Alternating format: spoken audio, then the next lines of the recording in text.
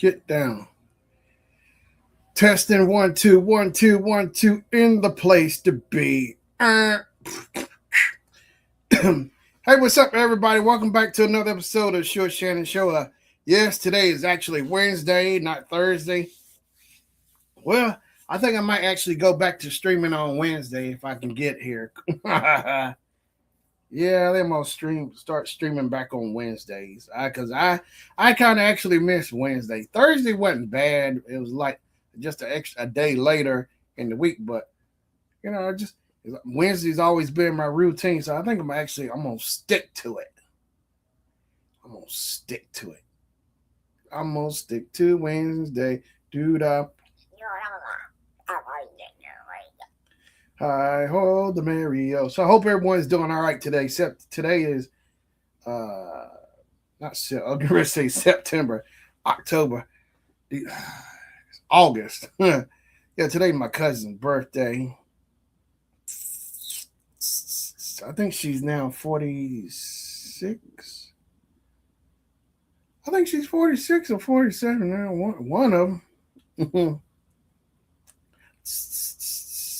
So 47. Yeah, I think she's 47 today. So happy birthday. It's your birthday. Hey, what's up, Hudson? How you doing now? Hudson Stone, how you doing, man? Yeah, I think I'm gonna switch back to streaming on Wednesdays because it's just. I switched to Thursday, but I think I might just stick with Wednesdays because Wednesday's always been my day for streaming. Hope you're doing all right. Hudson Stone. Football preseason has officially kicked in for football. Football. Football. I was at football practice. I gotta get to camp, football camp. Are you doing all right, Hudson? You having a good day today, man? Today was a good day, like Ice Cube would say. Today was a good day.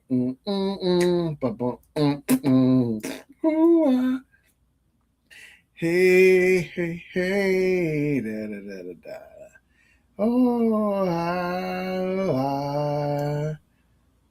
Footsteps in the dark. I'm good, excited.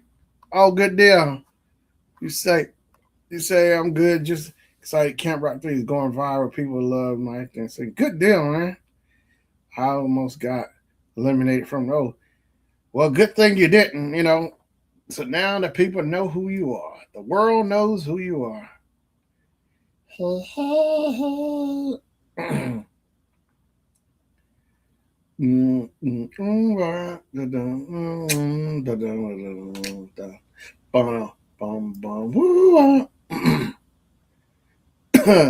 It's my. I think in the first Camp Rock, wasn't it? It's my music. The Jonas Brothers. It's my music. It's my music. It's my music. It's my music. I took. Oh, cool. Demi Lovato. Sonny with a chance. Sonny with a chance. Sonny with a chance.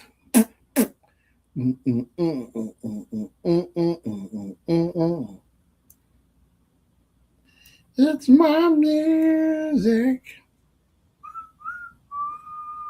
It's my music.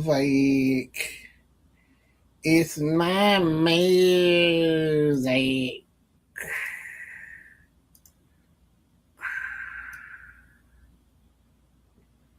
Oh, oh, oh, oh, oh, oh, oh. Too hot to handle, too cold to hold. They call them Ghostbusters because they in control.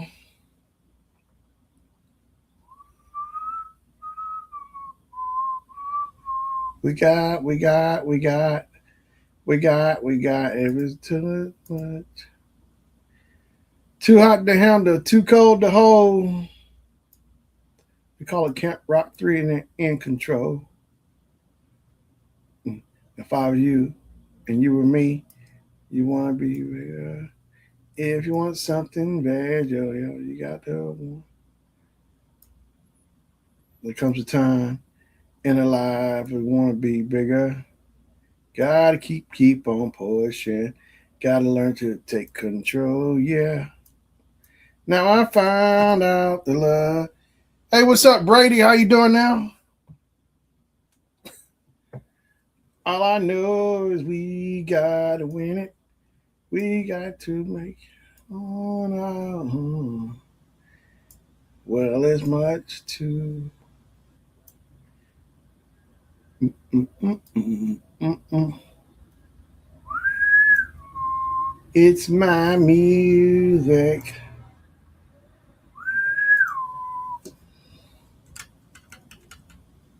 See, I will deliver. COD.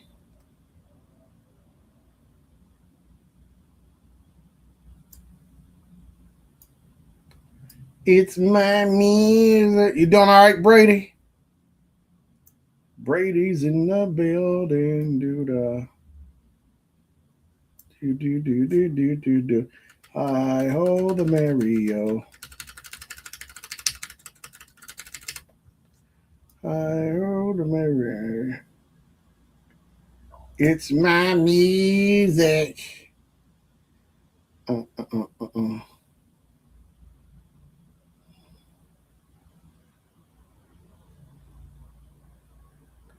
I will deliver. COD. Uh, uh, uh. It's my music.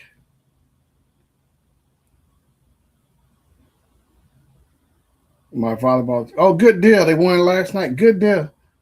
That's all right. Hey, take the win and run. Feelings, nothing more than feelings. Feelings, nothing more than feelings.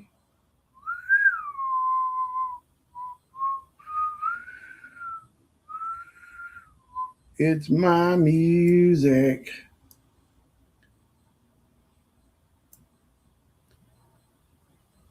If you really want to see, put your hands where my eyes can see. If you really want to see, put your hands where my eyes can see. That's cool. Your volleyball team won. Go for the win. Jam Master J.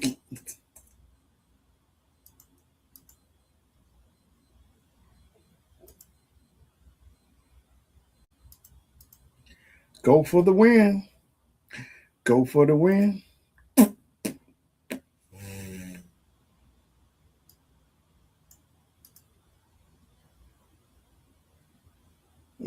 It's my music.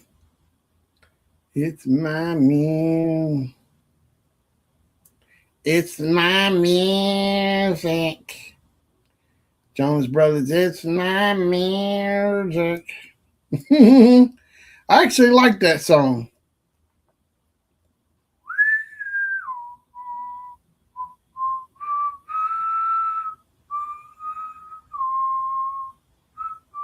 Sing every, lift every voice. Mm-mm-mm. Be your brand new fool. Let me be your brand new fool.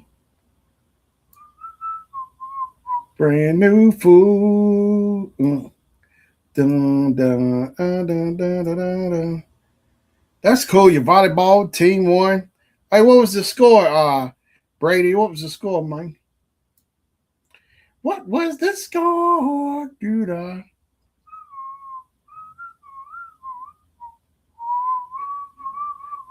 Hi ho the Mario. Hi ho the Mario. Hi ho the Mario. Hi ho the Mario. Hi ho. Hi ho the Mario. Hi ho. Hi ho. Off the way we go. Off to work we go. Hi ho. Hi ho. Hi ho. Hi ho. Hi ho. Off to work we go.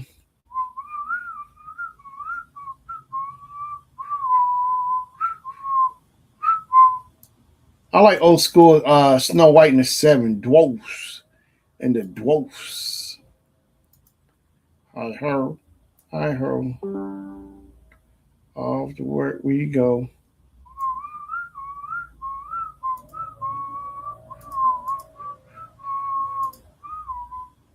Off to work we go. Hi ho, hi ho, hi ho, hi ho, hi ho. Off to work we go. Let's just say I'm now in a relationship. It was hard to find the right person. She came to me and I almost fainted. That's cool. Finding love in the right place. You know, find well. Love found you. The hands of love will catch you. Come back, come back. This is where you belong. Said I'd come back, come back. Hey, Gracie, this is where you belong. This is where you belong. That's cool, Hudson. hmm Come on, come back, come back. This is where you belong. Come on back, come back. Dun dun dun dun dun dun dun dun dun dun. Mm. But yeah, that's cool though. Mm-hmm. Mm-mm.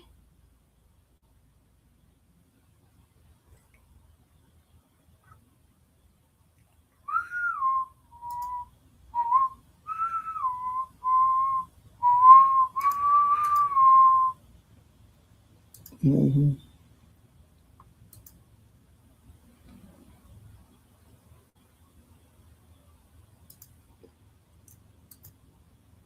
Mm-hmm.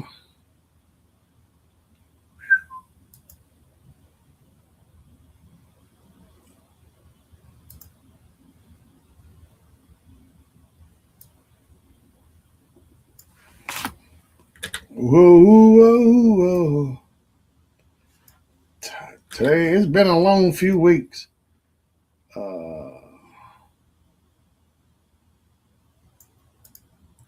my music, hey.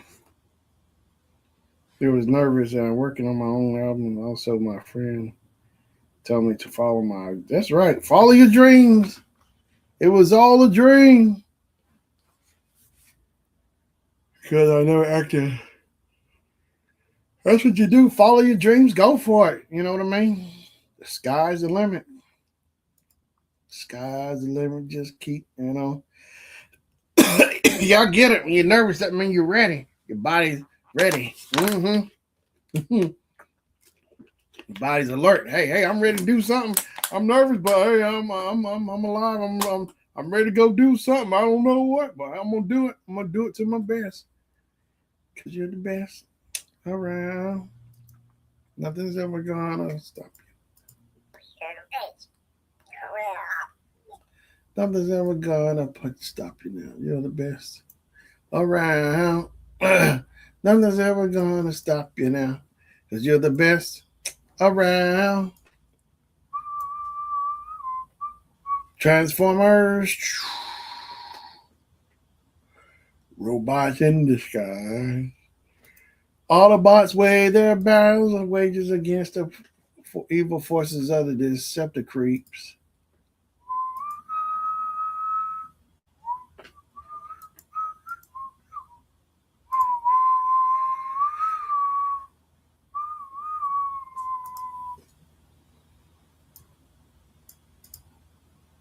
It's your life.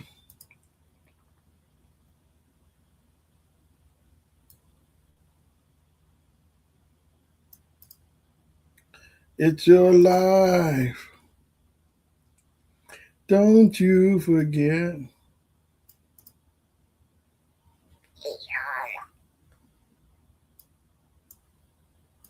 It's my life.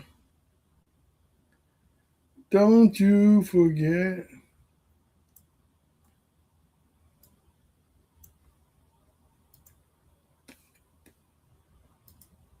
I deliver. And I'm in a band. My time is clock. My time is clock. Work 1 minute and I'm here another minute. I'm someplace else. I get it, man. Hustling.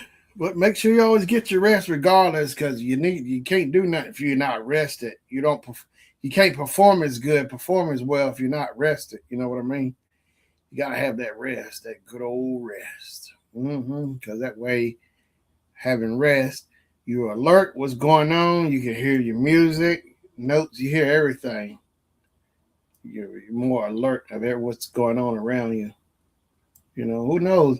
You might be working on your album, and all of a sudden, emergency alert go off. King Kong is downtown. You know, you want to make sure you have enough arrest or whatever, so you can hear that on the radio of King Kong downtown. King Kong and Godzilla are fighting downtown. You want to be able to hear that news, because Action News 11 gonna come on and announce it. And if you half sleep, you didn't catch that news of King Kong and Godzilla downtown fighting, you in trouble. You know that? They down there fighting. You in the studio making music with your headphones on. You can't hear the news. So you want to make sure you be able to be alert to hear the news about King Kong and Godzilla, you know, while you're working in the studio. That's right. Slide, slippity slide. Don't forget about your 9 to 5. Just sail on. Just sail on. It's called a lakeside state.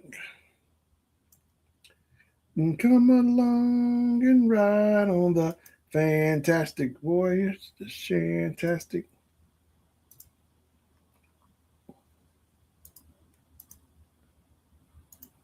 I'm the captain of this vessel. Whew.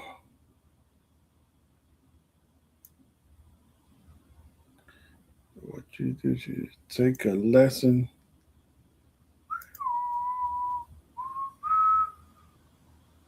It's your music. Funny how something. I need to learn the words to that. It's my life. Dun, dun. Don't you forget. It's my life. Don't you forget. Funny how something. By No Doubt. They did It's My Life. Don't you? I like No Doubt. I'm not sure if y'all ever heard of No Doubt. Music group from the late 90s or whatever, mid to late 90s. They came out. They did the recover Talk Talk. It's My Life. I actually don't mind it. Actually, it's all right. Gwen Stefani doing the lead on it, but it's a little too slow for me. I like Talk Talk, the original, much better. Yeah, yeah. Funny how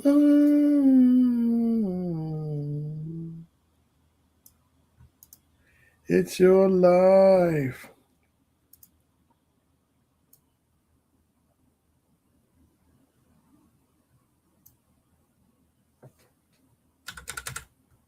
Shake, shake, shake. But yeah, man, follow your dreams. As Biggie would say, it was all a dream. I used to read Word Up magazine, Salt and Pepper and Heavy D on my wall. It was all a dream. COD. Surrender. COD.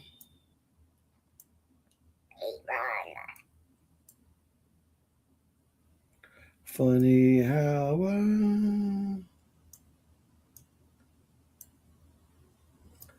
But yeah, I can't believe today is Wednesday. It's Wednesday.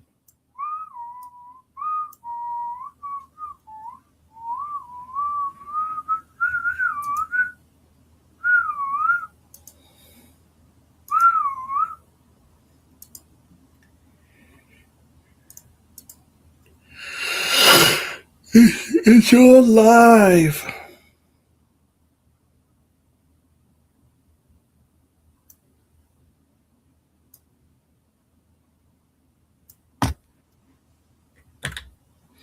I surrender.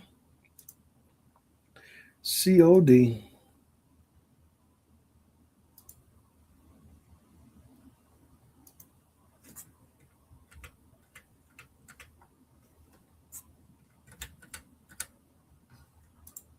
It's been a hard day's night, and I've been working like a dog. I was listening to the Beatles early in the car on the way home. Hard Day's Night by the Beatles. I actually love that song. It's been a hard day's night, and I've been working like a dog. Oh, I finally started watching what's that? Now all of my fans screaming that's cool. I'm like trying to hide my fans. It's hard to hide from fans, but it's hard to escape fame. You know, I've been singing something. That's cool. Camp Rock 2. They came back. I can't remember Camp Rock 2. It seemed like all the Jonas brothers were together because Joe Jonas was in the first. So then Nick and I think with Kevin Jonas, they came in. I'm surprised they included their brother Frankie Jonas. Nobody's like, I think Frankie is solo, or does he? I think he was on tour with them. The Jonas Brothers were on tour. Was it last year? I think maybe. And Frankie was on. He came out. They did their thing, and then Frankie came out, and now he was with his brothers. So it's 4 Jonas Brothers. I'm sure. Is Frankie Jonas in this new one? Hudson. Is Frankie Jonas in the new Camp Rock? The little brother. The little brother. Is the little brother in there? Is you know right there? Little Frankie Jonas. He's the little Jonas. Frankie. He was born in what, 2000? Yeah, like Frankie was born in 2000.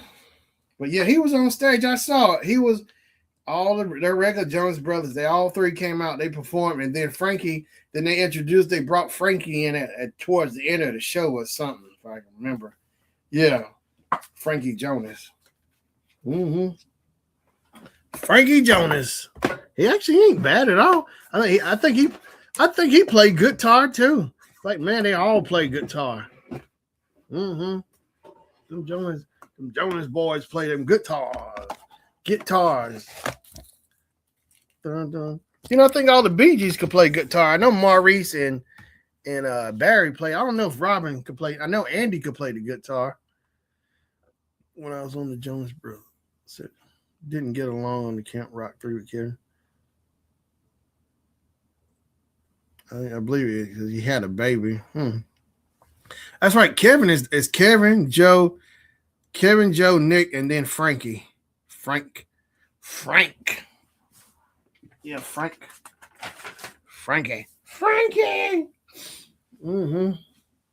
Kevin. Yeah, Kevin's the oldest.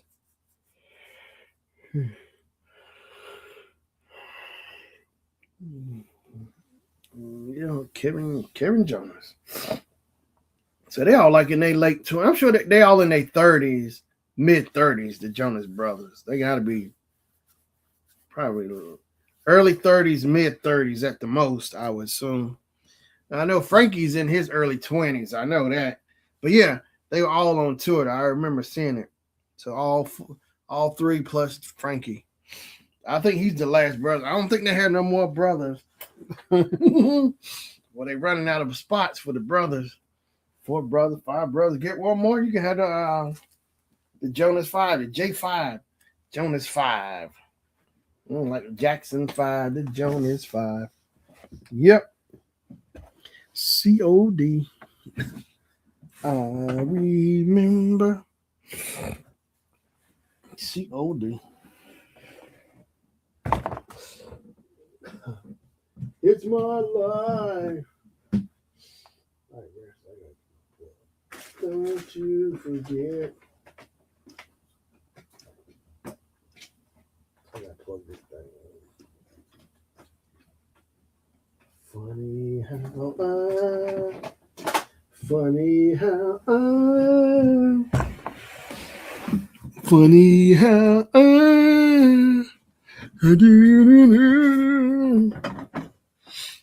it's your life. Oh boy. All right. I don't know. It seems like the weeks and the days go by. It's like Mondays used to be the slowest day of the week. First day of the week for school, Monday through Friday. Like, oh, I hate Mondays. I don't like Mondays, but growing up, coming to school and stuff, Mondays actually started becoming fun when the Fresh Prince came on. Fresh Prince would come on Mondays at 8 o'clock. Then Blossom would come on at 8:30. Yeah. Fresh Prince, 8 o'clock. Blossom, 8:30. Yep. Sure did. That's the way it went down. It's like Mondays was fun. It's like I actually had something to look forward to on Mondays because, you know, the 80s had plenty of cool shows to come on. I know, like, Who's the Boss would come on Tuesdays. I think Tuesdays at 8 o'clock. And it seemed like Dynasty, and they came on Tuesdays. But it seemed like on Wednesdays, what came on Wednesdays? Mm-hmm. But it seemed like it was always something good that came on every day, you know, back in the 80s and early 90s and maybe, I guess, early 2000s or so, you know. But yeah, TV. You know, I wish Disney would have a channel. I think they actually do a flashback. Like, you can see some of the older shows like That's So Raven or Hannah Montana. But I wish they would bring the old school stuff back from the 50s and 60s and 70s and 80s of Disney. Because they used to do it back in the early 2000s.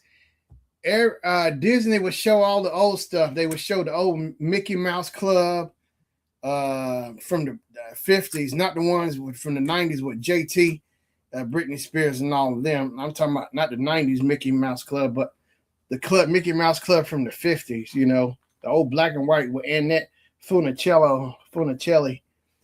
The Hardy Boys would be on, but that's the old school. I wish they would bring that back because I actually, when I was actually getting into it, because like when I was watching it, like back in 2002 or 2001, I kind of passed over it because like they were showing it Nick at Night. Family Ties would come on at around 2 o'clock, so I had to choose between Family Ties or the Walt. It wasn't not Walt Disney Vault, but Walt Disney, and they would show like old stuff. They would do flashbacks, show old stuff all the time. Like the Mickey Mouse Club would come on at 1, and then Walt Disney would come on at 2. And you know, the way it would start off to open like you riding on the ride, going through the vault, and they would show. I'm telling you, I wish if Disney brought that back, like for the people who like the old school stuff, I guarantee you get better sales and more subscribers, but they showing all the new stuff. But you can kind of tell over the time of the generations, like there's people just probably who's ahead of the board or whatever, CEO, they just kick the old stuff out the way. But, you know, they should have it like some people for the old school, you know, who enjoyed the older stuff, because they showed Zorro on there. Zorro was on there. They showed a lot of cool stuff.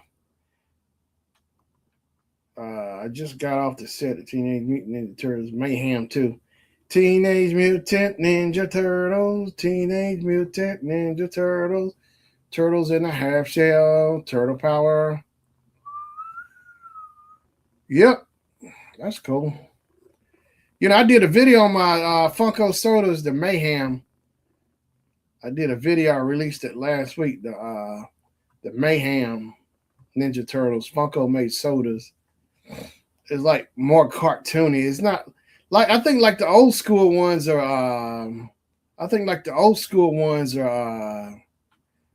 The old school turtles are like look cooler than the newer turtles. I thought Nick. No, Nick is like the third one in line. Kevin is the oldest. It's Kevin, Joe. It's Kevin, Joe, Nick, then Frankie. Yeah, no. Nick isn't. He's in the back of the line. Yeah, Kevin is the oldest. Kevin, Joe, Nick, then Frankie. Mm-hmm. Cause it's my music. Yeah. You know that Gracie, it's your music. Mm. Easy now, come on, easy. Mm-hmm. Mm-hmm. It's your music, it's your life. DMC. Mm-hmm. Mm-hmm. But yeah, look it up. No, Nick is like third in line, then Frankie. Mm-hmm. Nick. Mm-hmm. Kevin is the big brother. Mm-hmm.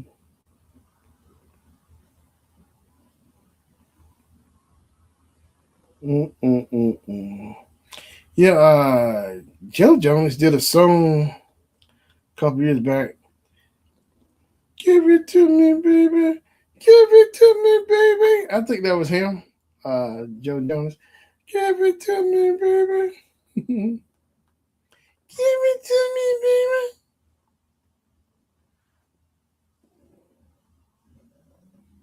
Mm-hmm.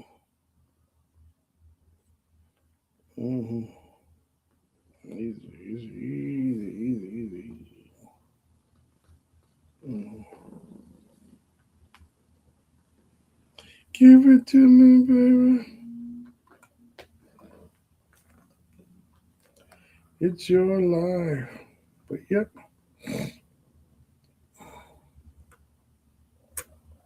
Watch out. Come on, watch out, Chris. Come on, watch out. Yep. I know the Jonas Brothers did a show with Demi Lovato like 8 or 9 years ago. It was like the Honda Civic tour or something. Yeah, the Jonas Brothers and Demi Lovato. It was a tour. It was like back in 2018 or 19, if I'm not mistaken. Yeah, football's coming up. Who you think going? The Broncos going all the way again. Once again, Brady. You know it. You know it. Show you right. Show you right. Chiefs. Yeah, Chiefs. They flopped. No, Broncos going back, and we're gonna take it. Mm-hmm. Show you right.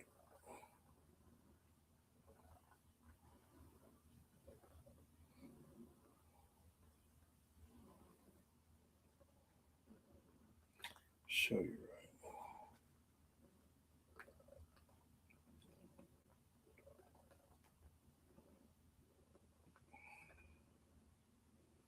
Easy. It's easy like Sunday morning.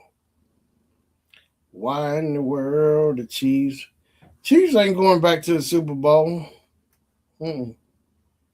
Now the Broncos are. Oh, and Bo Nix just needs to stay healthy. We'll go back at it again. They had the best record in the NFL. Mm-hmm.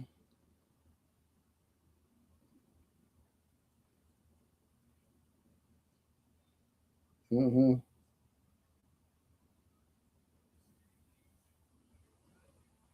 Mm-hmm.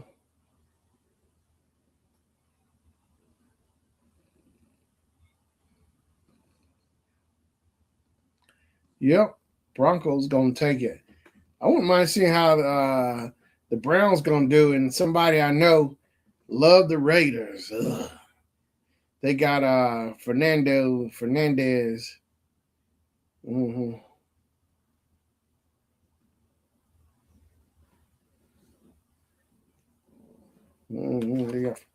So they got Fernandez, Gracie. You know that?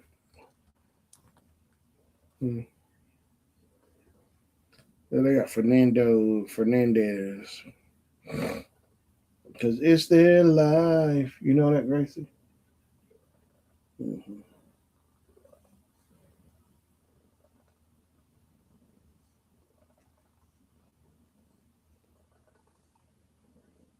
Yeah, Chiefs. I don't know, man.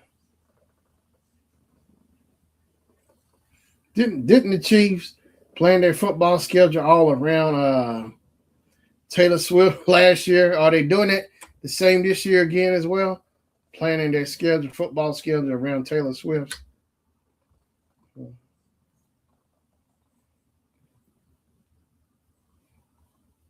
Mm-hmm. Yep.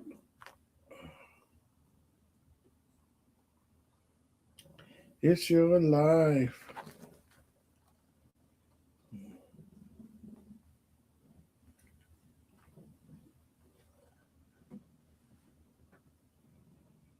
Mm-hmm.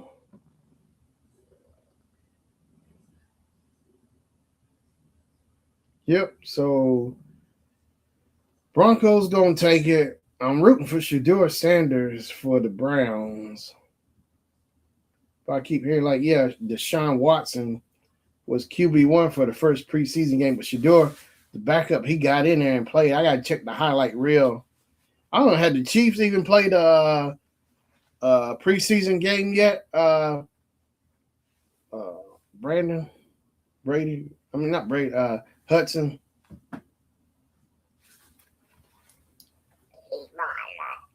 It's my life. Funny how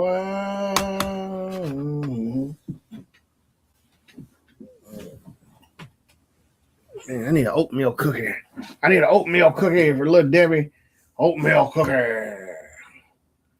Must be the money. Funny how must be the money. Gonna drive me. It must be the money. Designer projects. Hey, it must be the money. Must be the money.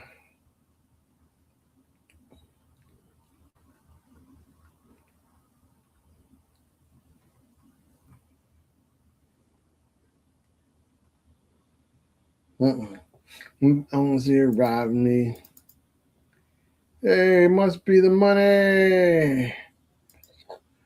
Must be the money. Summer Jams. Mm-hmm. Mm-hmm. Mm-hmm.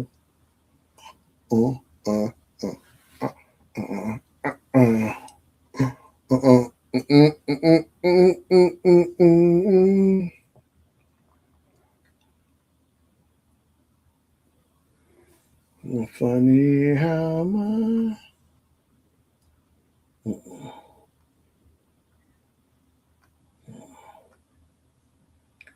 Man. Hey, what's up, Graham? How you doing now? Appreciate you coming in. Oh yeah, so as y'all coming in, please hit that like button and share my stream out. I appreciate it so much.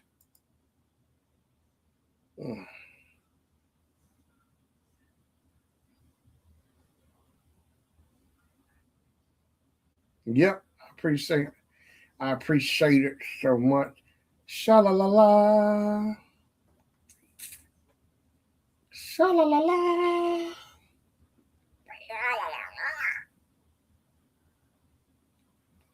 Funny how it's your life. Don't you forget. Sha la la la. I'm good, just back. Oh, good deal. If you don't mind me asking, where did you go for vacation? Yeah, I'm sure you hit the beach up, get your feet in the sand and your feet in the water. Collect any seashells, anything? Oh, nice. Okay, Germany. Germany got any nice beaches over there? You can just stick your face in the sand and go to sleep. Put my face in hot sand and go to sleep. Let my face just burn off. And a whole thing of burnt hot sand. Mm-hmm. I surrender. Mm-hmm.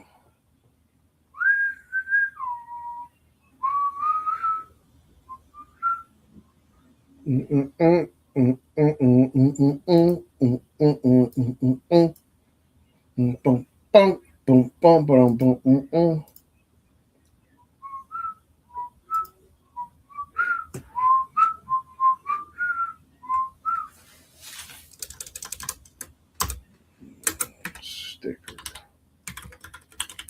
Meanwhile, last week, funny how I.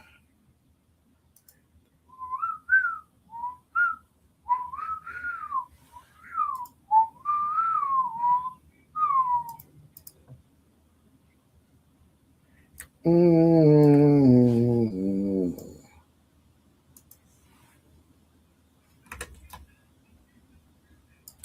it's your life.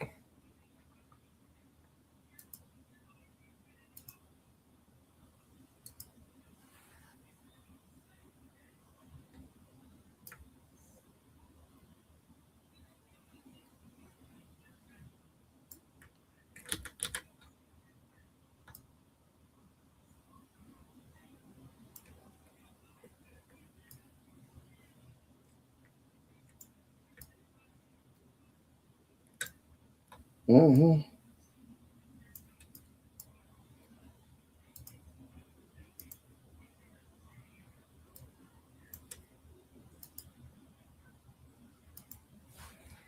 Germany.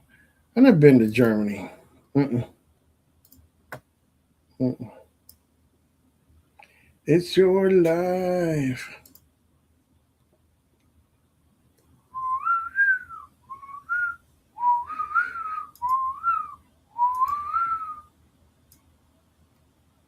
Mm-hmm.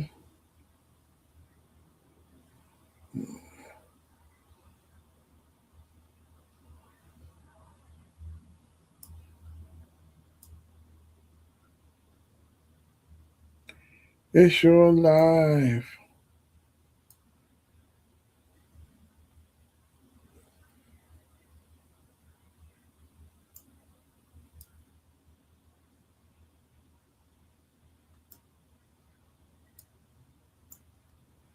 It's my life.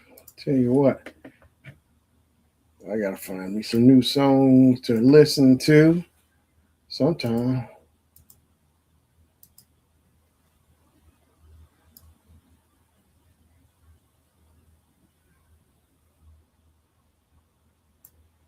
Mm-mm-mm. Good old vacation.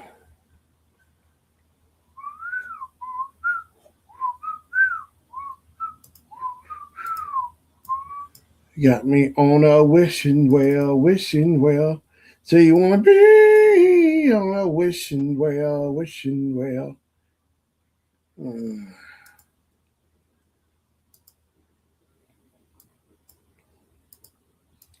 Funny how I.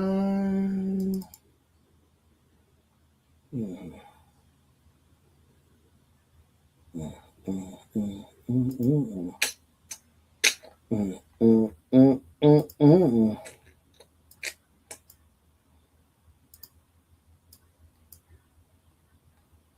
It's been a hard day's night, and I've been working like a dog.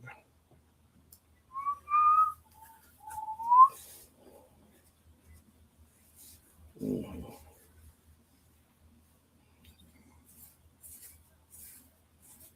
mhm.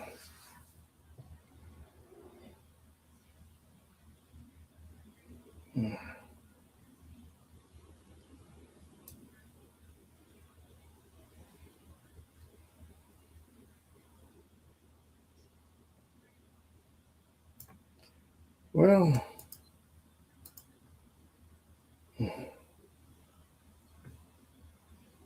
7. Oh, I started streaming at 6:50. Yeah, this week is finally balancing out versus the last few weeks of work. It's just ooh la la.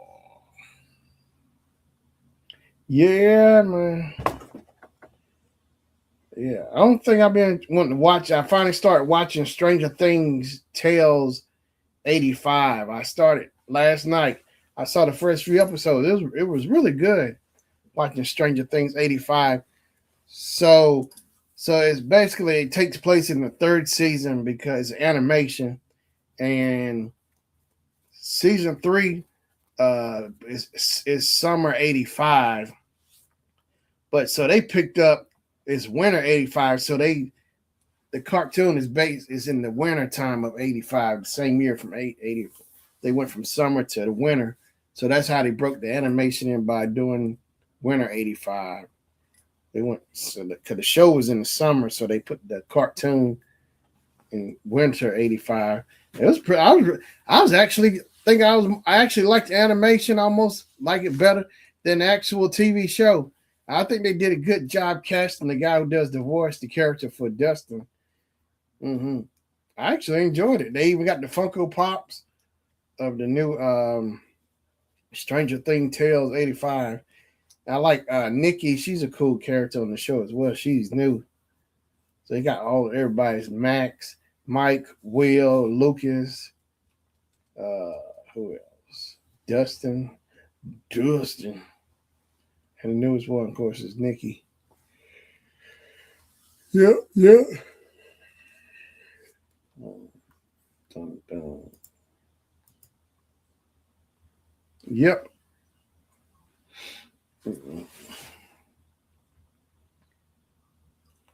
But yeah, that's Stranger Things 85. I don't know how many episodes is it or how many seasons is the show, but it's been good so far. And I still ain't seen season 2 of House of the Dragon yet.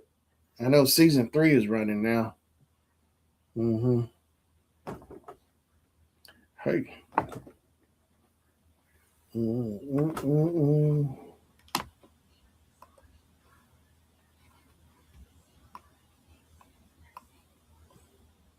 Yep.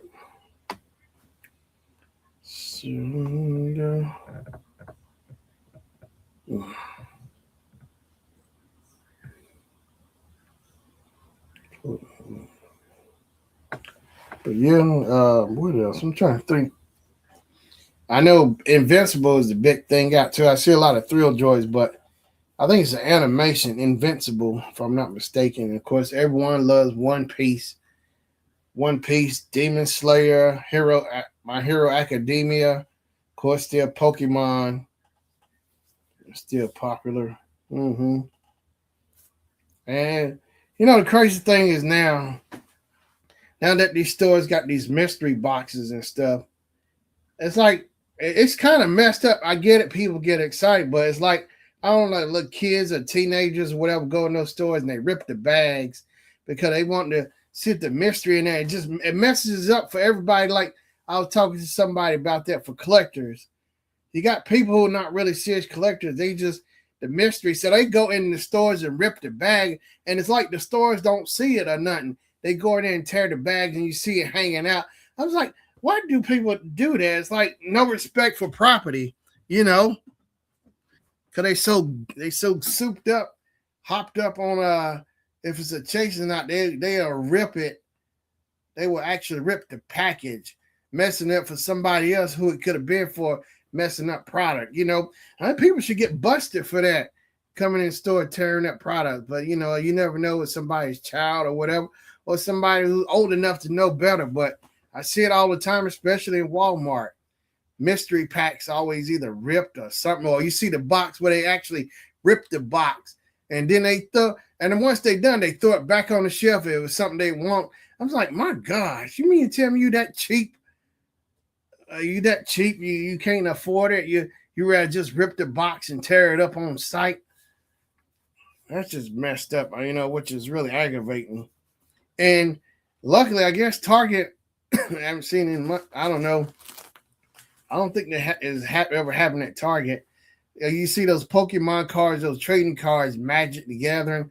I see all of those cards as well, but I don't think I've ever seen them torn at Target like versus I see stuff at Walmart all the time. Walmart and where else? I don't know, but Walmart is usually where I see it. It happens the most at. Yep, figures or whatever, mystery figures just be out of the package, ripped. You see the paper on the floor, and it's telling. It's like it's either the workers didn't catch it or whatever. It's like it just happened. And people, I'm serious, man. People should get busted for that. Because it messed it up for somebody who actually probably wanted a card, but because somebody they couldn't act like they couldn't, they want to pay for it, whatever. So they, vandalism. I get tired of that. So if you don't want, just leave it alone. Leave it for somebody else. And that was the thing too with Thrill Joy. People would go in like with their skills, and that's what Thrill Joy had to fix that because people would go in there and they could easily, rip the box, tear it, and see if it was a chase or not because they couldn't. Got no chases, but it's like you can kind of tell like people who are serious about it, who's not like the ones who do stuff like that are not really. I say like real serious collectors, because they're really collectors. They would just buy it, purchase it, then versus ruining the product. And like for somebody else who could have, who was serious about it and ruin it, they come to the store and looking for it. The next thing you know, it's ruined because of them. I wish I could pop their hands, or something, take a belt and just slap their hands or something. But the store don't do nothing. Not that I've seen of. It's like it's okay. Go ahead. We don't care. And a lot of the time, I guess maybe it depends on the Walmart you go to. I don't know, but it seems like the Walmarts around here, the attitude, they just don't care, if it's that, with those mystery packs and stuff, or when it comes to the carts, the handicap cards, the carts of people to, disabled people to ride, because I see young kids, a lot of them jump on it and ride around and playing in them like it's fun. They'll take two carts so one can have their baby or whatever. I'm so sick of it, I get sick of stuff like that, but if the workers don't care, I guess why should I care? But it just shows like to me. I guess I take more pride in what I do and care about my job than versus I see some of these people where I see working at the grocery stores. I get it. People get tired, frustrated, but I guess some they just don't have that meaning to them. It's a paycheck. That's all it is to them. Money. We don't care. We'll get it the easiest and fastest way we can. Have a high disregard for everything, no customer service, nothing. It's like it's the smallest little thing. You ask them something, or it's just irritating them because it's just messing up their little world. I'm so sick of that. If it was left up to me, I would fire a lot of people. Because I like people who come in and work, want to do their job. There are people who do that, which I see, but then I see a lot of ones. Because I know one time I was over to Walmart. And I saw a couple of guys over there. I just want to get some lunch meat.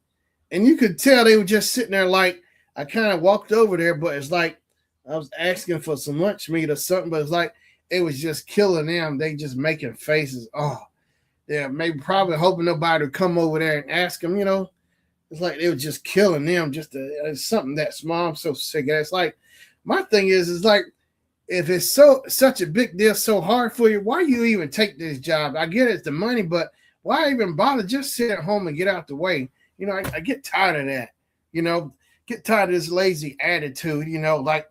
Like something is old to people. I get sick of that. Some people come off entitled. I get tired of that. This entitlement thing. Or entitlement or laziness is not a combo of both. I see it all the time. It's like, man, get sick of it. It's like, man, what I can't figure out, where does this come from? This attitude, like you're entitled, like you don't have to work for nothing. Just either, just take it, have somebody get it for you, and, entitlement. Where does this come from? I mean, I know things start from home base, or maybe is that where it come from? Or it could be the case where, the parents are hard workers, but the child, you You never know, but it's always like this entitlement thing is always going on now. Like I've seen comedians are doing reaction videos, like you see where like the guy took his girlfriend out for a birthday to Cheesecake Factory or somewhere, but she had like 7, 8 friends or whatever with her. I was saying, so at the end of the night, so when they were done with the party, leaving, before they left, he got the bill. So she wanted him to pay not only for her, but for the rest of her friends. I'm like, what kind of mess is that? You know? Yeah, welcome back, Hudson. Yeah, some of my friends are there debating about the Broncos. Not on my watch. I hear that. That's funny. But yeah, I've seen that too. Like I've seen it, but the girl, she wanted the boyfriend to pay not only for her, and she got an attitude with him, got mad at him, and they got mad at him for not wanting to pay for them too as well. I'm like, is he dating them too? Like, you know, is he dating them too? She tried to make guilt him into that. I don't think he didn't do it, but it seemed like he didn't do it to me, because that's too many people. It's like she was banking on, yeah, I got him. I'm gonna make him pay for everybody. It's like I see that now. It's like with the younger generation, the younger people, it seems like that mindset, entitlement. You just figure because he's gonna pay for you, gonna automatically pay for all 7, 8 of them too. Well, what's in it for him? And they were mad at getting mad. They like ganging up with her, getting on him for not paying for them. Oh, heifers. I wish I could find that video, but it went viral a couple of years ago. And Shula King even did a reaction video. That's what I like about him. You know what? I should start doing reaction videos of stuff like that. People doing crazy stuff where they're not paying attention on their phones in the street or take pictures. I'm serious. I could call stuff out all day, reaction videos, and have fun. Just see how backwards people are with stuff, you know? I swear it must be something in the water or something, because it's like, man, they drink the water, all common sense just flush out their system. You know? They just want to do everything backwards. I don't get it, but everybody else is. Cause I know some people just in the mindset, they don't care. So it's like, if it ain't in front of them, like going to Sam's Club earlier today, driving. I said, Jennifer, watch. I watched this lady, an older lady. She'd probably be in her 60s or so. I said, watch. She ain't going to pay attention. She kept walking and did not take her head and turn to the right to see me coming, see the car coming. She kind of like halfway a little bit, but didn't look fully. See, it's a good thing I pay attention, because it's like you would think you know better. And then he saw older guy. He had probably in his 60s or 70s, pops, crossing coming out of Sam's. I said, Jennifer, look at this. He walking straight across the crossway and not even looking. He was looking dead on his phone. It's like, what? I can't figure out what is that. People's brains are so zapped, sucked in by that phone. The phone controls them, you know. It's like the phone controls them. They have no control of it. It's just my thing is it's common sense. If you gotta, like at work, make a call, you gotta take a call, just take it, go outside the room or wherever off to the side, and that way it's not a distraction and you're not in people's way. That way, you know, you won't get hit or whatever, you know, decrease the chance of harm or get bumped by a case or whatever. But you know, if it was so important to him, he could have easily waited, just stepped off to the side where he was in the road. But I'm telling you, a lot of people don't think like that. It's like everything has to be one. If it's not in front, it has to be one way. It's like if it's. I told Jennifer, I said if it involves more thinking than if it's not in front of them, then if it requires them to turn their head 1 degree from off of 0, left or right, +1, -1 degree of turning their head, it's too much work. The neck might snap, pop. It's just, I'm telling you, that's just bad. I mean, bad. But you would think that even on that level, you would know better all these years. But I'm telling you, Luckily, he didn't get hit. Luckily I was paying. I do pay attention because I'm well aware people have. I say 60% of them are not paying attention, and 70% of the people are not paying attention, or they flying out. And it goes to the same thing at stoplights. If people see that light about to turn red, they will. Now I get it. If you about right there, you shoot through. But some people will gun it because impatient. They can't wait. They in such a hurry. They have to fly because if they just have to stop, their whole world will just crumble. I'm sick of it. I tell you, people are just getting worse and worse. The human race. You worry about these animals and stuff. You have to worry about the people with two legs out here, the two-legged animals. The human race is like, man, the human race is something else. Like evolve. It's like, you think people be aware, but now I get it.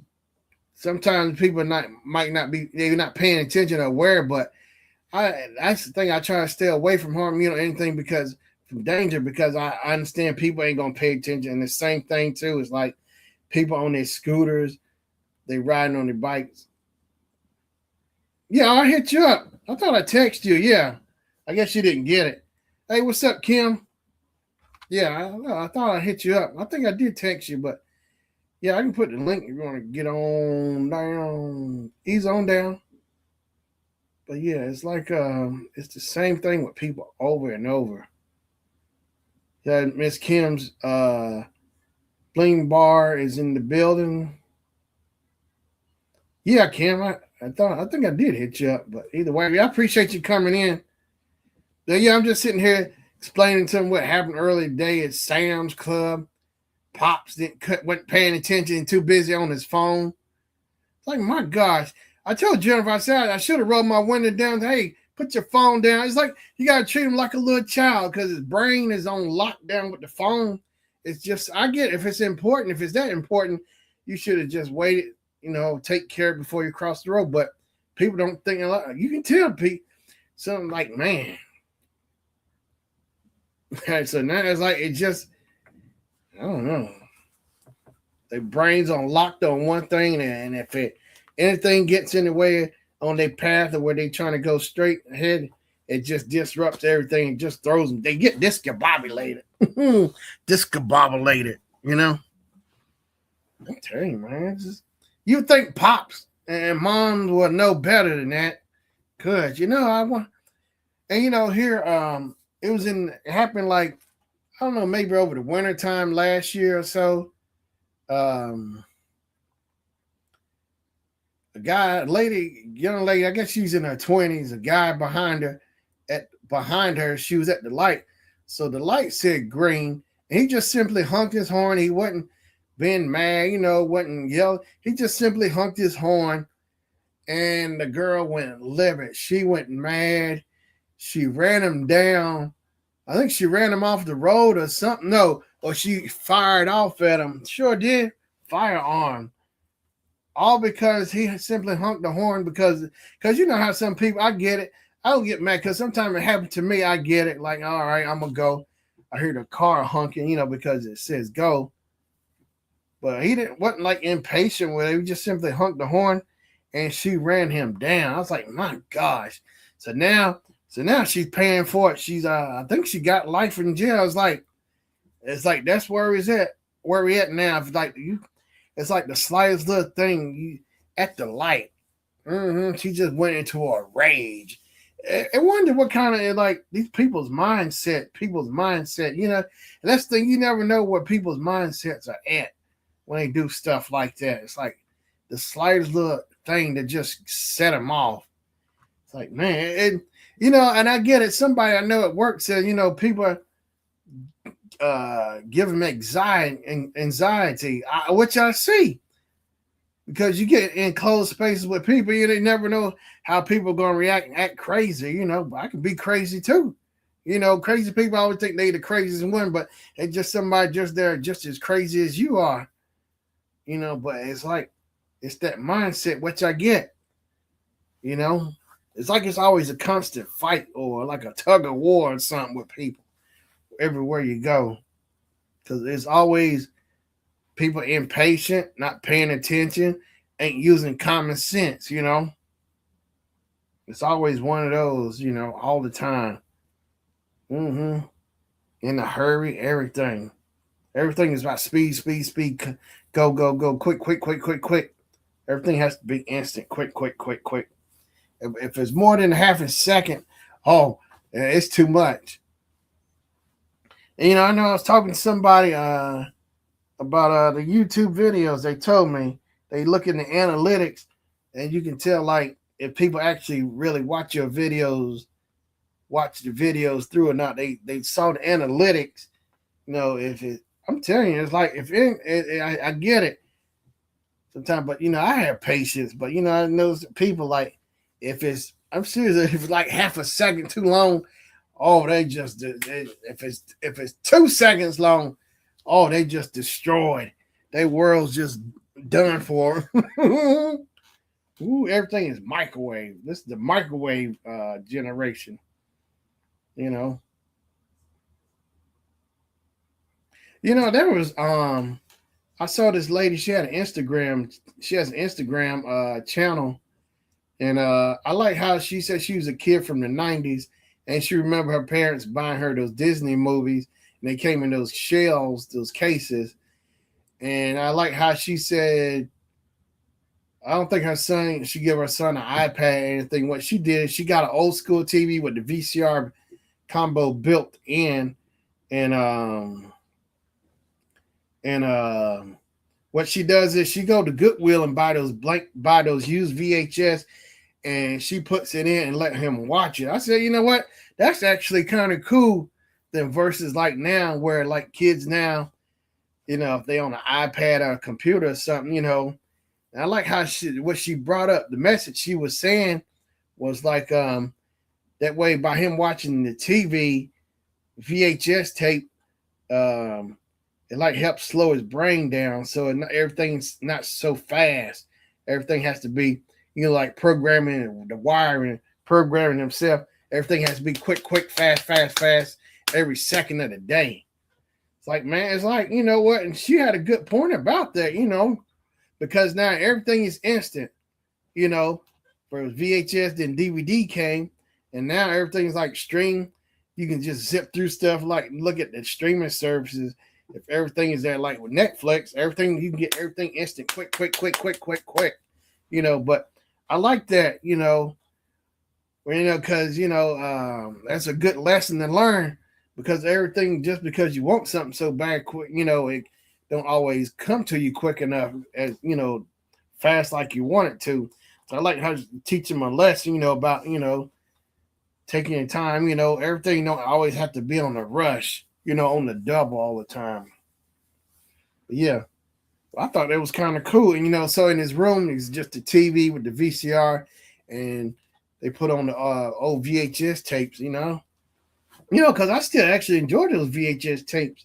It was actually relaxing. Then the DVD, I get it. People want to speed stuff up, but I can sit there and watch stuff. But it's cool to rewind, fast forward and rewind. But I enjoy VHS.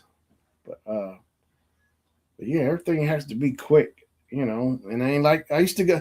I started going to Burger King years ago with Jennifer. I'd take her, but that one time we went where it was just something simple. It was like the burger. It was something simple, a burger and a fry, and it pulled up.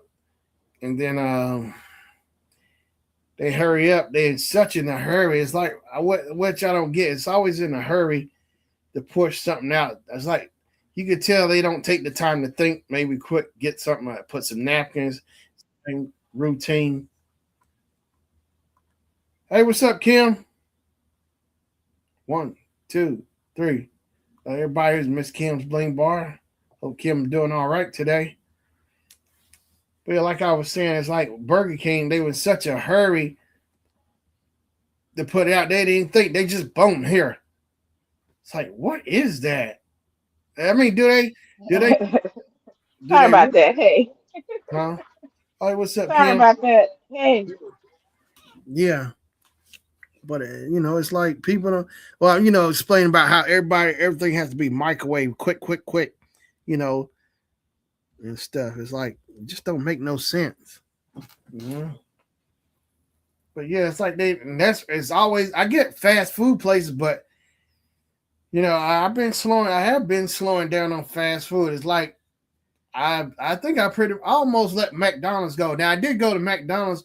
Only thing I got from McDonald's today was a large unsweet tea, but I haven't been to McDonald's in like uh, weeks. I sure haven't. I let the fries, nuggets, I let that go for good.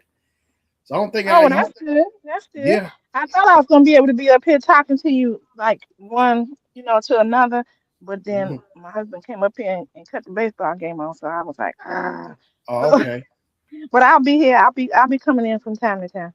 All right. I Hmm. appreciate you But coming tell me in. about what happened. Sure. Tell me about what happened earlier, because I didn't hear that part. Oh, at Sam's Club. Mom, me and Jennifer riding, and mom coming from the left. I could spot him instantly. I knew I caught it quick.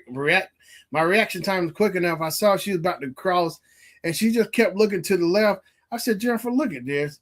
She looking to the left, but she barely turned her neck like 1 degree to the right. She barely looked. I said, what kind of mess is that? Maybe she just, I don't know what's going on.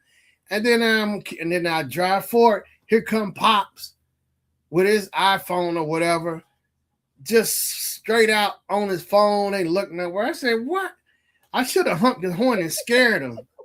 And maybe that would have made it kick in. So I'm telling you, now he should know better. As old as you are, I should have I would have took that phone and throw it in the trash. I should have took my belt off and slapped his hands. Slapped his hands. I bet that got his Ooh, attention. Then ooh. I'm telling you, I swear some people that see, maybe I should have joined the army and became a boot camp trainer or something, a drill sergeant. Oh, that would have made my day. Maybe I should have joined the army. I would have been a drill sergeant. I sure would have. Oh, it'd have been my pleasure for free. Oh, I'm telling you, it's like, man. Mm-mm. But yeah, sure did. He was slammed on his phone. hmm But yeah, it's always the same thing wherever you go now. All the People handicap aren't spots. watching. Yeah, Huh? people aren't watching where they going Yeah, because it's they're like, on the phone. The face be in the phone. I know the phone has control of them. And you know what? And it's like, yeah, the phone has control of them. It's like, and my phone, it gets irritating. I shut it off or I put it on vibrate because it get irritating alerts and stuff. I go over to my phone, I shut stuff off. If it ain't the spamming people, you just qualified for a $39,000 loan. Oh, so sick of them people. You block numbers, they keep coming back. I let it ring, I'll answer and hang right up. Boop.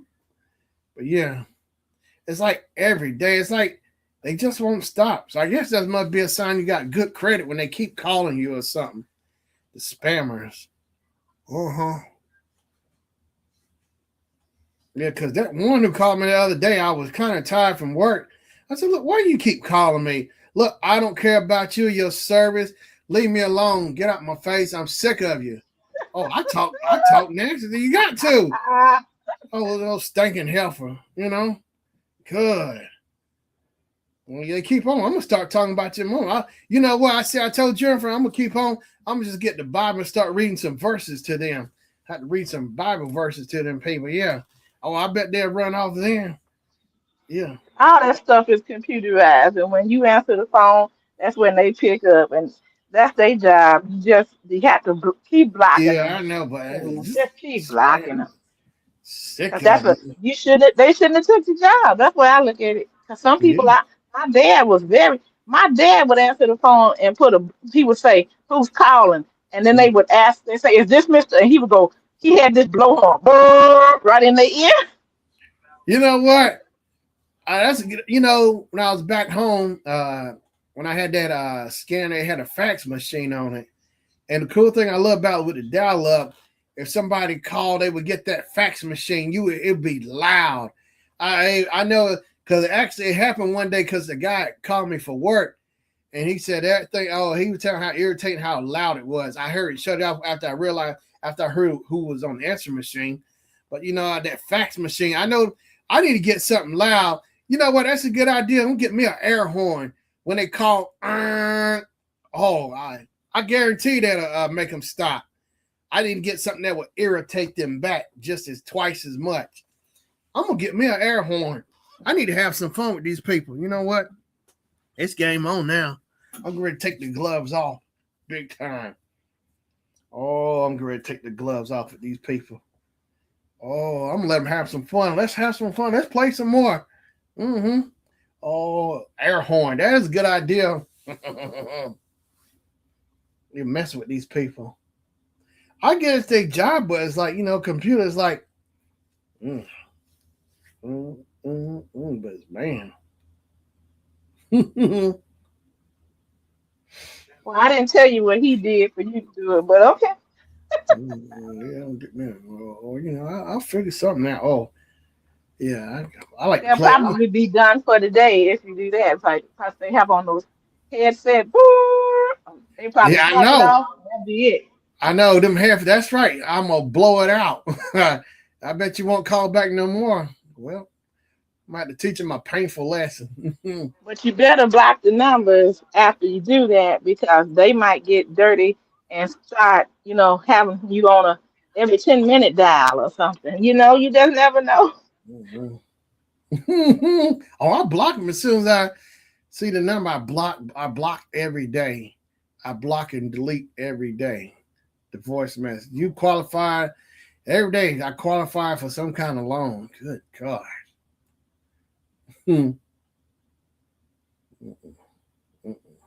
I don't want to qualify for a loan.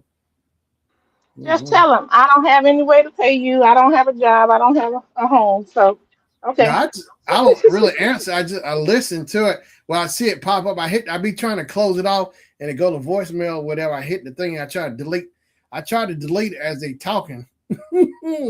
Block, delete, cut them off smack dab in the middle. But every day, every day, every day, I feel like singing the blues.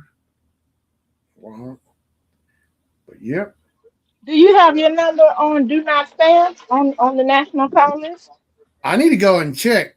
Cause I feel like my mom had called and said she told I have my number on do not call and they still can call. I mean, correct. Yeah, I need to go and They check. still can, but if you document, and record every time they do it after you've been on there, I think it's either 30 or 90 days. You can get Mhm. them a big fine, and you can get some of that. Really? Okay. Well, you know what? Okay. I didn't know that. Oh, I, well, I'm about to get me some money now. I'm about to make some money. I'm gonna make me some money off of them. Yeah. That, you know what? You're right about that. Hit them in the pocket. You get them in the pocket, I guarantee they'll leave you alone. Yeah. That's I mean, that. unless the law has changed, but I know I remember that because when Mhm. I was getting a lot of them on my landline, I would tell them, okay, well, I didn't sign up for this do not call list. You may or may not be aware. And so after 90 days, if you call me again, I'm going to document it and then I'm going to make sure you guys get fined. hmm That Get them in stopped the it. pocket. hmm You know what? It's game on now. I didn't know. I'm gonna look that. Okay, I'm gonna look that up. I never even thought about that because I always tell somebody, the way to deal with people, these companies who do you dirty or you're working with, get them in the pocket. Cause that's the only way you get people's attention. You hit their pocket, him in that purse. Oh, they'll wake up then. Hey. Montgomery bus boycott. Okay, thank you. Mm-hmm. They'll wake up. Wake up. Wake up. Wake up. They had to hit him in the pocket. Get them. That's right. You get them in the pocket. I guarantee they'll leave you alone. You mess with their money. Let's how much money you really got. Oh, we can keep playing this game. Come at me again. I need some paydays. You know what? I'm ready to get some paydays off of them now. She's gonna tell me that. I'm gonna look it up and I'm gonna put them all on do not list, do not call list, and I'll give them a heads up. Yeah, I'm let you know. You call me, hey, bam. Oh, you gonna pay So me? you put your numbers on the do not call list, Yeah, I'm gonna do and that. Yeah, I'm then gonna put. you don't put their numbers on it. Just your Yeah, I'm gonna number. put my number on here. I'm on the list. Leave me alone, and bam, keep calling. I'm I'm gonna get that money. Y'all gonna give me. I'm gonna have a nice Christmas this year. I'm gonna get you, sucker. Yeah, I'm gonna get that sucker. Let's get that sucker. Because he's a mother. I'm gonna get you, sucker. I'm gonna get you, sucker. So you been doing all right, Kim? Yeah. I wanted to ask you too. If you wanted to get together at one time, and thank you, and do an online game or something like that. Because what I did was an experiment, Mm-hmm. and I think I was telling you that I tried um, Restream and StreamYard, Yeah. but I tried them in vertical format. But I just wanted to see what would happen if I bypassed them and just went straight through YT. And I see that they put me out there um, on that vertical feed. Whereas when I Yeah. did it with the other ones, I didn't get very Okay. much. And I'm like, hmm, okay, okay. Yeah. Yeah. And I've been paying attention to all these new changes and everything. So, Yeah. I've been trying to help people who um, is trying to get to be monetized because if they don't before that time comes, they're gonna have double trouble. So, Yeah. You know what? I saw that. So my channel, I'm at like 100 and something subscribed. So, but that is that for new applicants, right? yes. Okay. So my channel is already broken in. So I don't have to worry about that, right? For my cooking channel. Well, no. What they mean by that, the way I interpreted it is, if you are not in the YouTube partnership program by the time that happens, which means you have to have all of the the 4,000 watch hours and the 1,000 subscribers, then that means you're not a part of it at that time, and then it changes, and the threshold changes to the 8,000 instead of 4,000. Yeah. Oh, Hmm. oh man. And let's see what else. And then for people who are monetized now, they have to sign some updated agreement with Hmm. YT. And so that should be, as soon as you go into your YouTube studio, it should pop up there for you to take a look at that and decide whether you're going to sign it or Hmm. not. Have you seen that? Have you been to your studio? I saw Anyone? it. I gotta go and check it and read it. I've been seeing it up there at the studio at the top, the little alert. Uh-huh. Yeah, I mean, Hmm. I'm like, dog, man. I was on the road with my channel too. Well, because I say I think I need to get monetized, but I wonder they ain't doing no grandfather in if you are. But that's yeah, it'd be nice if they had that grandfather Now, in if for you're already monetized on the channel that you are monetized, yeah, you don't have to worry about that. yeah, But they are making changes. And the best thing I can tell you to do is to read it so no one else will interpret it for you. right. Um, let's see what else.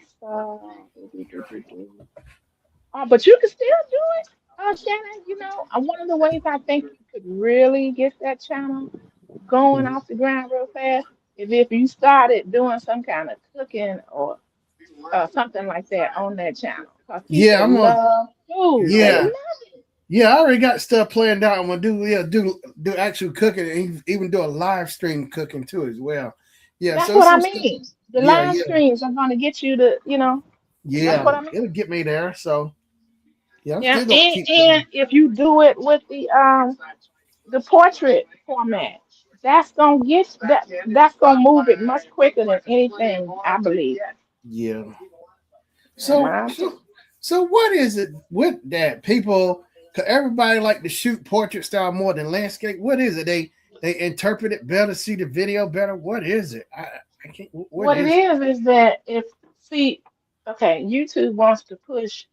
their mobile section. So if you're broadcasting from your mobile phone, they know a lot of people are on their mobile phone. So they will Okay. push your live stream or video to the vertical feed. Yeah. Yeah, because people are constantly looking through that. And if they see something that catches them Yeah. in the first, I'm gonna say, to tell you the truth, I'm gonna say 1 second, then they'll stay on you and listen for a while. Yeah. But if you shoot, you trying you don't catch their attention in 1 second, what just think about it when you scrolling through. Yeah. How long does it take you to decide if you're gonna stay there and listen for a while? Yeah. Less than a second usually. Yeah, so that's the same thing. I've been thinking that's the reason I started changing what I do. I used to come on with my intro video. Mm-hmm. Okay, now I come on and I tell them this is what we're gonna do today. Da da da da da da da. Okay, now stay tuned for, and then I'll put on my intro if I choose to. Yeah, I thought about that talk before start talking. Hey, what's up, everybody? This is Short Shannon today, and then bam, then let the intro roll in. Cause I see a lot of people do that, and then it leads into it. Or what they'll do before the intro, they'll show some actual clips, like giving you a Right, little taste of it, and then they're rolling the intro and then to the video, or whatever. I've seen right, that too. right. That's Mm-hmm. it. That's it. And believe me, it's because they know about that getting the person's attention right away. They know that. Yeah, But you have to decide, are you yeah, gonna come out of your comfort zone and do it the way you've always done it, or are you gonna do, what you think is gonna be significant? Because yeah, they're also changing the way they do. Okay, your accounts, as far as views, are gonna start to look like they magically increase. The only reason that's going to be when it begins, and I think it's going to begin, that part is going to begin, I think it was August 26th, maybe it was 24th, somewhere in there. yeah. And now, every time somebody even just looks at your video, you're going to get a count. Whereas before, they had to be on there a certain amount of time, remember? Oh, yeah. So the numbers are going to increase, Okay, the number of that'll, views. And I that'll work. think they're doing that because they want people to see the views and further go into. Well, I think I'll take a look at this too. But if Yeah, you have a person who have maybe 5 views, a person might decide to skip it. But if yeah. they see 30 views, they might decide to go in there. Yeah, if you because that number, it might not be working. They base it off if other people looked at it, the numbers. Hmm. So again, it's all based upon um, this company trying to make the most that they can out of the people that have content up there. Yeah. So, if they Huh. they can make it look better, they will. Yeah. How you doing, Yeah. Mama? How you doing, Mama? I see. Yeah. Oh, so yeah, she did say. Oh, She said, I'm not sure about NC. I would check it out. We'll call Attorney General and double check because I was talking about the spammers. They will change to another. Yeah, they do it all the time. They will change the area code and it'll be the same. The area code they hmm shoot it out again, same area code over and hmm over, How you doing, Miss Shelby? over and over. Mm-mm. Yep. Oh, I forgot. I'm sorry. Can Mm. you get the background? It's Yeah, I noise. hear it a little bit. Okay, Yeah. I'll stop it. I'm sorry. Over and over. Mm.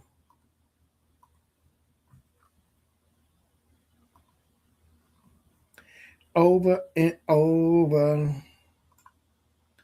Are you doing okay? Okay, Mama. Glad to hear it. Yeah. Oh, Kim, she said she's doing okay. Mm-hmm. Great. Well, I'm doing okay. Yep. Mm-hmm. September. September be here in, let's see here. September be here in 2 weeks. Yeah.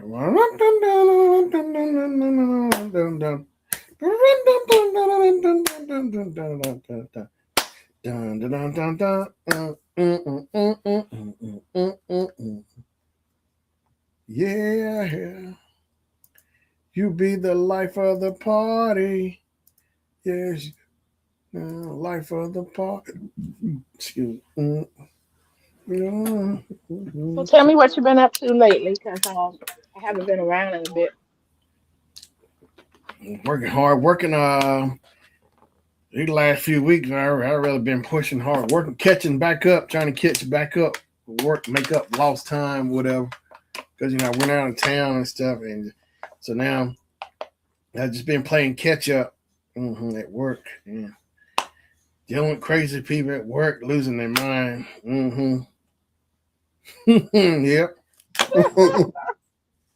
I'm serious. It's like some of the people I keep working with, they just getting worse and worse. I say, okay, I'll just go the other way because you can't knock them out. You can't sock them out. Let me go the other way. These are people these are people you've been working with that you know known for quite a while, or new people. Yeah, people I know a long time. Good, yeah, they just getting they they miserable. It is because I get it. Stuff happen to people. I ain't try to give people grace, give them some slack, but it's like it's like you can tell some people they come to work, they miserable at home, but it's like they kind of come to work and take it out on people because things are not happy with the way things are going. So, which I get, but it gets tiring. You know, and it's like it just suck you down, and. So I said the best thing to do, I just pray for people. We got to pray. Like Hammer said, we got to pray just to make it today. Dun, dun, dun. Yeah, he Yep. did. hmm He knew what he was talking about, didn't he? Yeah, back in the early '90s, he used Prince's "When Doves Cry." He sampled that. We got to pray, just to make it through today. Dun, dun, dun. Yeah, it's like yeah. You ever work with some people and like you get it, they are smart, they catch on, they can learn stuff fast, but it's like at the same time, okay, you get other people are smart as well. Everybody has a different way of interpreting stuff, but it's like if you pick up on it quicker than somebody else, then it's like you get ahead of everybody else or whatever, and you feel like you're the smarter one, but actuality you probably not. You might have picked up on it quicker, but it doesn't necessarily mean you're the smarter one. And then you try to kind of like throw it in people's face and like, hi, I picked up on it quicker than you. And then, you know what I mean? You ever seen people like that? Well, first of all, I think that's ignorant because there's always going to be something somebody knows that maybe picked up on it quicker or knows better than you. But the other issue is that you had to learn it yourself first. You just wasn't born with that skill. Yeah, yeah, but I've seen it. Yeah, I kind of seen it. It's just irritating because there's some people I kind of seen that like that. Well, something wrong with them. They are irritating. But don't let them irritate you. Yeah, I know. They Yeah. need that. hmm Like I said, I just can't stump on them. Like the Mario Brothers, they Oh step on my. the mushroom. Yeah, but yeah, I have seen people like that. Hmm But yeah, it's always I don't know. Oh, oh, oh. Go ahead. You finish, and I'm gonna remember this. I gotta tell you something. Go ahead. Oh no, I was done, but that was it about that. Hmm I know you haven't seen it yet, but get ready. I'm just letting you know. If you Mhm. go to my channel right now, I'm gonna surprise you. Go to my channel and Mhm. look at the next upcoming live. I haven't changed it yet. Let me And then see. I want to hear your first impression. Let me take a look. Let me see here. Man, I accidentally clicked my. There. Okay. Let me get it back. Let me get my tab back. Okay.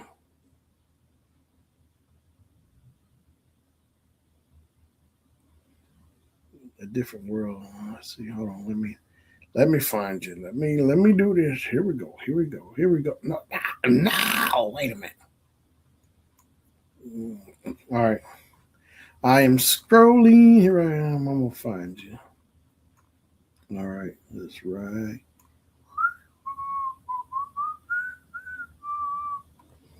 You say your next upcoming live. You say okay. Okay. Okay. I should have known. Uh huh. Oh, that's gonna be a good one. As a matter of fact, it's crazy how you said that right after before you said that. I was clicking on my tabs and YouTube was showing like it was showing Cree Summer and Jasmine Guy looking at the trailer for. I already saw the trailer for a different world because it starts in Hmm. September. The season, yeah, they back. I know my parents love. Oh, I like that how you hooked that up. So you need to be ready now. I don't know if you need to work an extra couple days or whatever, but you got to be ready for that day. You got to be ready because I expect you to come on up and you co-host with me. September 20. Okay, I'll screenshot too. 24th September. I know my what's the 24th. Is that on That's a Thursday.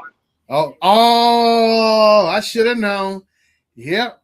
Thursday at it's coming on at 7. They use on No, NBC they come on at 8. it's coming on at 3 a.m. In the morning, but I'm not gonna do the marathon until 7 p.m. that same day. Okay. Because I'm Oh, I not got gonna be up at 3 a.m. in the morning watching that. I'm not doing that. you. I know my parents love me. Get behind. Dun, dun, dun. I know my parents. Yeah. Yeah, it's just crazy. I need to see what Jasmine Guy increase some of that. But I saw the trailer like back in July. I think you see the girl in the chair. I think she's supposed to be like the daughter, I guess, humming humming the theme from a different world. Yep. So it's Whitley and Dwayne's daughter is going to Hillman now. Now it's something they've been trying to get back back for years. They've been trying to get back going. Debbie, they've been pushing hard for years. You know, I'm glad they finally got it. It's a Hmm. different world. I got the first season on DVD. I wish they were released the other seasons on DVD, but I don't know. They think probably all copyright issues or whatever. It's like, man, it's like how they released the first season, but they didn't want to release the other season. I can't figure that out. A different. I know my parents love me. Mm-mm. I was telling Jeffrey that was episode because it just came out of nowhere. I was in the car riding. It just hit me. I got to use my imagination. Gladys Knight and the Pips. I got to use my imagination because I was like, darkness all around me. Mm-mm-mm. Hmm. Blocking out the sun. Hey, hey. What it was, Gladys Knight was on the episode of Different World. So Whitley, Jaleesa, and what's the Johnny Brown, Mr. Bookman from Good Times, his daughter, uh, got together. They wanted to audition for they wanted to be like the Pips to Gladys Knight. And so they rehearsed that song, Got to Use My Imagination. So the Whitley and Jaleesa were trying to teach her how to, teach her the words, they were rehearsing. And so they finally got together and they wanted to rehearse in front of the dorm in the lobby or somewhere. And they did a dance route, the choreography, and they started singing. And then somebody stopped, said, like, what are y'all doing? And they laughed or whatever. So then Mr. Bookman's daughter, who was in the group with Whitley and Jaleesa, she said, don't take it from the top, just pick up from where we left off or whatever. And she got to singing. I mean, she tore that song up. She tore it up. I was like, oh my gosh, I didn't know his daughter could sing. But when I saw that's like one of the best episodes I like from a different world. I think it's like season 2 with Gladys Knight in there. You know, yeah. But that was a really good episode.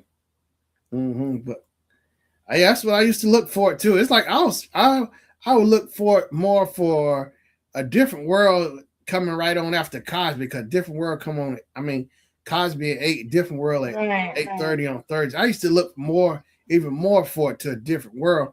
That first season was really good. I hate that Lisa Bonet left, but cause I was like, how's season 2 gonna work without her? But then season 2 came around, it was just as good. They still pulled it off. They sure They did. sure But see, did. They sure did. I think what it was, Bill Cosby had Debbie to take over for the second season on up. And I think it was Debbie Allen's idea for that intro, the way you see the new theme song, and it was Aretha Franklin, but you see how the camera scrolls as you see everybody in the intro, from Whitley, then Dwayne, I think that was Right, Debbie because the Allen first one they was like out on a truck outside. and playing around, Yeah, and Marissa Tomei was in it and everything. yeah, And then the second one, they started going in through different rooms and changing up their yeah, the outfits. That was intro is real. That scroll. was smooth. And then of Mm-hmm. course the iconic Aretha Franklin. Yeah. Cause she did it all the way up to like maybe the last season. Cause at the last season or so, it was Boys the Men who they did it, more modern. Yeah, the final. Yeah. Yeah. Well, Mm-hmm. did you hear who's doing this one? I think Yeah, I heard no. Brandy or something. Yeah, it's Brandy. Brandy. Yeah, yeah. Brandy. Yeah, I like Brandy. And I was like, it sounds a bit different, but it's nice. yeah, she put her spin on it. I know my, because the first season it was Phoebe Snow, then Aretha Franklin for all the seasons, and then Boys the Man, now Brandy. Yeah. I know my parents love me.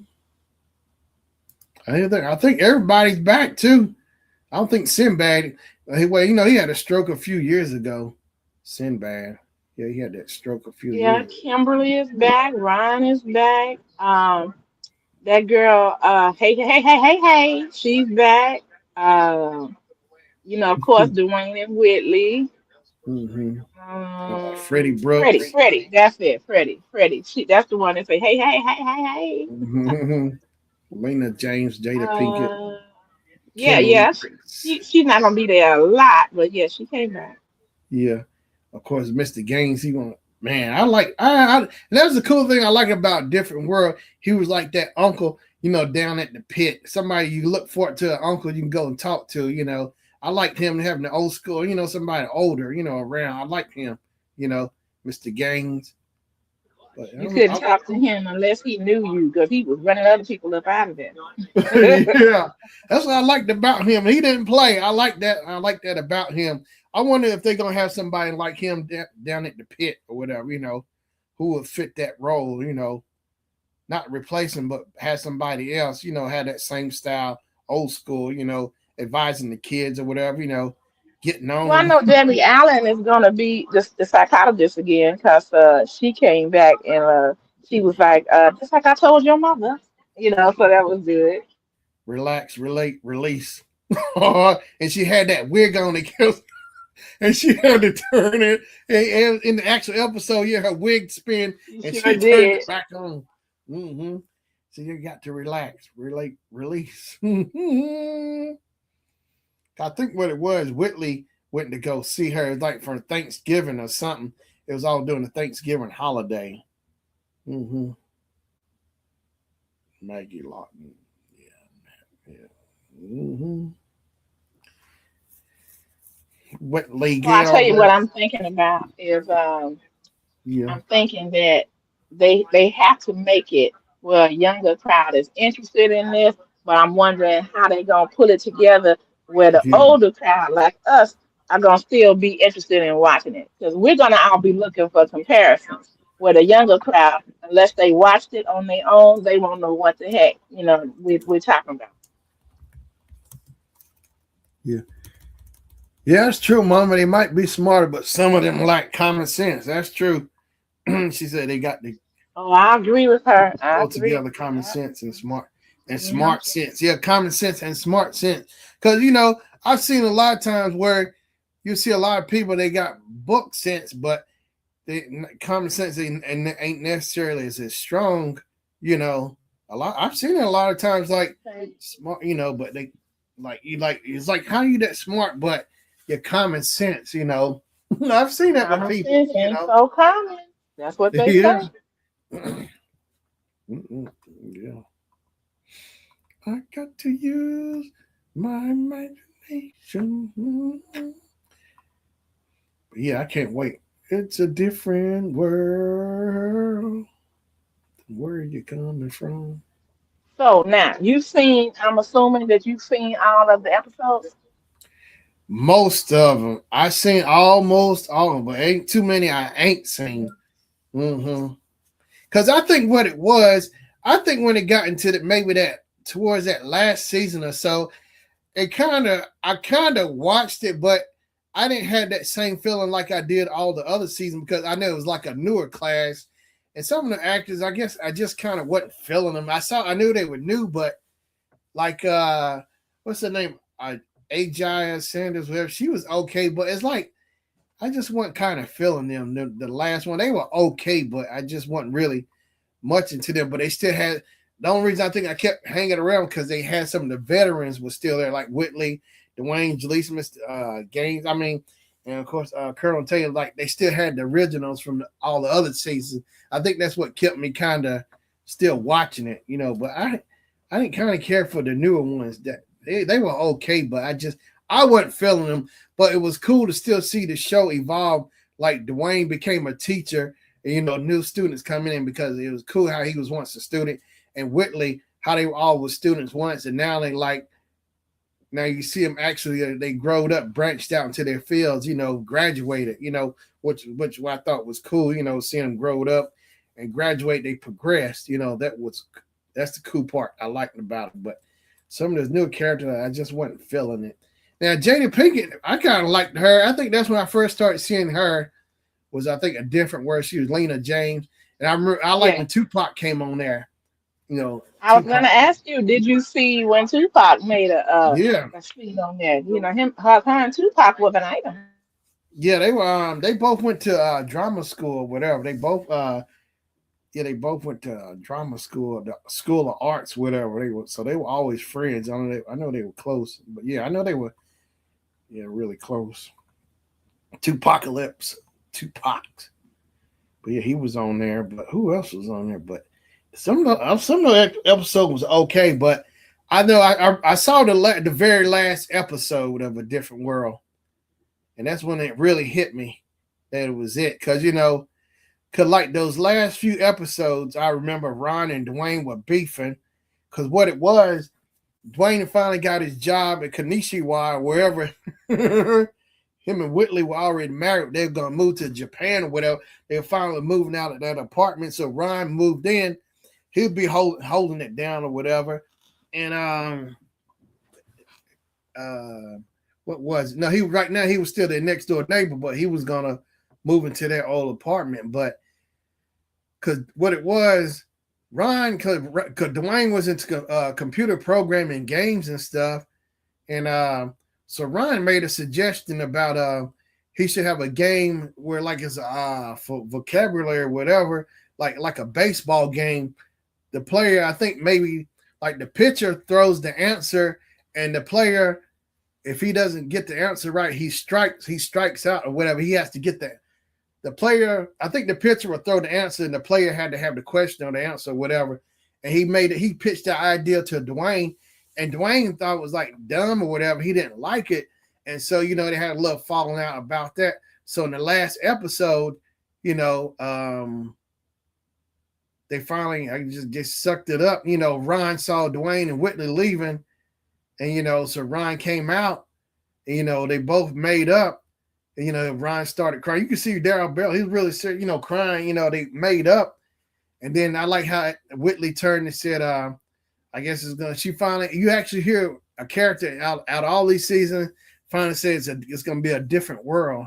You know, they were closing out, and you see Ron, Whitley and Dwayne, because Whitley said like it's gonna be a different world or something, because they went on, they moved to Japan or whatever, you know. But yeah, it's crazy that was like, man, you really can see that was the end. And like I remember seeing like the final episode of Fresh Prince. It was summer '96 because I remember I was in summer school. I went to summer school at college. I remember I was like, man, it's gonna be the last episode. I remember I had to VCR to record it. Fresh, I made sure I caught it. The last episode of Fresh Prince, the final episode. Mm-hmm. But yeah, I know my parents. But yeah, different worlds. It's gonna be good. I know it's gonna be all right. I can't wait to see everybody. Mm-hmm. Freddie Brooks, Don Lewis. But yeah, yep. Now some of those actors who was in the newer characters I seen as actors like what's her name, Karen something. She was in Lean on Me. Well, like Mr. Clark's favorite student. She was in Lean on Me. Of course, Jada Pinkett, Bumper Robinson.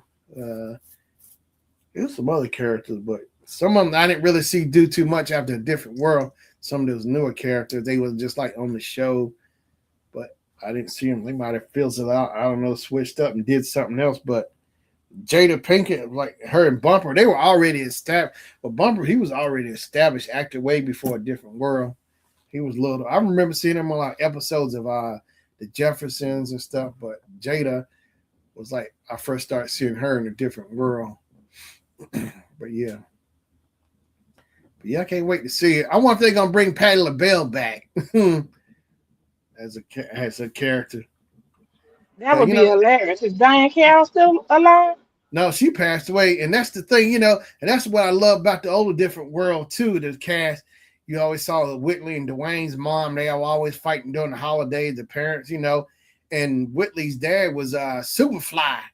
So her dad was Superfly, and Julia was her mom, and Dwayne mama was Patti LaBelle, and his dad was it was the guy. He was an actor. I think he might have been on White Shadow, but he was also was Claudia. But anyway, huh? go ahead. Go ahead. Sylvia. But Dwayne's dad, he was the guy who played on Married with Children. The black guy. He was tall. He was one of Al's buddies who worked at the shoe store or I something. remember that fool. I remember. Yeah. But yeah, it would be nice to see them, Dwayne's parents. Mm-hmm. I know my parents love me. Yep. Yeah, I'm seeing how see what the school look like now and the pit and everything. It's really cool that they bringing us back. Like you get to see an old friend come back from all those years, because Different World went off in like 92, 93, I guess, somewhere. So you get to see an old friend. 93, okay. So you get to see an old friend and say, hey, where you been, buddy? Get catch up with your old buddy from years ago. It'll be a reunion. But yeah, it's a different. And it's gonna look different because it needs to look different. Like when I went back to my alma mater, I was Yeah. just like, wow, look at what y'all got. We didn't have this. Yeah, and that's a good thing, showing progress, because if it still looked the same like it did before, years back, yeah. No, actually, that's a good thing because I kind of got used to the way things look, but I get it. Evolution, places evolve over time because I, graduated in '99, so when I came back, I started seeing more improvements, which is good, But I'm used to the old way it looked, because but like my old hall where I used to stay at, that all got torn down, where I stayed at the old hall where I used to go But to. if you think about it, places Yeah, like Harvard, and all yeah, them kind of places, those places still look the same. They may have renovated the inside somewhat, but they're not yeah, tearing those buildings down because they want it to remain the same. yeah. Mm-hmm. Yep. I even went back over there to the old hall where me and Derek stayed at. I went back, I don't know, maybe about 6, 7 years ago, around maybe 4 or 5, maybe about 6 years ago. I went back and I managed to get into the building. I took pictures of our old hallway. I never did shoot them those pictures, but yeah, I got pictures of the old hall. I think I remember our room where it used to be. Just thinking back, it all hit me when I hit that hallway. Cause last time we was in there, it was like May '98. We were done for the school. Getting out for school. Packed up all our stuff. He moved back, and I moved back home. I went back home, and he moved. Mm-hmm. He moved back home. He didn't come back on campus no more. Derek, you know, he. I told, and like his wife, I told him, I said that was the best year I ever had, and she said, yeah, he said that too. Yeah, that was the best year he ever had at school. I knew that year was gonna blow by quick, with him from that first day.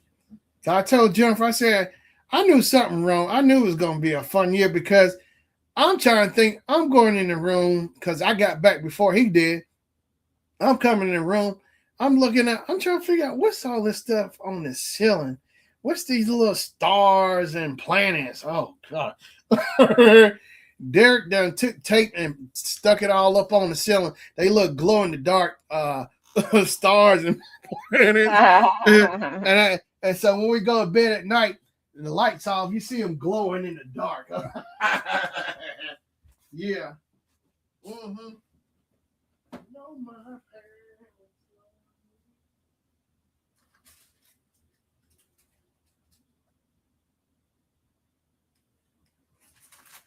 But yeah, I knew that was the best year I ever had out of any of my roommates. That was the best year. Yeah, and it seemed like after me and Derek were roommates and it was over with, I felt like it just kind of went downhill. So then the next year I did go back in the same dorm, Cooper Hall, but it just wasn't the same, because he wasn't there so I stayed in my dorm room, new room where I was at for I stayed in there for like the first couple of weeks. But I asked, could I just I wanted to get another room and move back over to other regular hall, Scott Hall, whatever. So I moved my stuff, I packed it up. I told my roommate, man, I'm moving out because my buddies weren't there. I just moved back. I felt better back at Scott Hall than I did Cooper Hall. Cause that feeling, I feel like it wasn't gonna be the same like it was with me and Derek. It was just gone. It was just flat. Mm-hmm. I see your favorite. Huh? Uh, What you say? I think third and fourth year were my favorite. So yeah. What's that? I said your first year was your favorite. For me, it was my third and fourth year. Hmm. Maybe No, what? second half. What Oh, you on that crunching? What is okay. that? I'm drinking water. I knew that's why you walked off. Oh, that's No, water. yeah, I went I and got feel me some sorry for you water. if that's water. I really feel sorry for you. Yeah, this new water. This is the new improved water. Ah, Mhm. it was nice knowing you, Shannon. Yeah. uh, but yeah, that year, 97, 98, that was like the best year. And see, like, that's when Puff Daddy Music and Mace and all that just was coming. I'm telling you, that 97, 98, that was a bad year. Music, everything. Oh my gosh. That seemed like that was like music at its peak to me, at high. It was really good, rap music, It's like, man, that was really a good year.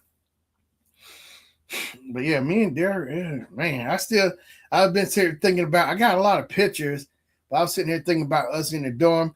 I'm telling you, we used to smack talk each other hard too. Hard smack talk all the time. Mm-hmm.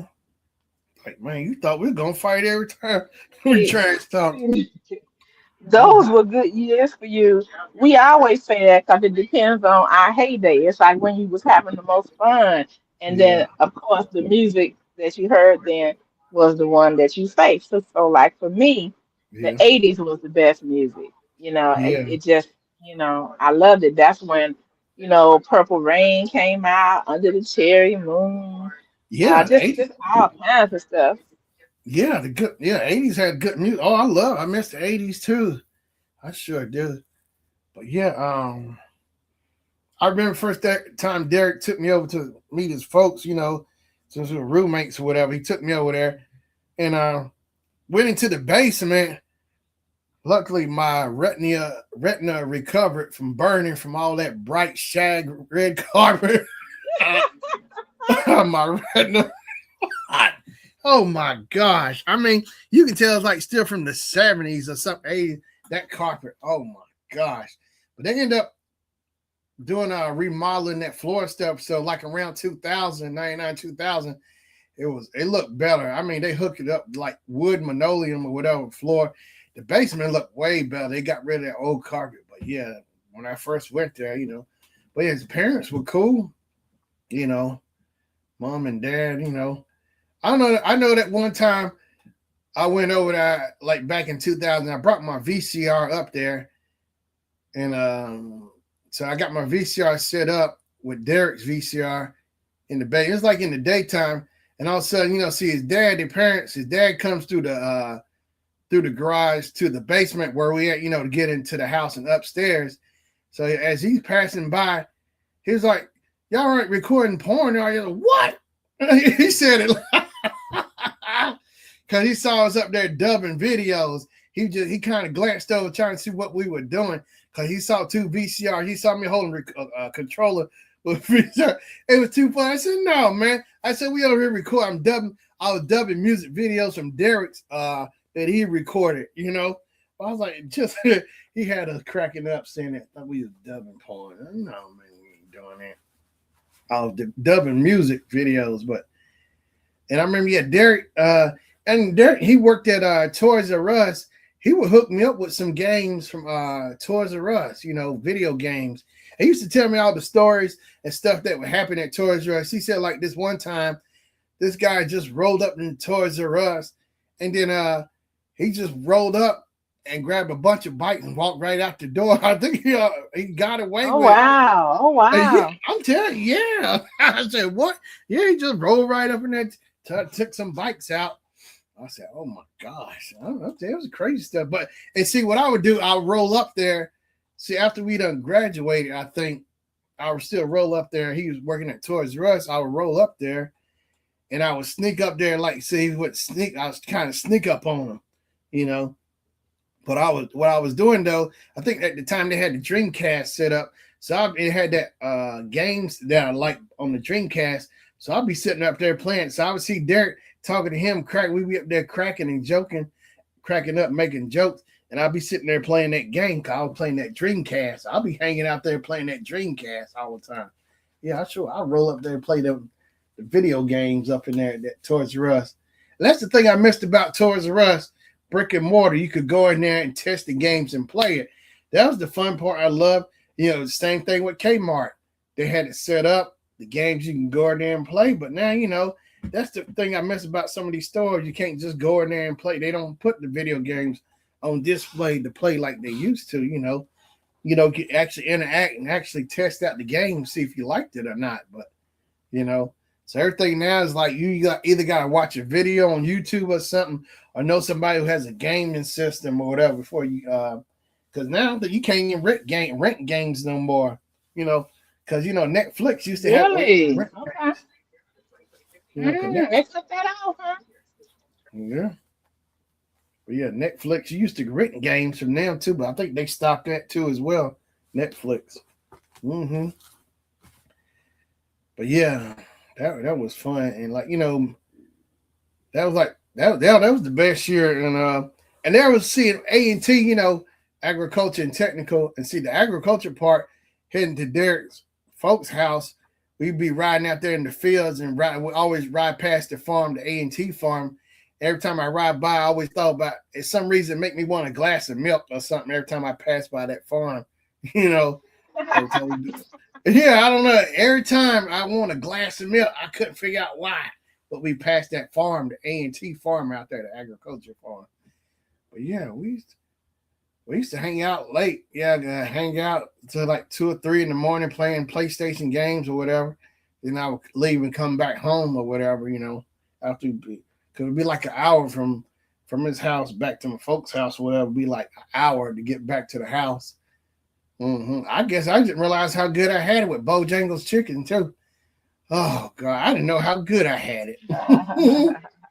Bojangles cookout, Mrs. Winters. Oh, I miss Mrs. Winters. Parker Brothers chicken. Oh my gosh, you talking about some of the best chicken ever. I'll put Parker Brothers chicken up there with Bojangles. Top chicken places, but Popeyes still. I never had Pop. Wait, actually, no. I think the first time I remember coming around to Popeyes is like my freshman year at A&T in fall '95. Cause then my mom was up there at Greensboro, and she was taking me going shopping, getting stuff, and I remember we stopped by. It might have been for freshman orientation, but we went by that Popeyes, and that's before all the orange stuff. It was actually still blue. I think like the original color was blue before they changed it to all this crazy orange. That was like back in '95. It was blue, but that's the first time I remember going to Popeyes chicken. It was like '95. Yeah, the first time I ever went. But Bojangles. Have you ever had churches? Oh yeah, I used to eat churches all the time. I think I officially stopped eating churches around '94. I think '95 because I know my mama used to come home. This like I was still probably in my senior year in high school. She would come home and bring buy 8-piece or whatever family pack, and I could not believe how big and bulky those legs were. I said, this don't even after I saw that, and not only the legs were bulky, the chicken was too greasy. I said, oh my, I knew I stopped dead on the spot. I ain't eat no more church's chicken. I think You can't eat that chicken when it get cold. You have to heat it hot. No, I'm saying when I got it hot, it was still too greasy, and the leg was too. That's when you start seeing super chicken legs, them super chickens coming out. All you gotta do is put it on paper towel. That's all. Yeah, but Or eat it with your biscuit. Huh? I stopped dead on the dime. Or eat it with your biscuit. Now I actually like the biscuits with a little honey on it, but it just wasn't the same like I remember from the '80s eating that church's chicken because. Well, that wasn't even their original biscuit. They changed that. Their original biscuit used to be a roll. It wasn't a biscuit. That's right. It was a roll. Yeah, it was a roll. I think I actually ate church's chicken maybe like 4 or 5 years ago. Actually, No, what I used to like that they had that they got rid of many years ago was to me they had the best chicken nuggets. the best what? Chicken nuggets. I don't think I ever tried it. I know I had their fried okra. My mama bought that back in the '80s, like when I was in elementary school. We go there like on a Friday night to that Church's Chicken on Fairview Street over there, and I couldn't believe how good that fried okra when she ordered it. Oh, That I was okra tearing was it up. good. That okra was good. It I sounds tore like it your up. water is good too. Mhm. Huh? Yeah. Sounds like your water is good too. Yeah. But yeah, it was really good. Oh my gosh. But yeah, and see the memory I have associated, I think what I love with the late '80s, early '90s, I think it's probably middle school, between 6th grade and 8th grade. I would look forward to the weekends because it seemed like we still would go over there on the weekends, get church's chicken. But what I associate that with is that barbershop next to that church's chicken. But that memory, what I have is Malaco Records. I'm sure you heard of Malaco Records, haven't you? They would do like those blues records. What's that? Rough Side of the Mountain. You could buy the record and the tape and stuff. Oh. But I was gonna say I don't recognize the name, but I might recognize the like the picture of it, their logo.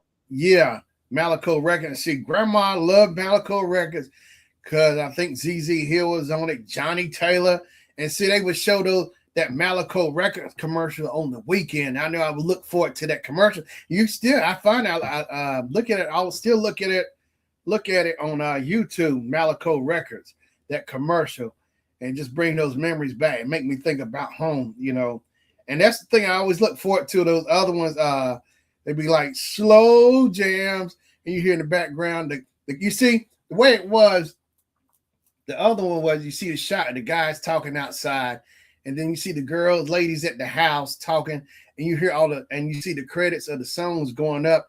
You hear Tyrone Davis playing, and the guys were like slow jam, and then you hear next, oh, have you seen that? You hear the old songs playing, then you hear Tyrone Davis, dum, dum, dum, dum, dum, dum. You hear, it's And just like they then play. Yeah, that's what I love. That's what I love at the about. end, no, my Mm-hmm. brother, you got to get your own. Yeah, that was another good one.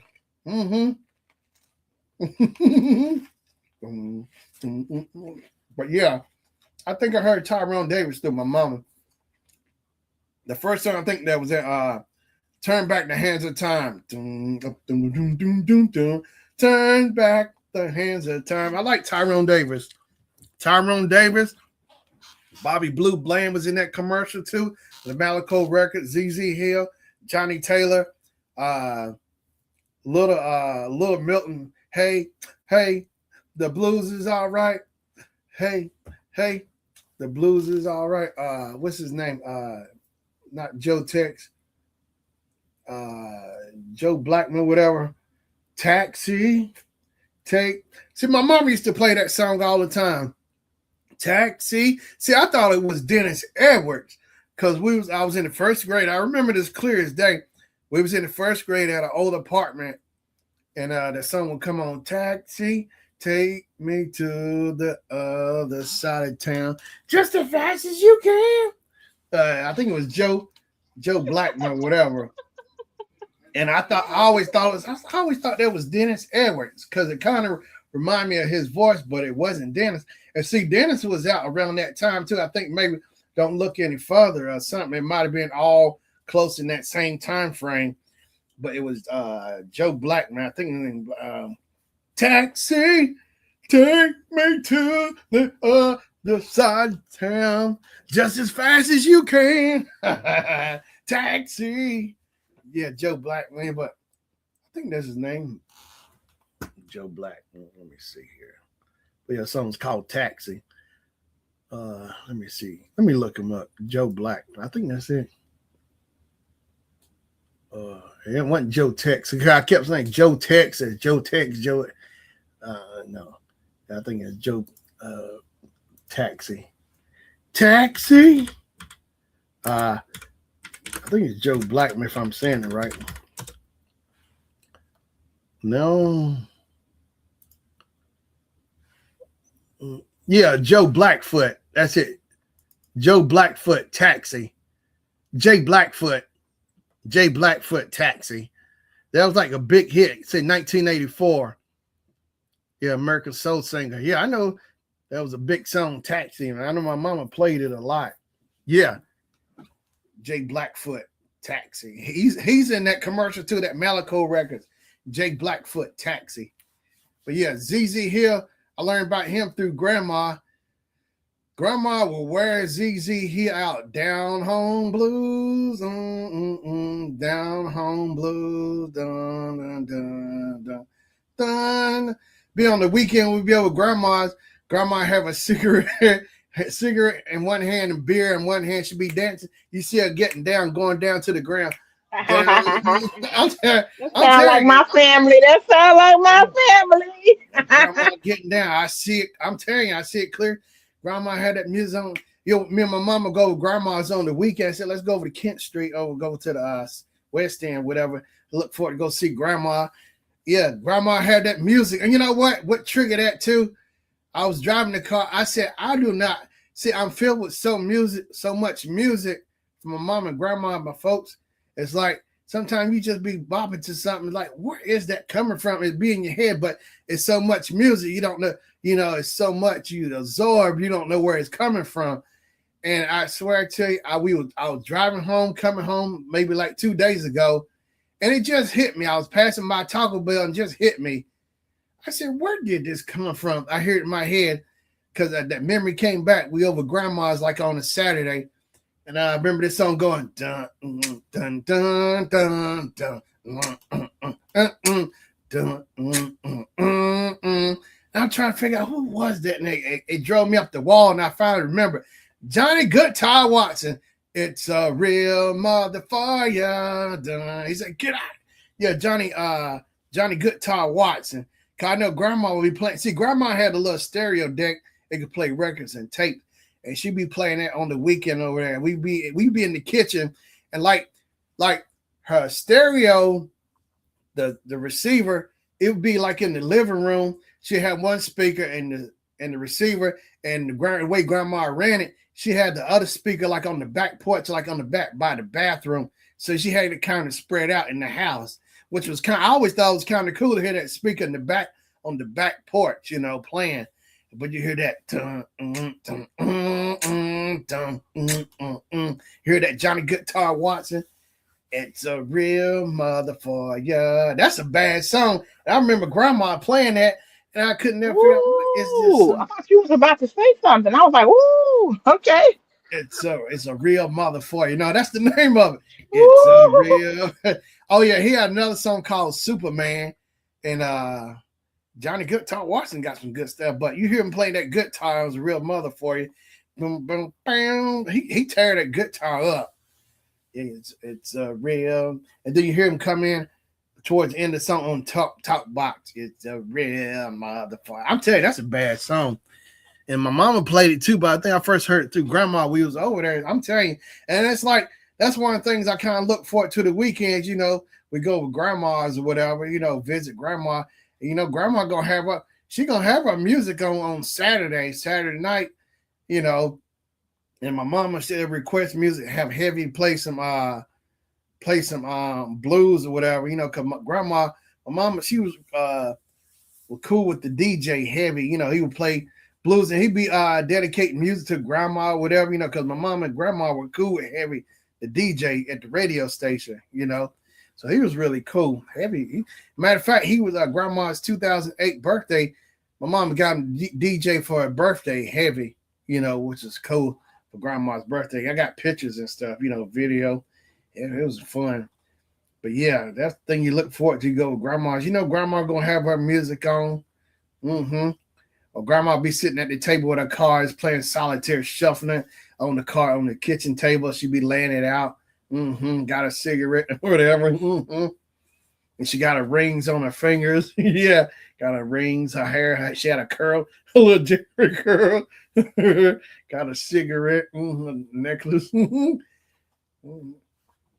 grandma. It was fun.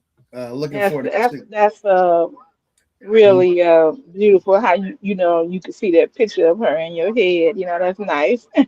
Yeah, yeah. She'd be at the card table, had that ashtray, the little aluminum foil ashtray. She had a red one. It's really small, but she also had a glass ashtray too as well. She would keep it like in the middle room, like by the rocking chair or the couch. So like she watching TV or whatever, she have a cigarette, and like we come home from school from elementary school, we would either walk or my mom would come and get us, or Aunt Gloria, whatever, or pick us up or whatever. And we'd be at grandma's.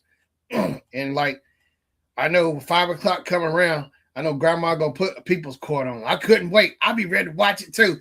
Dun, dun, dun, dun. It's coming on. Judge Wapner. Dun, dun, dun, dun. People's Court come on. You hear the thing. The defendant, a complainant. And that guy, whoever, he was like the one who'll be asking, questions. I told you about a few weeks ago. That I can't think of the guy's name. All stand for Judge Wapner. He come on out. He sit down. You couldn't wait to see Judge Wapner. It was funny. But yeah, because the news would come on at 6 o'clock. WTVD would come on. The news would come on at 6. Yeah, grandma would turn it up. You listen to the news and stuff. They'll put the news on. But excuse me. But yeah.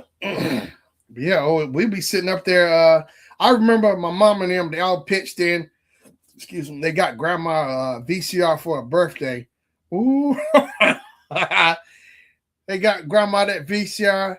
I said, I kind of understand where maybe I know some things come from. I do it subconsciously because I saw grandma doing it, my mama do it, a VCR in the house and recording. And that's why I record everything. I used to sit there and watch how grandma, I was observing.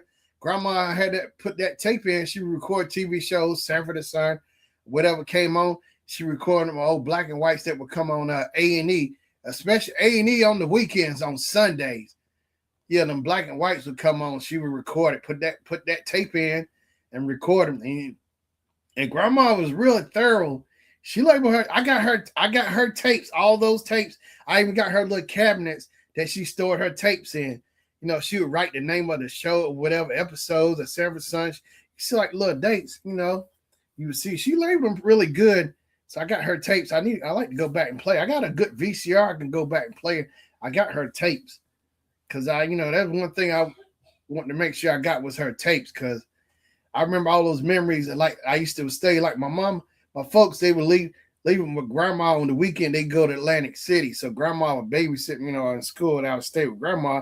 And we would, and that's the one thing. I didn't mean grandma. We really bonded, and like we had the same interests. She was like, if Saturday you want to watch cartoons, whatever. And grandma told me when she told me she loved Little Rascals. Oh, that did it for me because I loved the Little Rascals too. I was like, wow. Cause I always thought, people, get older, they stop watching cartoons, but grandma, she didn't care. She watched the Little Rascals. Because I remember somebody in school was saying like they were too old to watch cartoons and stuff. I'm like, really? In the 7th grade, but I remember grandma put on Little Rascals. That told me, grandma, she really, really knew how to have fun because, you thought those for little kids, but grandma didn't care. She put the Little Rascals on. We watched that. And, we both loved Sanford and Son. We watched Sanford and Son because she said, like, if it's not known you want to put a tape in, Sanford and Son tape in. I remember I put that tape in or watch I Love Lucy. Mm-hmm. But I Love Lucy. And of course, and I'm so glad I got that time in with her, like what I did with my granddad too, because when I spend time with him, I would watch those old black and white movies. He loved those Westerns. Granddad loved those Westerns. And I like how during the summertime when I was up there, I like how a good movie or something would come on. Now, Granddaddy would watch the stories too. He would watch soap operas too.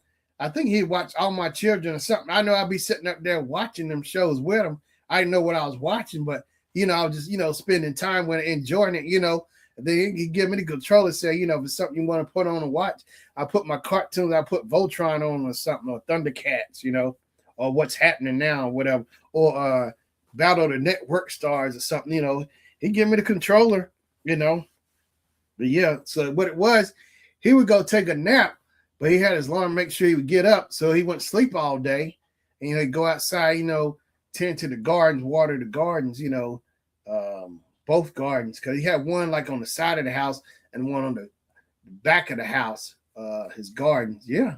But he'd be out there, have his little TV. Matter of fact, I got that little TV he used to have out on the table with under the umbrella table. It still works.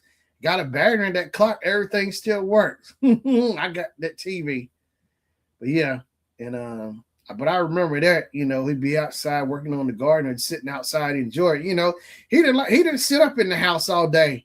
I know when I used to stay with him up there during the summer, my dad come up there, he would tell him, he said he slept all day, like to noon. Oh, hey, why you gotta tell him that? Granddaddy be telling on me. He done slept all day. Oh, it was summertime. What am I supposed to do? It's summer. I'm out for school. Granddaddy just talk about me. I tell me I slept all day. Oh, sure did. He talking about me sleeping all day. I don't care. So, But yeah, he sure would. Granddaddy, he'd get up. He didn't sit in that house. He'd be out there working on something. He didn't sit in that house, He'd get out working on that garden or cut his grass. I said, watch him get that lawnmower and cut his grass or whatever, But yeah, he was always putting in work outside. Yeah, he liked staying outside. It was fun, And that's what I remember. I used to love running outside and playing. Yeah, missed that, getting outside and playing. I remember he bought me a little pool too. Fill up with water and I would play out in the yard. Yeah. Let's go ride with him. Like my Uncle Andy, my granddad's brother, older brother, we would go riding to the store. Granddad would get me Cracker Jacks and stuff. I used to look forward to that. I'd be in the back eating my Cracker Jack in the back of Uncle Andy's Cadillac. He had a Uncle Andy had a not a Road Runner, a Dodge Dart. He also had a Dodge Dart too, but he had that Cadillac. I know one time Uncle Andy was up Granddaddy's, and I could not figure out what was he chewing. He was always chewing this stuff. Like, what? It looks so good. Why does he keep chewing this stuff? And then he would spit it out. Because him and Granddad were talking. I kept looking at Uncle Andy. I said, Uncle Andy, can I have some of this? Because it looks so good, whatever. You always chewing it all the time. What? He chews. He's always got it in his mouth. I said, could I try some? So I guess Granddad let me try it. I took it. I spit it all out. I never touched tobacco another day in my life after that. I could not believe how nasty that tobacco was. Ugh, I remember I spit it all out. Uncle Andy, he sure did give me some, but he was sitting there. And I remember that time we went down to Uncle Andy's, me and Granddaddy. Uncle Andy sitting up there by the windowsill, looking outside the window, had his little can, just, you see him spitting that tobacco out. But I just never got the fascination. It looked so good, but it only took one time for me. That was my first and last time I ever touched chewing tobacco. That little, I could not figure out to save my life how Uncle Andy could chew that tobacco. And Granddad never chewed tobacco. He smoked cigarettes, but he ain't never chew it that I know of, But yeah, and Granddad would smoke Winston. Grandma would smoke L&M's all the time. And I used to get them mixed up because they had the same colors, the red and the silver, the red and white. And Granddad, he would buy those Winston's cigarettes all the time. And so he would take those coupons and send them off, and he would get prizes and stuff like hats. He would give stuff to me, a bag or hat. He was always giving me stuff, which I thought was cool, And Grandma smoked those L&M. So I think that is cool. yeah. So I think when Granddaddy passed or whatever, I think Grandma stopped smoking L&M. She started smoking Winston's. She switched over from L&M's to Winston's. Granddad used to smoke. Then my dad and my Uncle Dave, they smoked Cools. They didn't smoke nothing else. They smoked Cools. Now my mom, I think she was once in a while, she would smoke Newports. I always used to think, is that like the black folks cigarette? And the way it came off to me, thinking that, because I'll be looking in Jet or Ebony magazine, that's the only cigarette you would see in there. Newport Slims all the time. It's like, is this like the cigarette, black people cigarette? All right.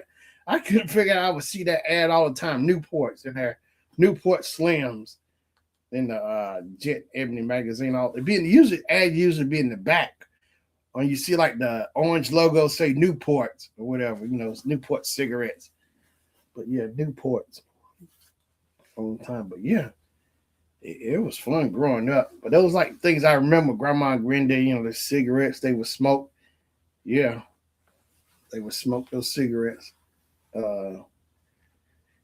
Yeah, Grandma. No, I'm just laughing at you because that's what they used to advertise in the magazine. So Yeah, they go, Newport. It's oh, like, I know. Is this what all black people smoke? It was Newport. Because that's all I saw. And Newports and Sprite. All you saw was Newport, Sprite, and Coca-Cola. And like was always like the sponsors for like black award shows, Sprite and Coca-Cola. It's like, man, ain't there somebody else besides Sprite and Coca-Cola? Sprite, Coca-Cola, and McDonald's. You see in the ads all the time, Jet or magazine, Jet or Ebony, McDonald's, Sprite, or Coke all the time. Or Newports. All the time. It's like, man, that's how you got used to it. That's like, it was just common, It was common practice. You're putting, I guess those only sponsors they could get, in those ads, for the magazines. Now, of course, Johnson and Johnson products. Mm-hmm. And of course, had a classy curl, ultra sheen, all of that stuff. Mm-hmm. Classy curl, twirly, twirly, twirly, twirly, twirl, classy curl, classy curl. Mm-hmm. Oh my. Yeah, I saw some old commercials with Ola Ray from Thriller. Yeah, she did a classy curl. Mm-hmm. Classy curl. Ola Ray doing a classy curl commercial. But yeah, all the old commercials. Then I remember so like on BT you would see like in the early 90s, just for me. Just for me. You hear the girl I singing, remember, just for yeah, the little me. girl. Huh? I remember the little girl Yeah. Just and for the just for me. me. They be singing and rapping. The little girl be singing just for me for them. I remember I kind of cracked on somebody in school. I said, girl, I said to some girl, I think I said, you need some just for me or You know what? You ought to be ashamed of yourself. You know what? Mm-mm. oh, I remember that. You need some Ooh, just for me. ooh. Did she try to take your head off? That's what I was wondering. Oh my God. I remember, Ooh. yeah, I remember Shannon. that clear. So you need some just. Ooh, Shannon. I was cold. Hey, I had jokes there too. There's something hit me here. Oh, It was Shannon. somebody I knew. Oh, oh, I would have tried to fight you. Oh, man. I know everybody was out there busting up, weren't they? I know it. Just, Wait a minute, was you in front of people? Was you in front of people when you said that? Was you? yeah, it Was you? made me no difference. So, hey, Oh. made an observation. Did the girl do anything to you? Did she do anything to deserve that? Or you just came out? I think I was maybe in 11th grade or something. I cracked somebody I knew. I was just cracking up. I think her hair was Oh, done. Her hair was done. I still just made the crack. I oh, yeah. don't Oh, care. oh, gee. I don't care. So Well, that's yeah, good. Her hair was done looking yeah. nice. I still throw it out there, but yeah, some girls could. Yeah, it look a little rough. Ooh. I tell you what, in middle school, I think I might. I don't know if I told Jennifer or not, but some of them girls in middle school, I don't know what it was. You talking about the power of a hot curling iron? Oh my gosh, they brought their hot. Their hair was done. What? No, it was Mm-hmm. done. But what I'm saying is, they carried them hot curls around like it was a baby or I'm like, why something. would you? How you bringing some hot curling irons to school? Some curling irons. Yeah, I'm telling them girls they would do it. They'd be in the bathroom, just wanting to touch up. Yeah, I'm telling them girls were bringing hot curling irons to school. I ain't never seen nothing like that before. I'm like in the 7th grade, in the 6th and 7th grade, and like one girl would borrow her, then let me borrow. She'd be bringing it back from the whatever and bringing her hot curling iron back to her. Yeah, them girls brought hot curling irons to school in middle school. Yeah, they sure did. I was like, wow, I ain't never seen this before. They wanted to touch up their little bangs or whatever. So one girl, she had Right. her. I So was you like, wouldn't say you need just for me. Yeah. Mm-hmm. oh no.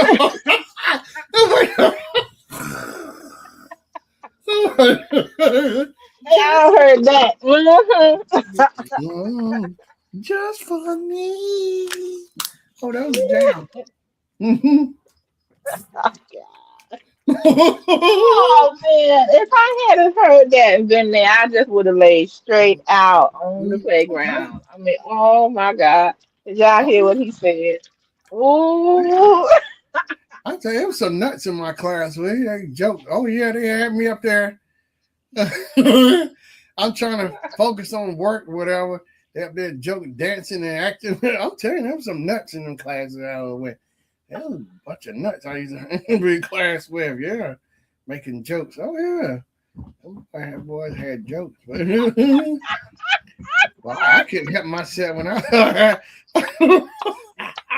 Cause I got tired of seeing that just for me commercials on BET when BET Mhm, was BET when they actually uh-huh, showed good stuff on there, uh-huh, But that uh-huh. just You were so tired of it. You had to, you had to you had to get somebody else. I'm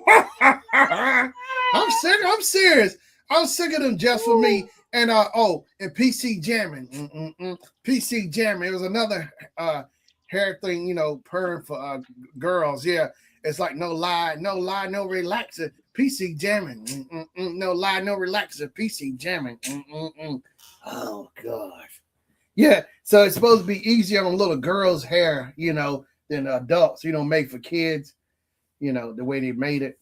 PC jamming and just for me. But yeah, and like with the just for me commercial, you see the little girl up there, they're dancing just for me. You see her take her right hand and fluff her hair up, and it's in slow motion.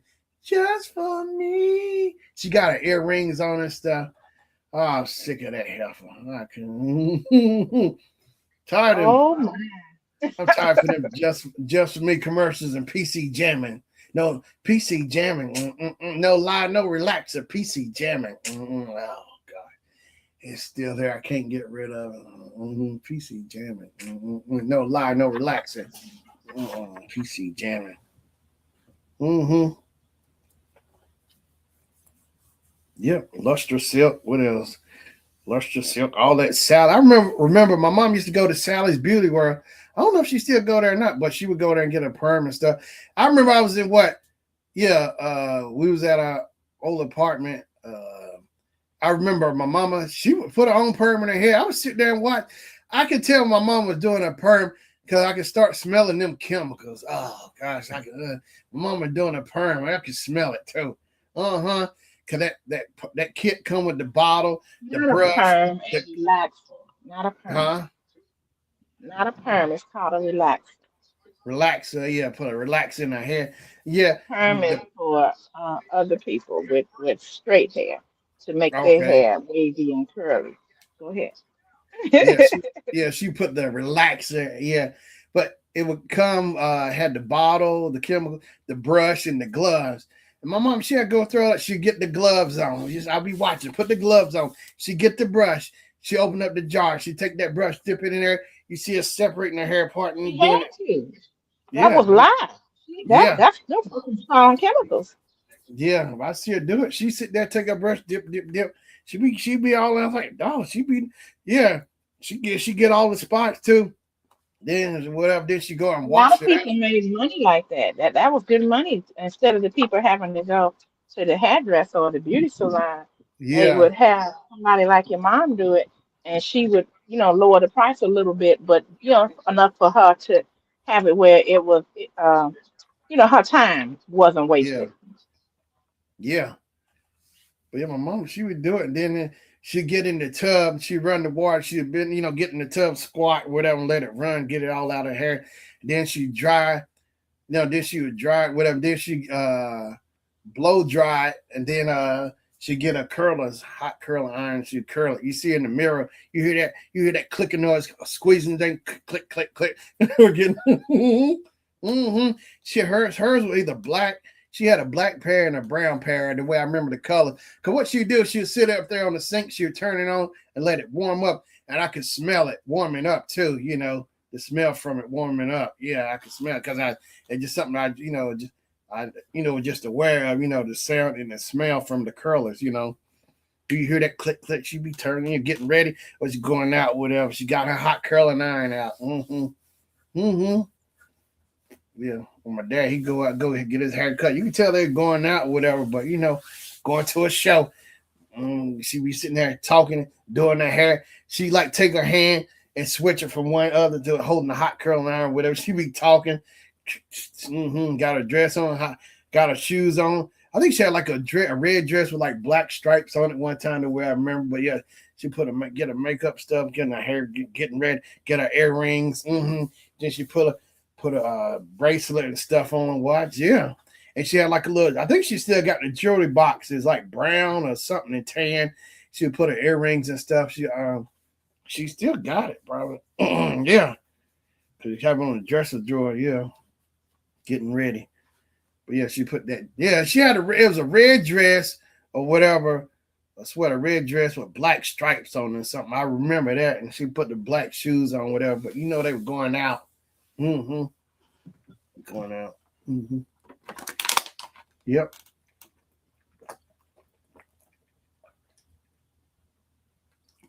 Yep, they were getting ready.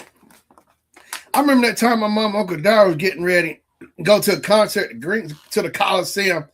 Left them with Granddad because I remember they was in the back. They were getting ready. I know they're going somewhere. I didn't know really where, but I wanted to go. I felt left out. I was like, I don't know, 5 or 6, I guess. I wanted to go. You know, they got me all excited because you see my mama getting ready, Uncle Dara getting ready. I think Uncle Dara had his aerosol Eric spray. He was spraying his deodorant on. She getting ready. My mama there, she getting ready. You know, I remember asked Granddaddy, why I can't go? He said, I'm too little. You know, he said. He asked, where are they going? He explained to me they're going to the show, the Coliseum. You know, in my mind, I thought it was like a amusement park or something. I didn't know what a Coliseum was. I was thinking amusement park, water. I don't know. My imagination just started running. I just know it sounded exciting when he explained it to me. Yeah, because he stayed and babysit. They went to the college. I don't know what show they went to see. It was like back in the early 80s, you know. But they were getting ready. My mom and Uncle Darryl getting ready to go into a show. Left me behind. I wanted to go. You know, maybe I always wonder, is that maybe subconscious why I end up start doing theater and stuff subconsciously, you know, little stuff like that because I got left. I don't know, but yeah, I remember them getting ready. I was sitting there watching them too. I got excited watching them. I ran into the back watching them get ready.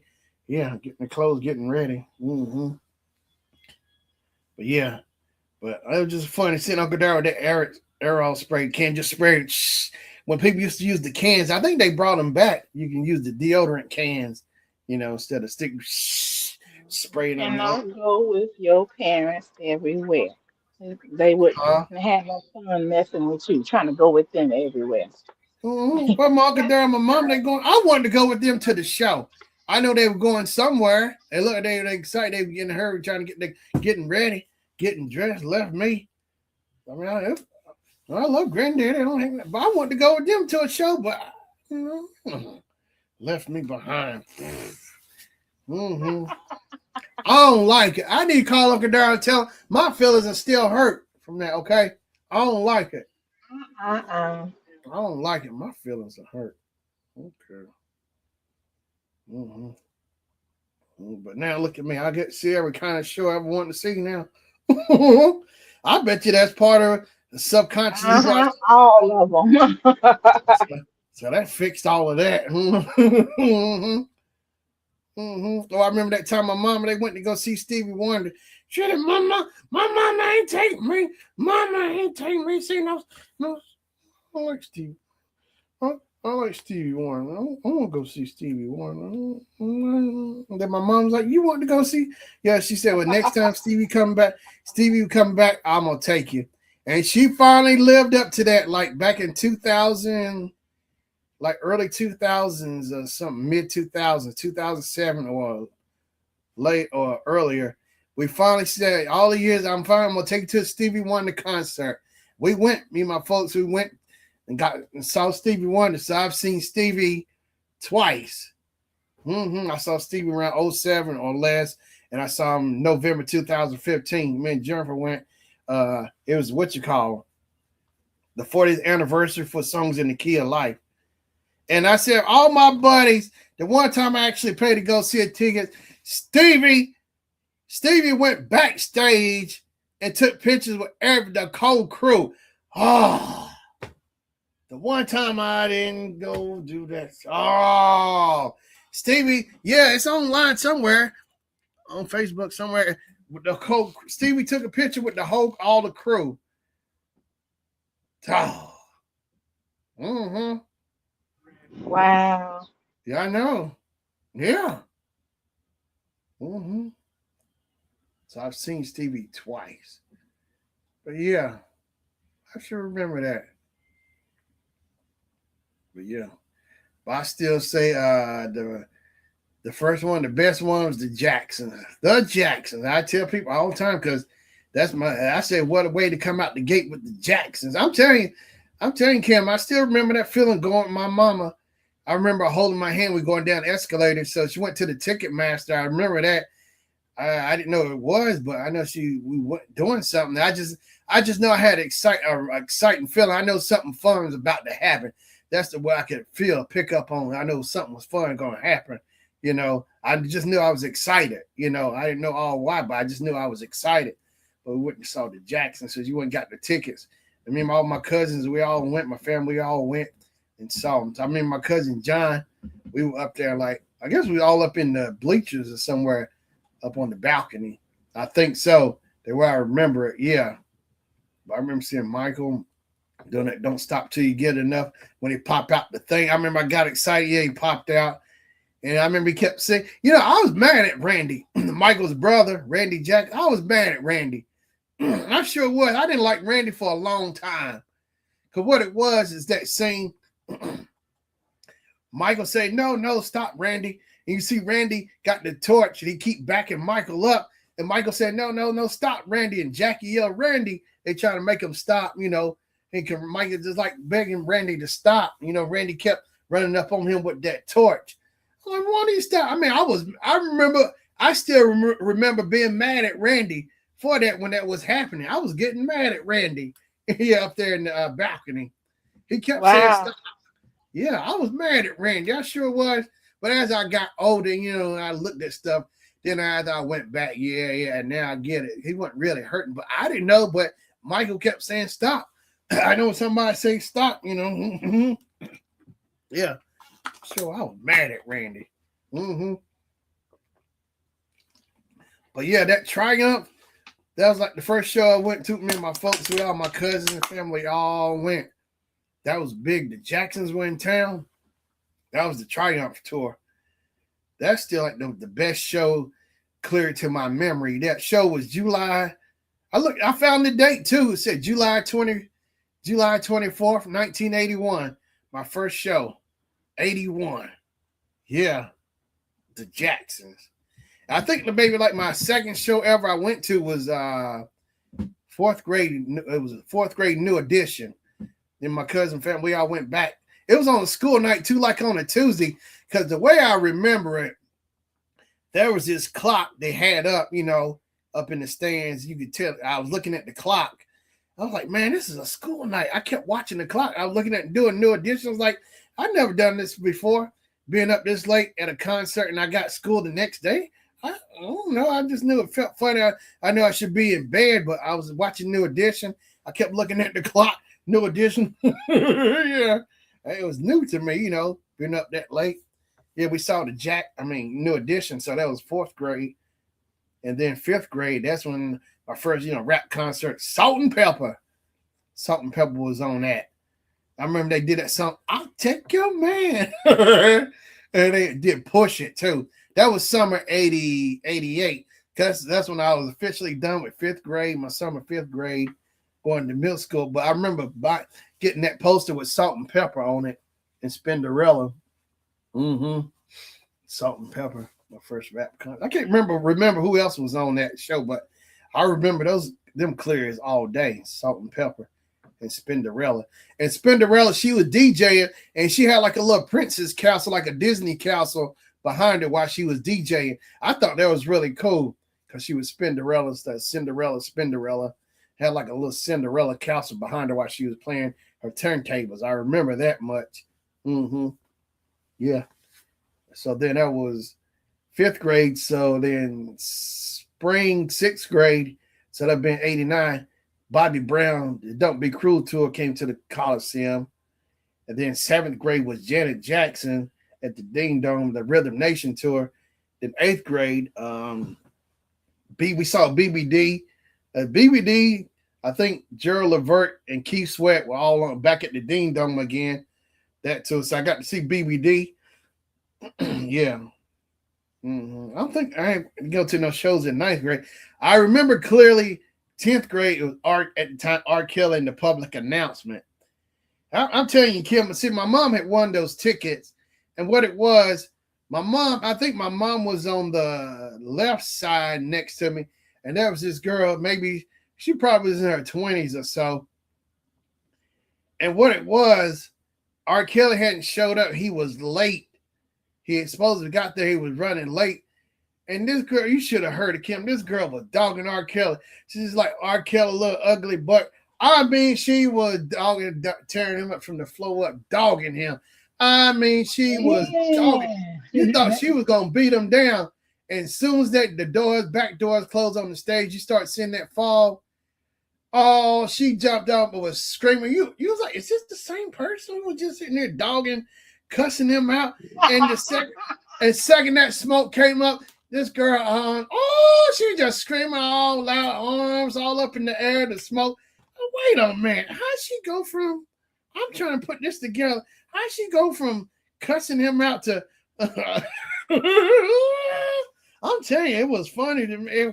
I was confused. I couldn't make it out. But yeah, and see, my mama was good at winning those tickets too for concerts. That's how she got into a lot of shows. She won those tickets, and my mama had a knack for that. I don't know if she still plays or not.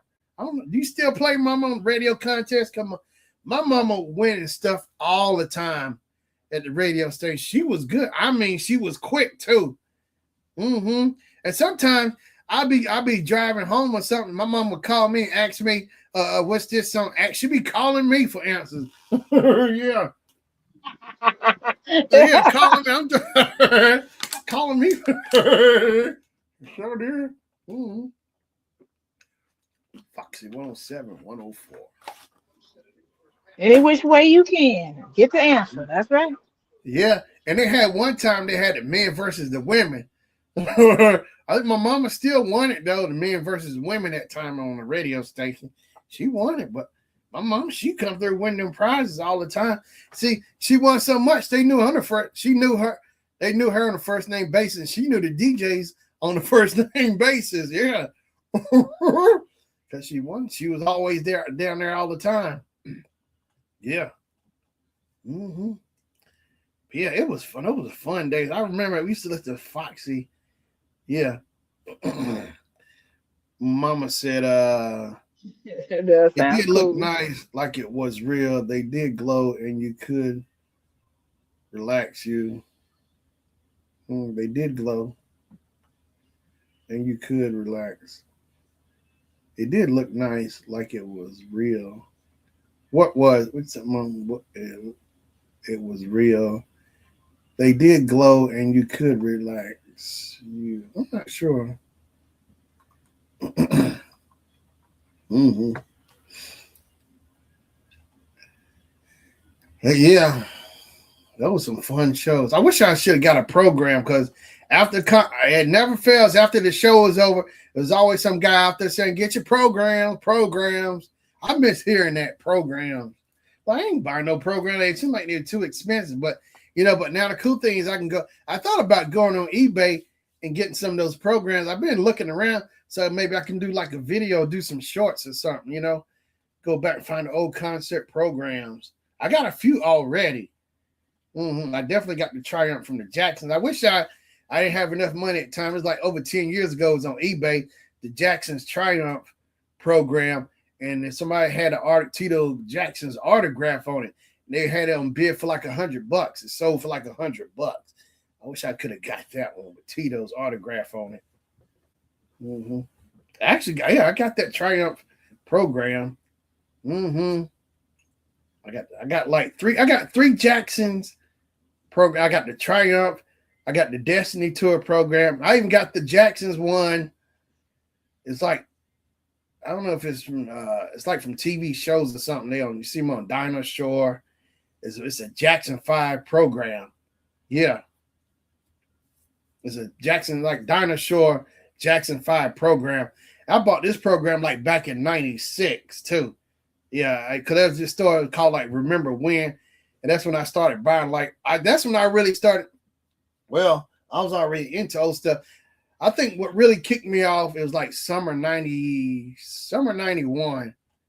I decided I wanted to get really serious, get into old school. I mean, I was listening to my mama and records and stuff, but as far as me, I wanted to buy my own. So the first thing I bought out the gate was the Gap Band's, the best of the Gap Band gold hits, whatever. I remember I went to Camelot Music or somewhere and I bought the tape cassette.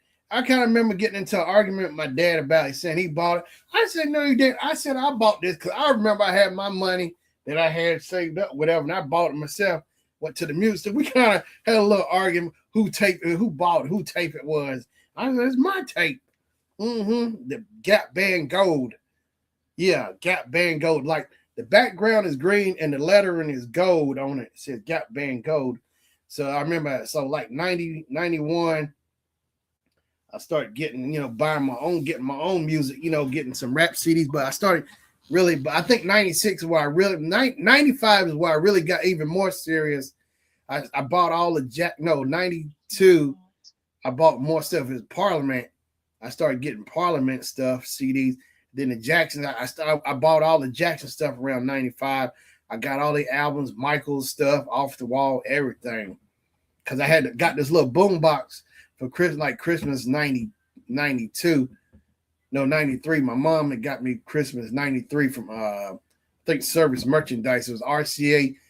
It could play cassettes, and CD. You could record on cassette from the CD, and plus it had an alarm, had like little mini subwoofers in it. I think I actually still got that boom box. It was really nice. I would use it in school as well for an alarm to wake me up. That thing will wake you up. You could set the cassette tape to wake you up or the CD to wake you up. And I think I would put like Bobby Brown's CD in there to wake me up or whatever. It woke me up, that's for sure. But yeah, so I remember I was buying all kinds That of old sounds like a sports. nice gift. It had all the Yeah. bells and the whistles. Sound like. Yeah. And like if you didn't plug it in, it would take D batteries. It took like 4 or 6 D batteries, I think, or C batteries in that boom box. That thing was really nice. It really was. That was a nice boom box. I took that with me to school at A&T. I used that all through the time to wake me up. All of them, for school. And never failed. Yeah, that thing was really nice, that little boom box. Yeah. But yeah. And I remember the first CD I bought was Bobby Brown's third album. It's called Hump. It was Humping Around. It came out like 92, because Christmas 92, because I got that boom box, so I wanted a CD. So I think I got Bobby Brown. I think I got from the Merry-Go-Round or Camelot Music one. I think I probably got from the Merry-Go-Round. Got that CD, Bobby Brown's third album. That was my first CD I bought. Yeah, Humping Around on it. But yeah, it was really good. It was a lot of fun. I remember that. I tell people I still remember all those Christmases, especially like that, like Christmas 80. That's like the one I have the clearest memory of. I still want to go back and buy some, get some. I've been trying to collect. I found an old picture of me. My mom took it because it's I got that Polaroid, and I scanned it. I think I didn't send her that. I didn't send her that picture, but you see me on my little police motorcycle. And the cool thing I realized with that picture, you can see a lot of stuff that I got for Christmas in that picture. So I've been trying to find all that stuff, run down. I did get that one of those things in there. There's some more of that stuff I want to try and go and find from that picture. But yeah, my mom took a picture of me. We was at an old apartment. That was a fun Christmas. Yeah. And I tell you, that's that time we had that Superman toy, the flying Superman. And there's a picture I found with Grandma and Granddad. They were up there too, because I think you see Grandma holding a little Superman or something. Grandma got a little brown hat on, her little fur coat, whatever, in her purse. Or Ellen, what is it, Ether Allen or whatever, purse or whatever. You can see it. And Granddad, I think, is in that picture too. Yeah, Grandma used to have those. Is it Ether Allen? It was E and A or something on it. Allen Ether. Grandma would have those purses.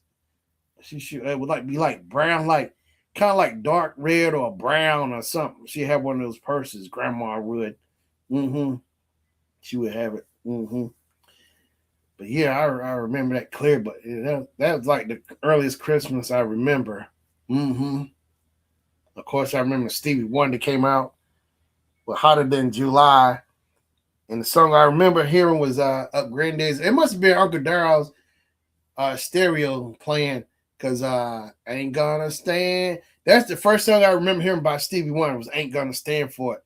So every time I hear that song, that Christmas memory that Christmas memory comes back every time.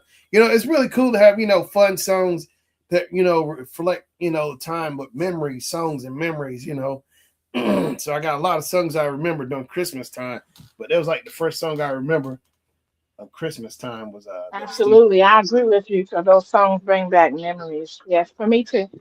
Mm-hmm. Hmm. But yeah, I remember that clear as day. Yep, that was fun Christmas. I had a lot of fun Christmas. Yeah, I tell people about the Christmas first grade. Uh, Getting that Atari 2600. I saw that bike under the tree at our old apartment at Western Flyer. Oh my gosh, had the bike, the Atari 2600, that radio control car that wind up Pac-Man. I had a Pac-Man phone. Oh man, I had that little football table. You turn it on, it would vibrate, and the players would roll around I on the remember table. those. My brother Yeah, had one. yeah, I got that. And see, and I also remember around at Christmas time too. I think it was sexual healing. I was first grade for sure around Christmas time. I can't remember hearing sexual healing. Yeah, my mama must have had the single or something because I Wait know. a minute. You got that for Christmas? You got that for Christmas? No, no, but my mama wore that single out. She must have bought the single, went out and bought the single. I can't figure out, My mother baby. liked that too. My mother did, and my mama's sister said, don't be just stop playing that song. I know who you think about. I'm in first grade. I'm trying to figure. Well, what do you keep talking about? Sexual healing, baby. I woke up this morning. I don't know what that is. I'm in first. I don't know, but I can't figure out why you keep singing this, saying this over and over. I remember I was up at the table playing under it or something. I had like a little tent, the table. I put the cloth over, so I was playing in and out like it was my tent. And I remember I kept hearing this song over and over while I was playing. Yeah, I still remember that clearly. Mm-hmm. They kept saying, why they keep saying, wake up, wake up? Why they keep saying, wake up, wake up, wake up? Yeah, what? I'm saying, why they kept saying that? Wake up, wake up, wake up, wake up. I don't know. Yeah. Cause you do it right. Like, what are we doing? What are you talking about? They kept saying, wake up, wake up, wake up. And said, wake up, cause you do it right. I don't know what that is. Mm-hmm. I knew I liked the song. That's like one of the first songs I remember by Marvin Gaye was sexual healing. Yeah, I remember that clear. I know it was a bad song. I knew I liked it. And my mama kept playing it over and over and over. Mm-hmm. Mommy Gay gone, another great gone too soon. Cause man, he shouldn't have been talking back to his daddy. I know that. But man, he had one of my favorites was it was uh oh, come live with me, Angel. A lot of people don't know about that one, but Oh, I okay. I love it. Come go with me. Mm. Oh, mom said they have a robot Aggie bulldog. Oh, they do. It can pick out the grass in the garden and it takes pictures of the leaves on the plant. Okay, I didn't know that. They got a robot Aggie now. Wow. Yeah, Okay. Aggie Pride.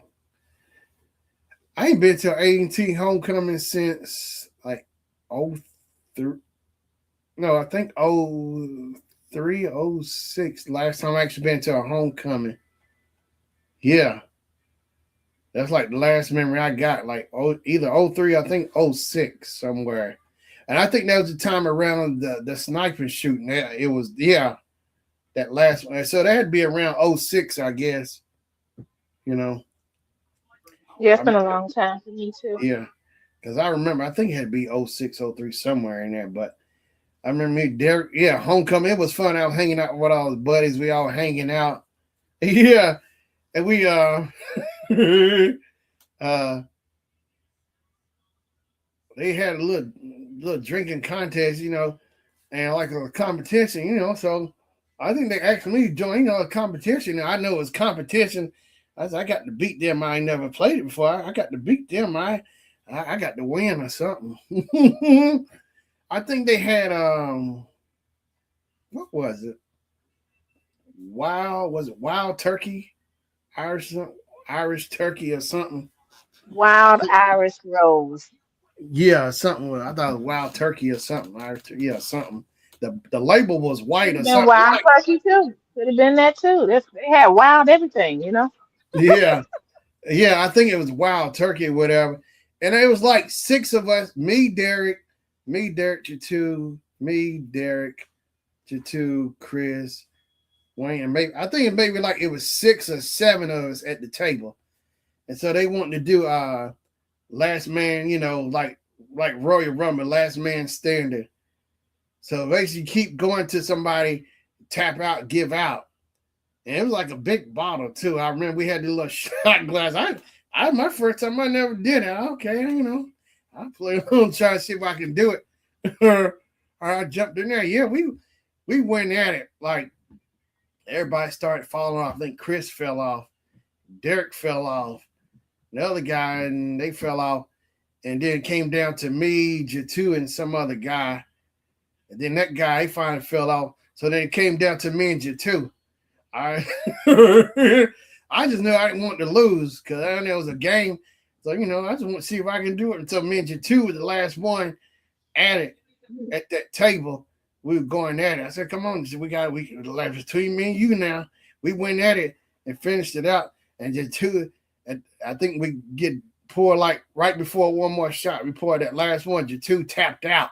And I won. Yeah.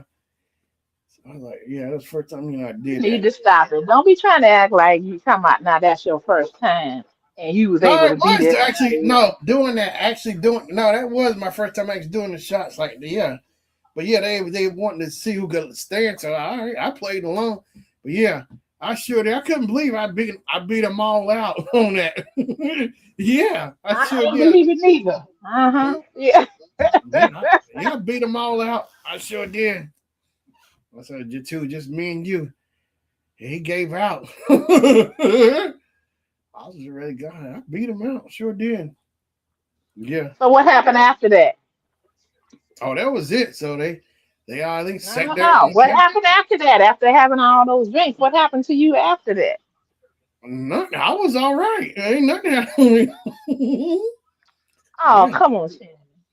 No, I didn't pass out. Nothing. No, I was all right. No, I was all. So I really. you didn't have a hangover the next morning? No, seriously, no, I didn't.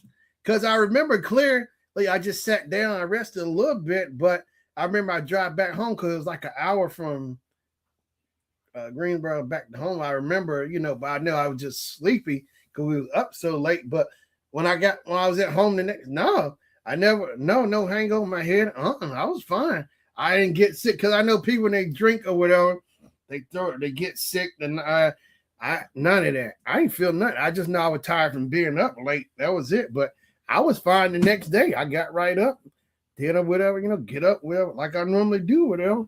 No, I was Wow, fine. that's very unusual. You have very very unusual. Mm. Yeah, I was like, man, I couldn't believe I went through it. Yeah, I was like, man, I ain't doing it. I sure did, but I felt fine. Nothing seemed different to me. I was, going my regular routine. Yeah, I didn't think nothing of it. Yeah, that's it. But yeah, I didn't. No, but no, I didn't get sick or nothing. No, I sure did. I didn't feel woozy. Yeah, No, I wouldn't have been able to do it. I would not have been able to do it. But I'll tell you that now. yeah, but yeah, I just felt fine. Mm-hmm. But I know we had fun. Yeah, Derek, all of us, we laughing, just cutting up and making jokes. Yeah, I know I was cutting up, making jokes too. Yeah. Mm-hmm. But we had homecomings were fun. Oh, I know you was cutting up too. Yeah. Hmm. Yeah, when Derek, I'm telling you, when Derek get together, oh yeah, we just cut up. All of us get together, just act up. Well, I'll just say, you're supposed to have fun. That's what it's about. yeah, Aggie pride, say the Aggie pride. Mm-hmm.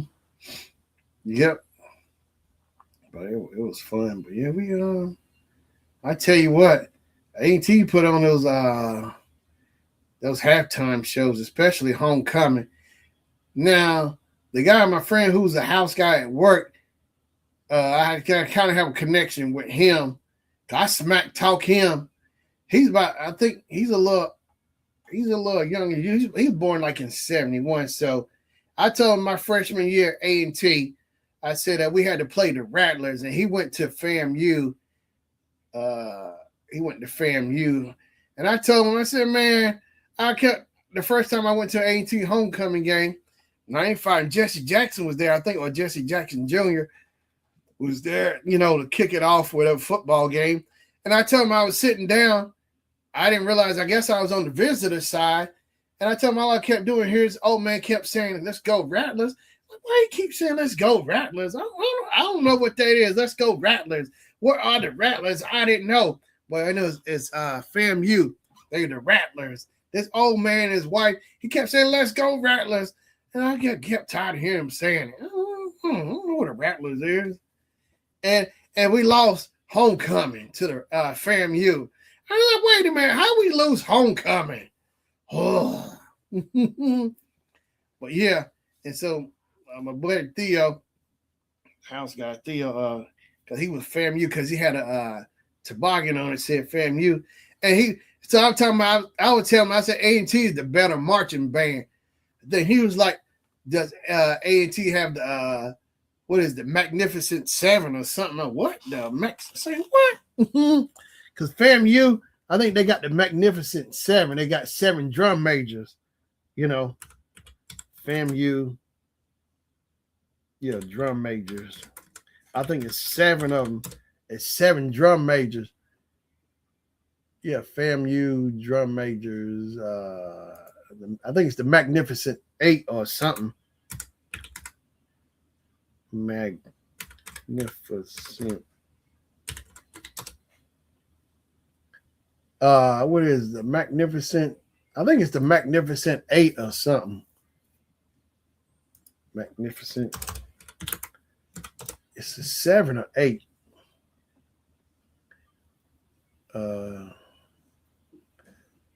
Marching 100 drum majors. No, the drum.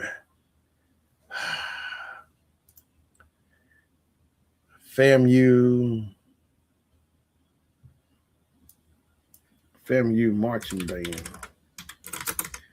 Yeah, I think it's the Magnificent 7.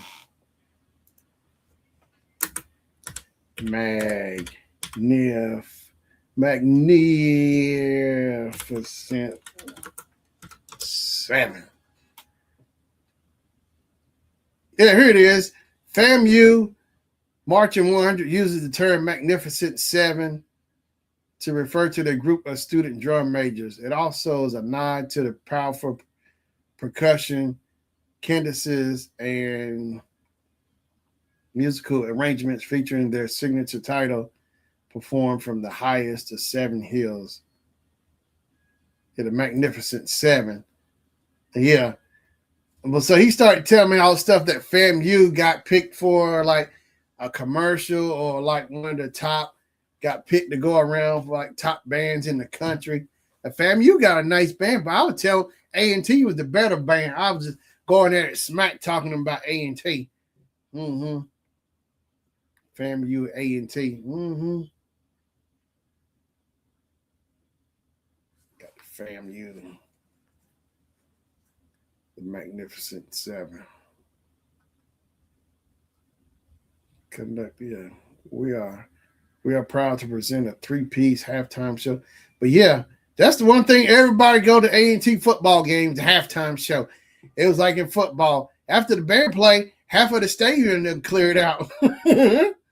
That's what half of the people, yeah, they want to see that band. They don't care about the ball game. Yeah.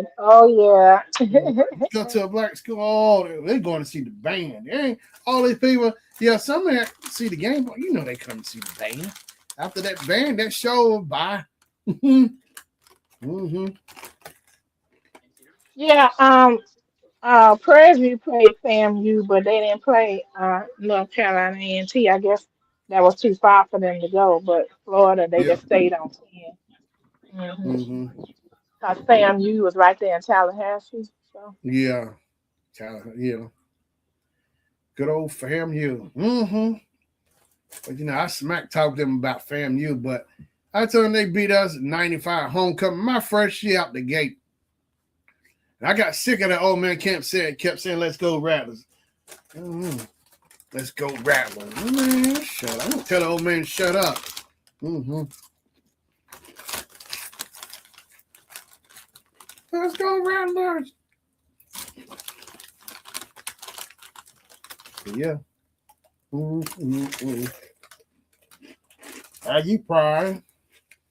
The blue and gold marching machine. Mm-hmm. Boom, boom, boom, boom. Mm-hmm. The blue and gold marching machine. Yeah. Now, A&T homecoming is good. The band, the march, the parade was always fun to watch. The parade. And of course, every year they have it over at the Coliseum. They have one for the alumni and one for the students. Like the alumni, they have the old school shows over there, and the new student, yeah, yeah. Mm-hmm. They have always new band, whatever. But I like the old school alumni, yeah, old stuff. I think one year Stephanie Mills was there. I think. And I know my mom, they always try to get, you have to book those rooms in advance, because if you don't, they sell out quick too for homecoming. Gone. Stephanie Mills was going to all the HBCUs in because she was at our school, but that was a while ago. Yeah. But you said that it was recently. I had I homecoming think in it seemed like it Louisville. was a couple of years ago. It seemed like Stephanie Mills was there. I know back in '03, Patty was there because I worked the show there. It was Patty for that homecoming. Patty LaBelle, October 2003. It's Patty LaBelle. Yeah, Morris Day in the Time, Zap, and Midnight Star. Yeah, for that homecoming Oh, 2003. Midnight Sky. That would have been nice. Yeah. Yeah, for that 2003 Mhm. homecoming. I remember that. I was backstage. I worked the show. I remember seeing Patty going up on stage and stuff. Yeah. Mm-hmm. Patty. Yeah. First time I finally got to You see ain't it. trying to get Patty's autograph when she got through. You ain't trying to get it. I was just too busy looking at it. I ain't thinking about nothing because we couldn't have done that anyway. I couldn't have done that. Yeah. But yeah, I just remember just listening to her. Yeah. Mm-hmm. But yeah, it was really good to see him. Mm-hmm. And yeah, that was a good show. Yeah. 2003. But yeah, all them shows. But I remember Homecoming 99. I was working at the Carolina Theater. And it was named Jonathan Slocum or Slocum, whatever. He was a comedian. I remember him. He was backstage. I was kind of joking around with him. That was a good year too. That 99, Homecoming 99. That was a good show down at there was a bunch of comedians down there, Did I tell you about Arnez J? You ever heard of him, Arnez J? I love Inez J. Uh, Yes, it's been a Did, while since I've seen him. did I tell you BET came to the Carolina Theater like back in 2002? They was BET Comic View Tour, and I think I was sitting down at the table. And see, we had we were still setting up, but we must have took a break, and I was sitting down at the table. And all of a sudden, this guy asking, "Hey man, you know where YMCA at?" I said, I think it's one across the street over here, the YMCA from the Carolina Theater." I was just kind of explaining where one was at. 'Cause I think he wanted to play basketball or something. Then got to talking, and I kept looking, and I actually looked up close. I said, "Oh man, wait a minute, you Arnez J, ain't you?" He said, "Yeah." And see, I just remember, I think I bought his DVD, his stand-up comedy and stuff. And when I figured out it was Arnez J, I lit up because I love him too. I like his stuff. And we got to talking. And see, I ended up working that show, the BET Comic View Tour. I got to run for it. So my job was to go out and set the microphone stand up for the comedians or whoever come out. I'll be in the wing. And the announcer, he would announce. And so Arnez was the host. So what it was, so I worked that show for a week. I was on cloud nine.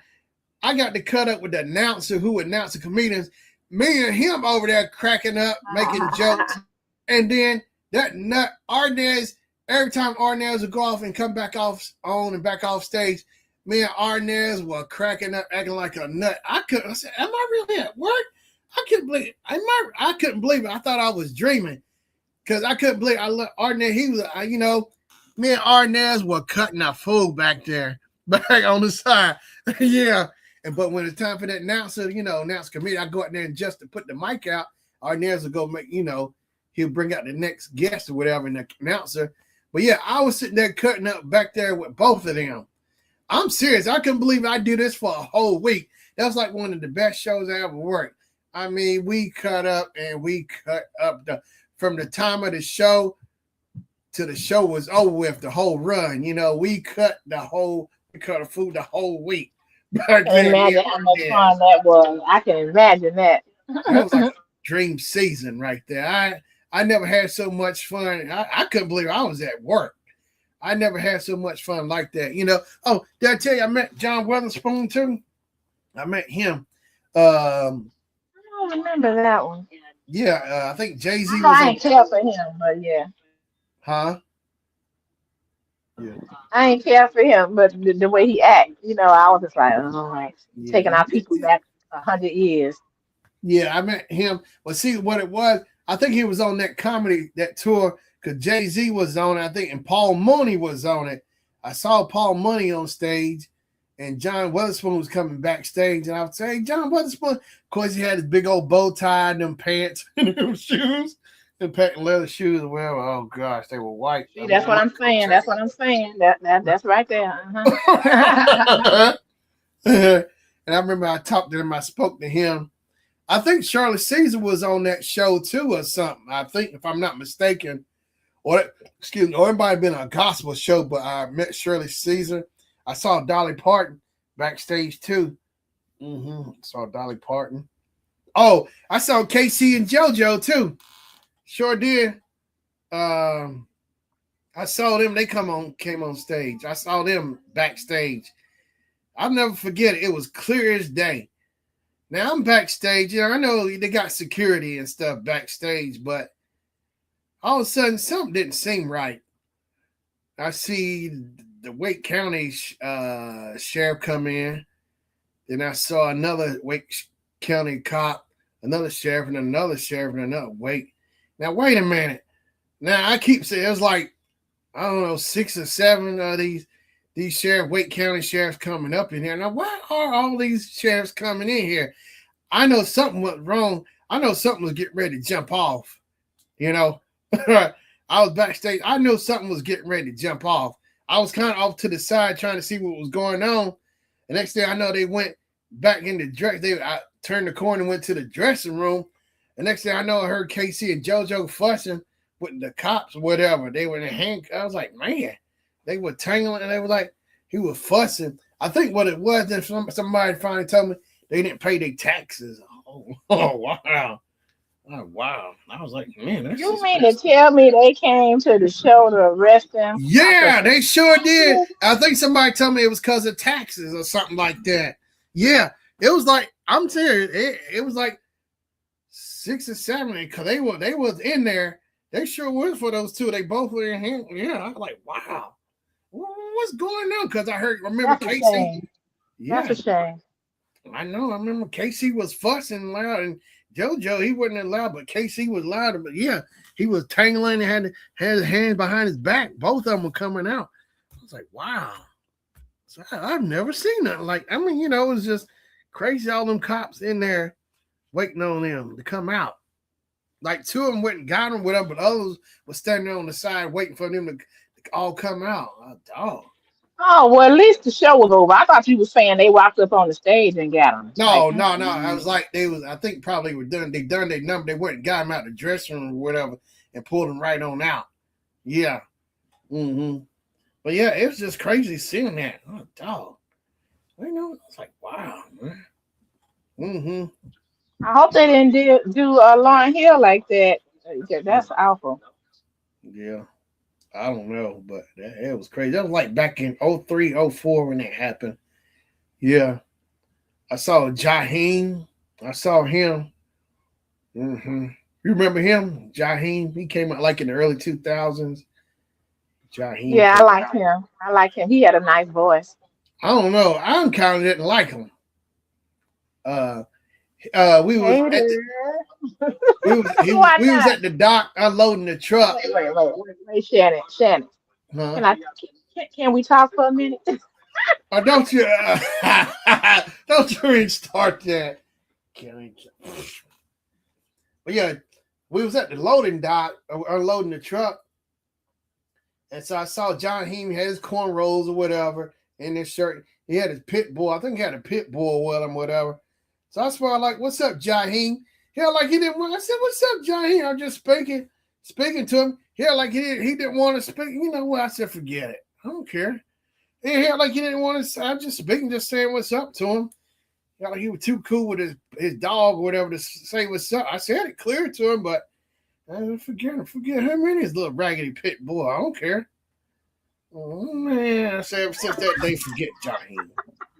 Forget Jaheim since that day. You know, his music was okay anyway, but I ain't care for it. But, you know, after that, I shut it all down. Punk. But yeah, Jaheim. Some of them is nasty like that. He might have had a bad day, but he still shouldn't have did that. Um, I heard Michael Jordan did some terrible stuff to a young man who wanted his autograph. So who knows? Some people do what they do. Yeah. Well, I think maybe he wasn't feeling all right. I don't know, but I don't know. Well, But then all you got to say is, "Dude, I ain't feeling well today. I'm sorry." yeah, Got he to didn't say not one. He just kind of looked at me, but he was walking his pit bull or something, or a Rottweiler. He had a pit bull or a Rottweiler with him. Yeah, I ain't losing no sleep over it. right. Just in case I don't make it home tonight, I'll forget you.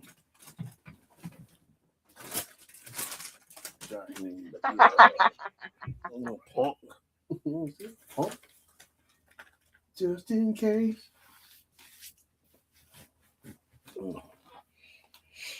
Yeah. I tell you, I saw it was Black Expo around 2015, I think, or so. I I'm gonna saw look him up to see if it's the same person that I think you talking about. I just need to make sure. Go ahead. Black Expo around 2015. I worked out or whatever, and I saw Jill Scott. She spoke back, and I saw Sean from Boys the Man, him and Wanye. I didn't see Nate, but he was like, "How you doing, sir?" I'm like, "Man, he called me sir." He said, "Sir." Well, okay. Yeah, I met them at Black Expo.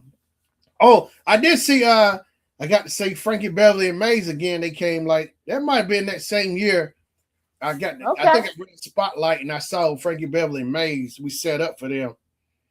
So I got to see Maze at least 3 times. I saw him back in 2002. I worked that show because Bernie Mac was on that tour. And then me and my mama went to see a show, I think at Deer Creek, and then I saw him back that last time, about 2015 or so. Yeah, I ran Spotlight so I could see him. I wanted to run Spotlight. I wanted to see Maze. Frankie Beverly. He come out with that hat, got his beard, he got his earring, he got a white hat and white shirt and white pants. And and we playing his keyboard. Dun dun dun dun dun. That joy and pain. Dun, dun, dun, dun, dun, dun. It was always fun to watch Frankie Beverly. Maze featuring Frankie Beverly.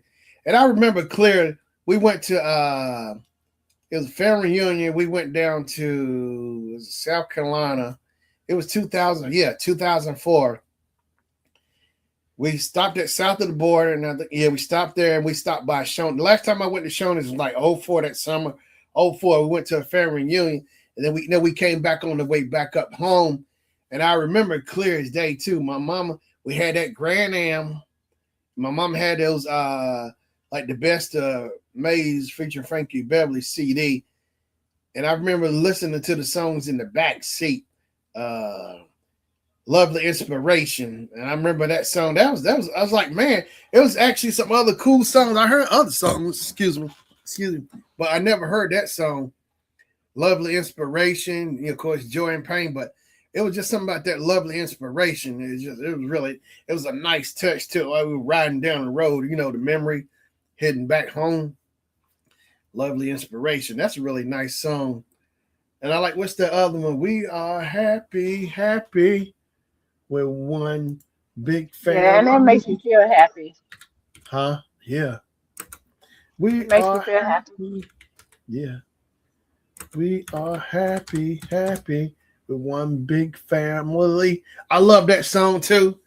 But yeah, that whatever CD my mom had probably was their greatest hits or whatever. But those songs, like, man, it seemed like the way I remember it, like the sun was setting or something, and listening to that music. It's like the music was just right with that sun setting, the timing with that song and the sun setting or something. Where I remember looking at the sun or something, while I was riding in the car heading back home. Yeah, I tell you, the timing it was perfect. It really was. My mama playing that song. We Lovely Inspiration. So I like We Are a Family, Lovely Inspiration. Before, of course, and all the Black Anthem, all Black cookouts, family reunions. Before I Let Go, you have to close that out. You have to close the cookout and start cranking it up with Before I Let Go. That's always a must, a mandatory. Before I Let Go. Also like We Are One. We Are One. Oh, I remember clearly. We went to started 7th grade, so it'd been like fall, September '89.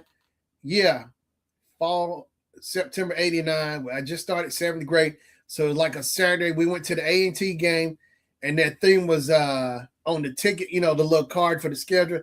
It said Back in Stride. I said, "Wow, wait, that's just like Frankie Beverly and Mason." It was playoff from them because their album just came out. Back in Stride. That was a bad song, Back in Stride again.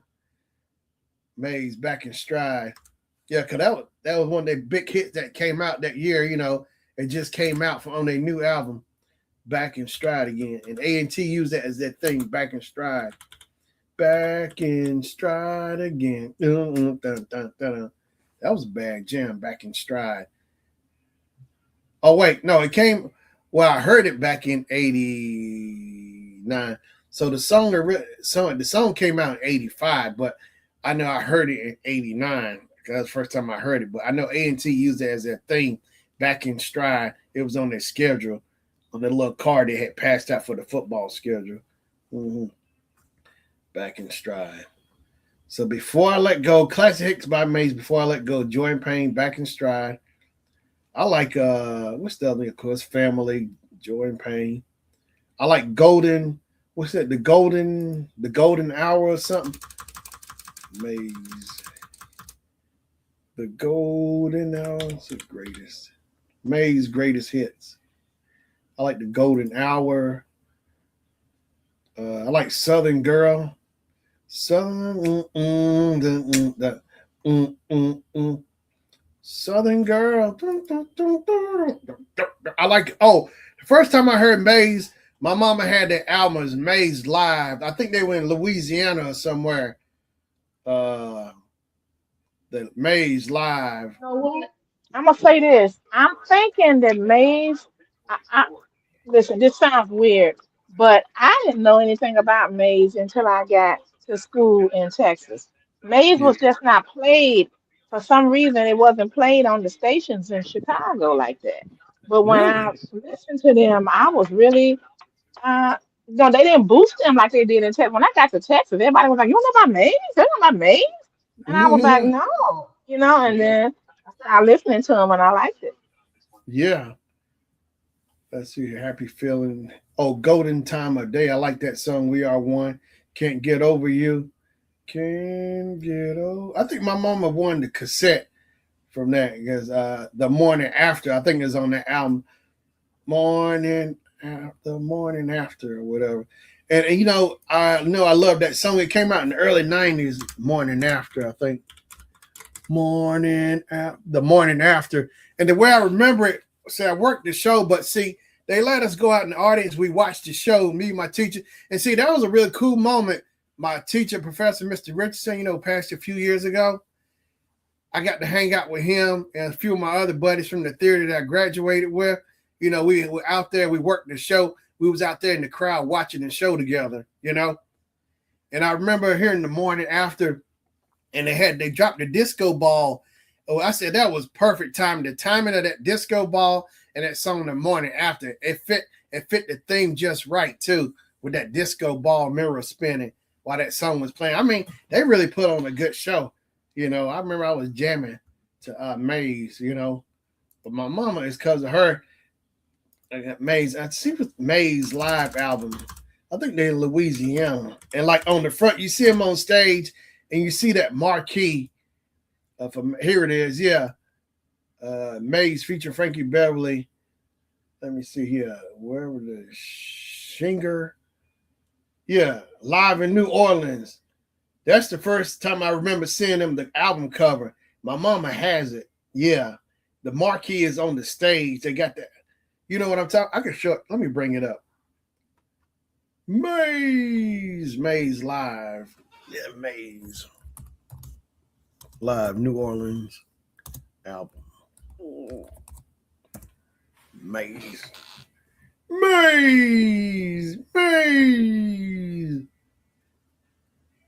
Yeah, that's a bad album. All right, that ain't a good shot right there. That's too bright. Maze. Here we go. I'm gonna share it. Put it on the screen. Maze. That guy kept saying Maze. So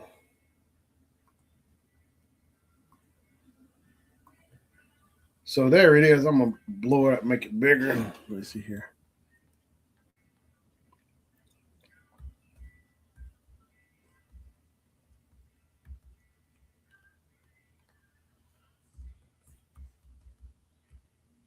Maze. There it is.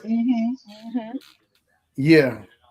Live Maze, yeah, New Orleans. That's the first time I remember seeing. I was sitting there just studying the record, trying to figure it out what they were doing. Like I saw them hands up, but what was all going on.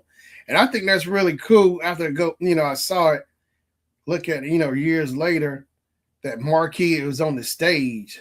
That was really cool how they had that marquee up there on the stage like they did. Maze. Oh yeah, my mama said, "Yeah, I remember you got mad at me because I." Yeah, I was in elementary school. Yeah, I remember that. He said you wanted to go. Yeah, mama.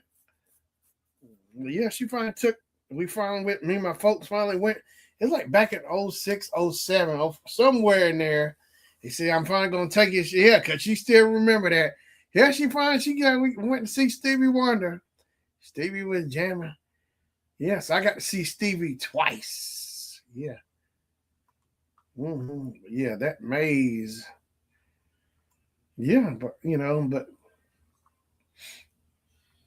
yeah, we go to shows all the time. Go, mom. Yeah, we saw Kool and the Gang.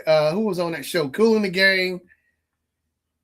Gap Band, I think, was on that tour. Whatever show it was.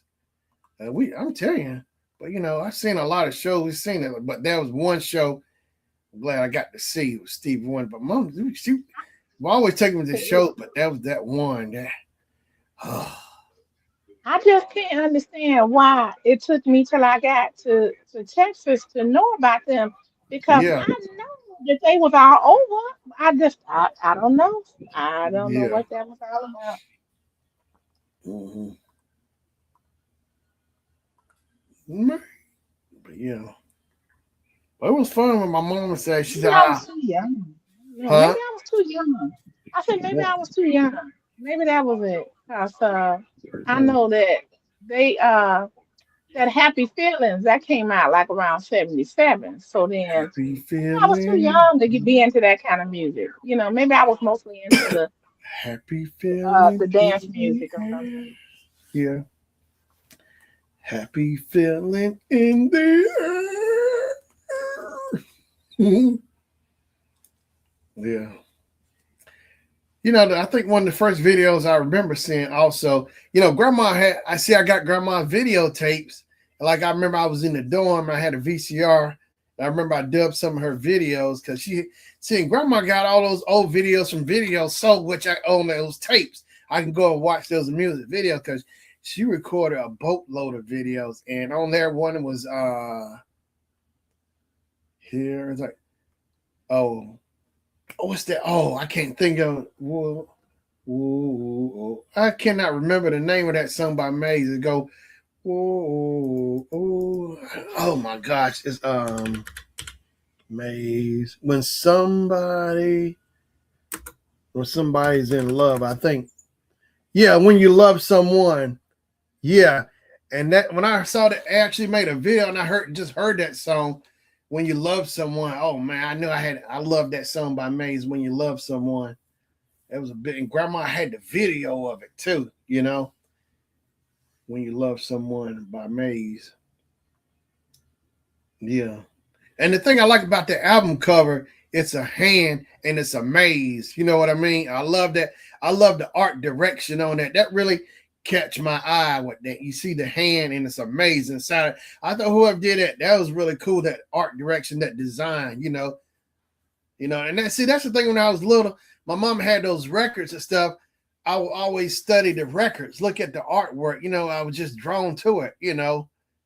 I'll always sit there and look at the records, just trying to understand, looking at it, But that one with Maze really got my eye.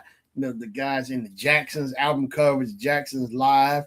She has Earth, Wind, and Fire Gratitude album. It's like all white. They open it up. She got Earth, Wind, and Fire. Oh, the one I tell everybody about I like was Teddy Pendergrass. My mama got the one, Teddy Pendergrass Live. He's on the front. You see like his face is sweat. You see his beard like fog, smoke, stink coming off his face. His eyes is closed. It's Teddy Pendergrass Live, coast to coast. Yeah. Teddy Pendergrass Live, coast to coast. Yeah. Yeah, I remember that.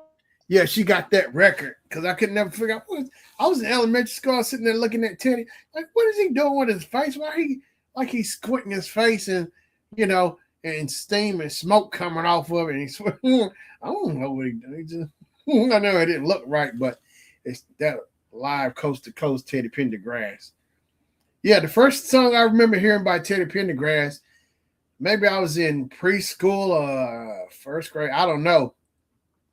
It's like you got what I need. That's the very first song I remember hearing by Teddy. I know I like the beat. That I remember listening to the beat. I kind of caught to the beat, but I couldn't figure out why these words, what he was saying. I was like, should I be listening to this? I couldn't figure out. I remember saying it to myself, should I be listening to this song or not? I don't know.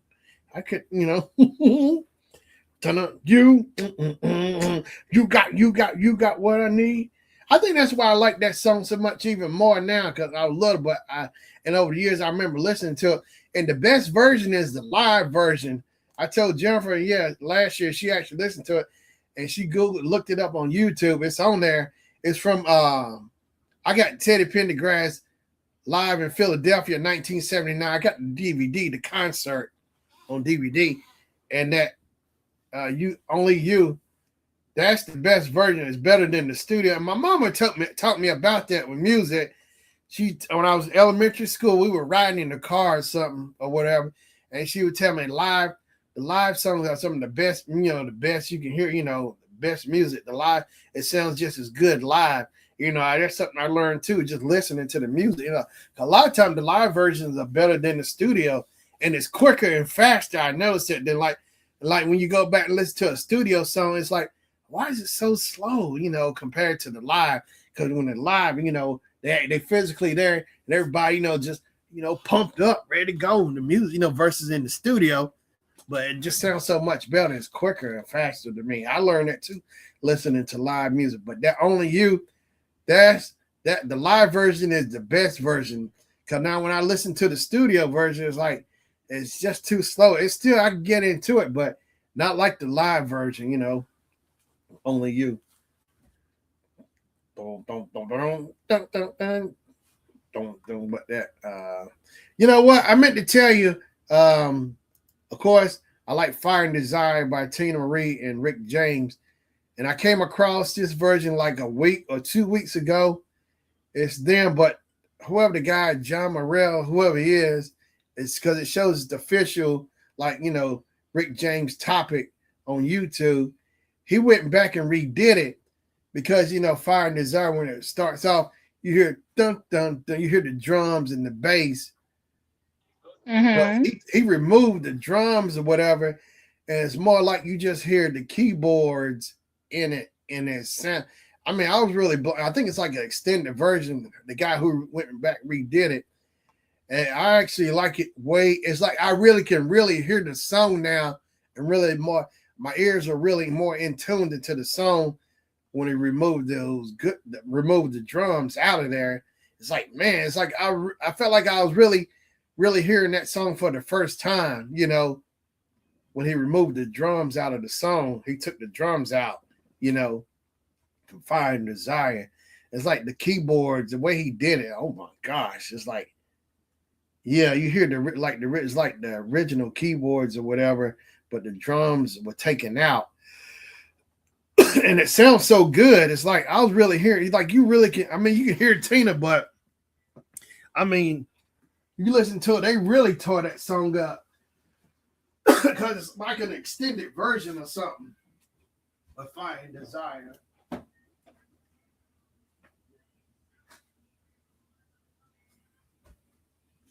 Yep.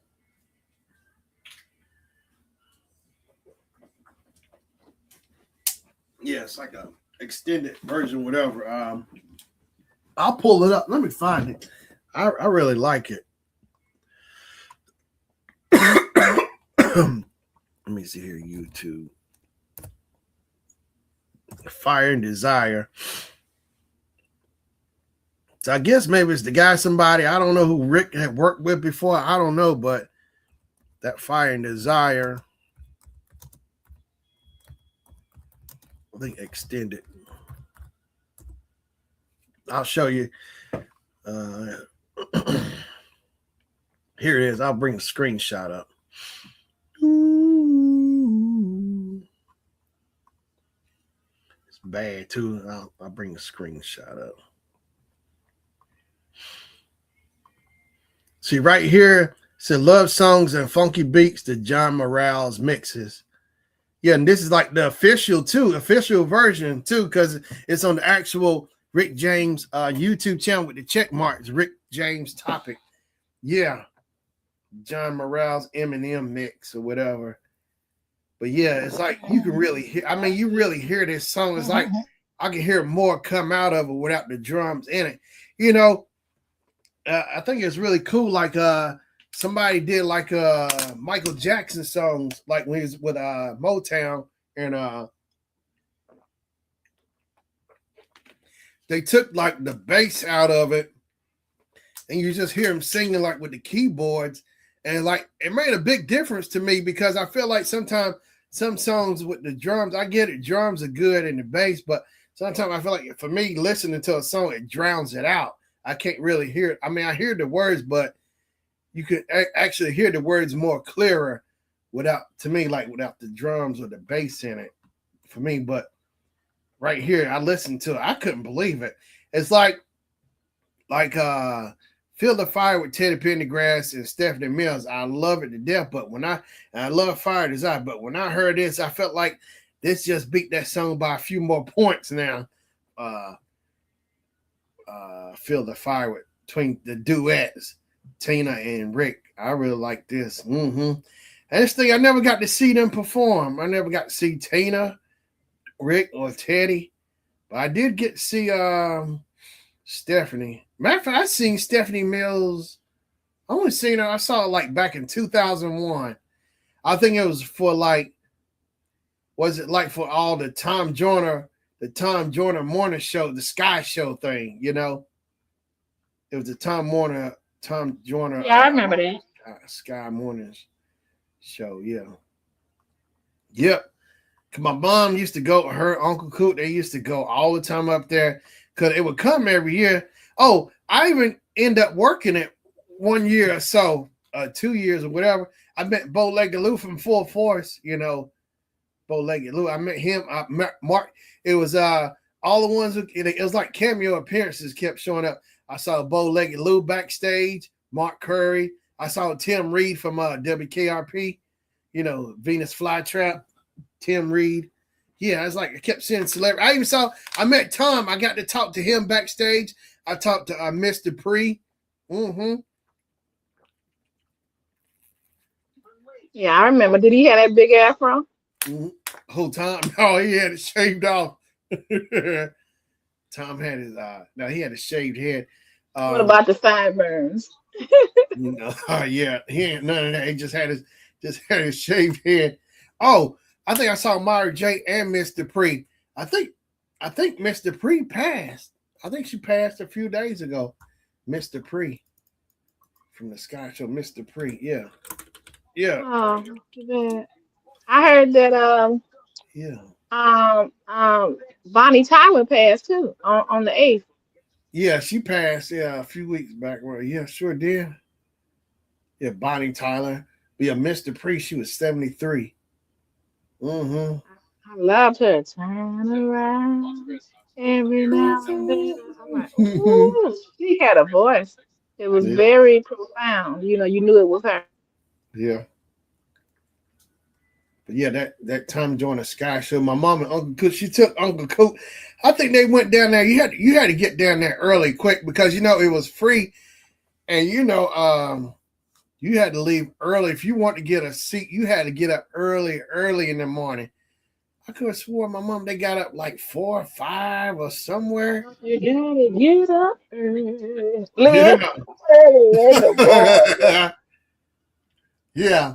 Oh yeah, I saw Charlie. I did that show, Charlie Wilson. I was spotlight. It was Joe.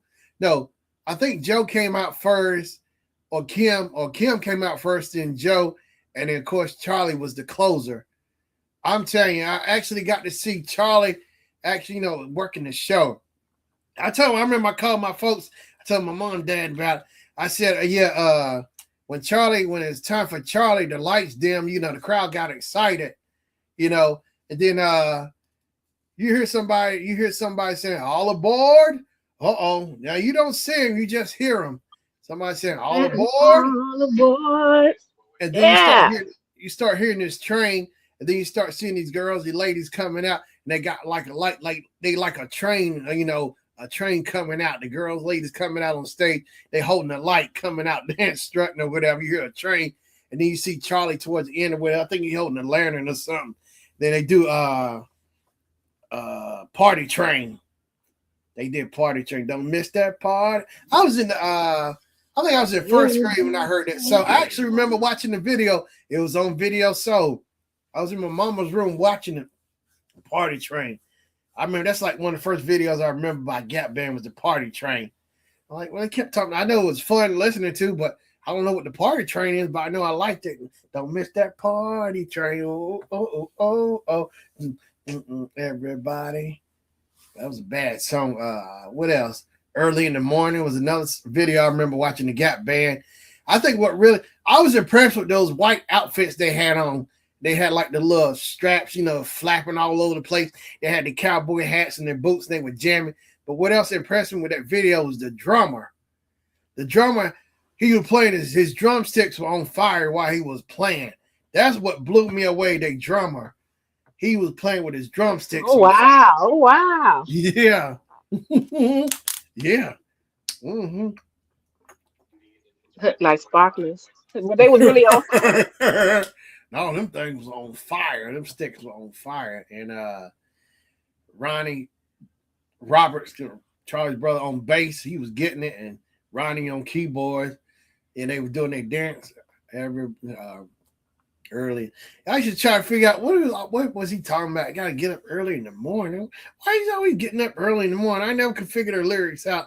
But I got older.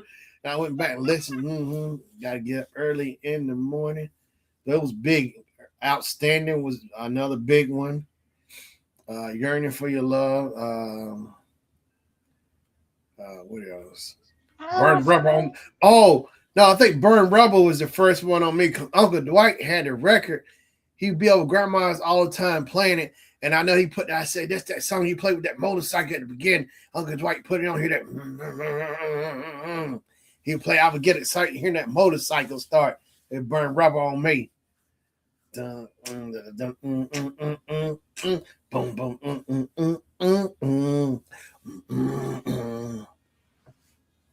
Burn Rubber on me. Now I could never figure out. I asked somebody on Facebook. I remember. I said, "Burn rubber on me, Charlie or Charlene." I think the lyric says Charlene. So I wonder why he said "Burn rubber on me, Charlie." I'm like, why you saying "Burn rubber on himself"? But I think the lyric says Charlene. Burn rubber on me, Charlene. It's just the way his way he says it, worded. I think he said Charlie, but I think he says Charlene. Charlene. Oh, no. I never had love. Burn rubber on me. After I looked at them lyrics, I said, "Oh my God, gosh, he was really saying all of this." Burn rubber on me. I never had love. Put the pedal to the metal. Oh yeah, I like in the lyrics where it says here it is. You told me to go up the block to get you a strawberry pop. When I got back to the flat, you had burned rubber out the back. I went to the closet and saw no clothes. All I saw was hangers and poles. I went to the phone and called your mother and told me that you burned rubber on me. There it is, Charlie. See, it is Charlie right there. But somewhere else it said Charlene. I thought he was saying Charlie the whole time. Yeah. And you told me that you burned rubber on me, Charlie. Oh, no.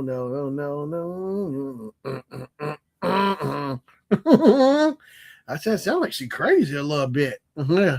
From the lyrics. I don't know. Burn rubber on me. Just because you're not for real.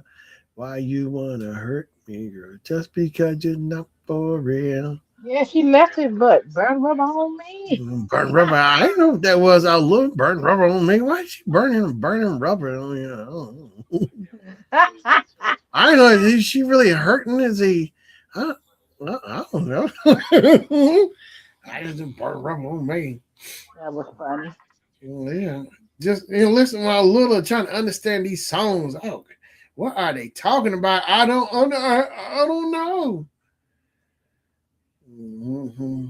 I went to the closet Well, and it's saw just like with Michael Jackson. huh? You remember he was saying everybody was saying, is he saying Alice, Cheered are up you my woke side. yet? Alice, are you woke yet? Are you woke? Less Annie, are you woke yet? Okay, Annie. Annie, are you woke yet?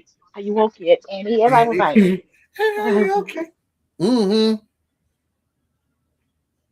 Burn rubber on me, Charlie. So it is Charlie. Because somebody showed me the lyrics, it says Charlene, but it's saying right here, it says Charlie. I thought he was saying burn rubber on me, Charlie. Charlie. It's just the way he said it. Not shy. I couldn't hear Charlene. I heard Charlie. Charlie. Burn rubber on me, Charlie. What does burn I'll be rubber? glad that's all he burned. She burned.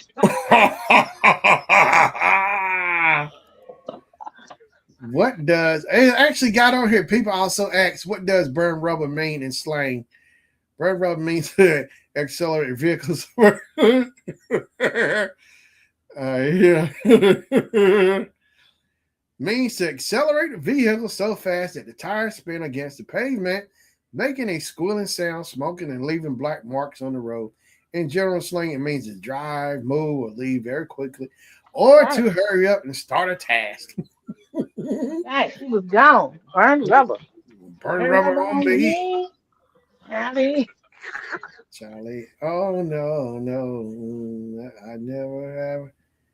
And gotta get up early. I told Jeff I said them lyrics I were burnt gotta get rubber a couple times. up. I What? burnt rubber a couple times. Burn rubber on me. Oh, burn. Put the pedal to the metal. Yeah, it said never ever had a love who put the pedal to the metal and burn rubber on me. Charlie. Oh no, no. You took my money, you took my time, made me think everything was fine. Then you up and ran away and made me just go crazy. Yeah. Well, he said that was Okay. I mean, that really did happen to him. He was in the zone on He was that one. upset. Yeah, he was upset. People always get upset when they in the wrong and somebody be like, I ain't, you know what? I'm done. I'm done. And he up there hollering, burn rubber on me. He mad. He mad because you burnt rubber on him. Yeah, yeah. Yeah, go ahead. Be mad. Uh-huh. Burn rubber on me. So early in the morning. Oh yeah. After I actually started, I got older and I started listening to those words early in the morning lyrics. Like, oh my gosh, hot dog, boy, that's gangster. He just getting up there early in the morning to find him a lover. Hot dog. He out hunting. He get up, set his alarm to get up in the morning, go look for somebody. Hot dog. You know that's what y'all do. On the hunt. Oh, I never. Oh, I never. I never. Loved you till you left me. Oh, my mom said I didn't know that. What about Charlie? What? No, wait. So I gotta get up early in the. No, he said I was young and foolish. I was young and foolish. Didn't know what I was doing. Didn't know I lost until you're gone. I never knew I loved you till you were gone. So I gotta get up early in the morning to find me another lover. Get up early in the morning, go hunting. I got to get up early in the morning to find a dog.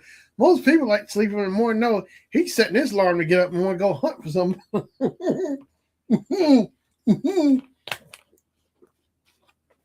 That's when it started cracking me up. Wow, he got a dog. He dedicated.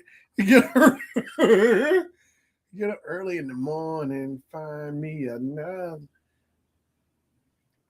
So I gotta. He getting up early in the morning so he can before anybody else find out in the neighborhood that how doggy she was. Yeah, that's what it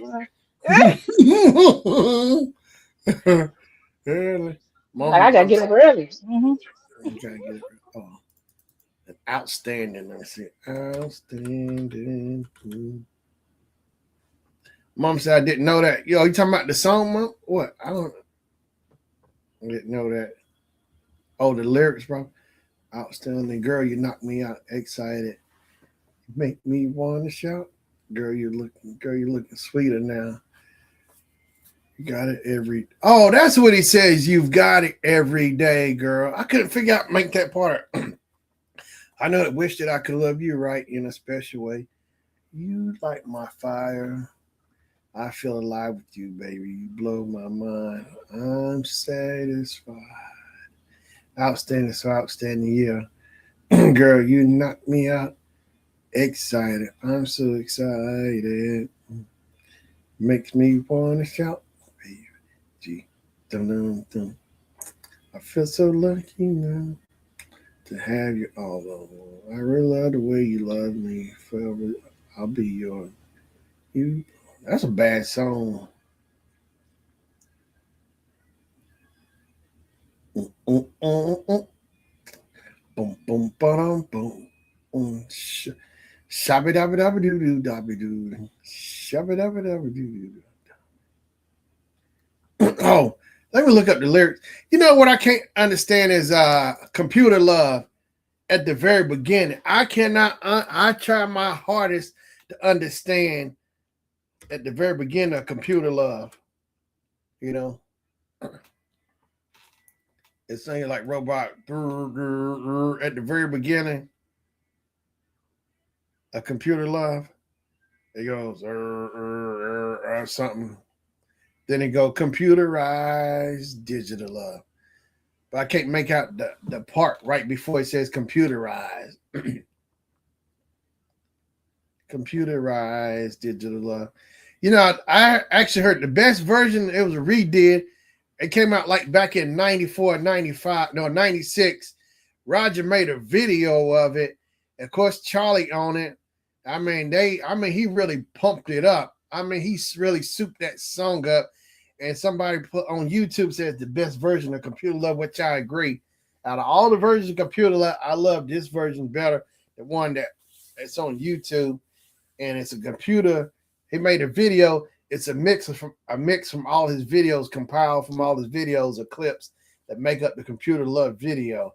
And I mean, he really, like, Roger went all out on this one. I mean, he killed it.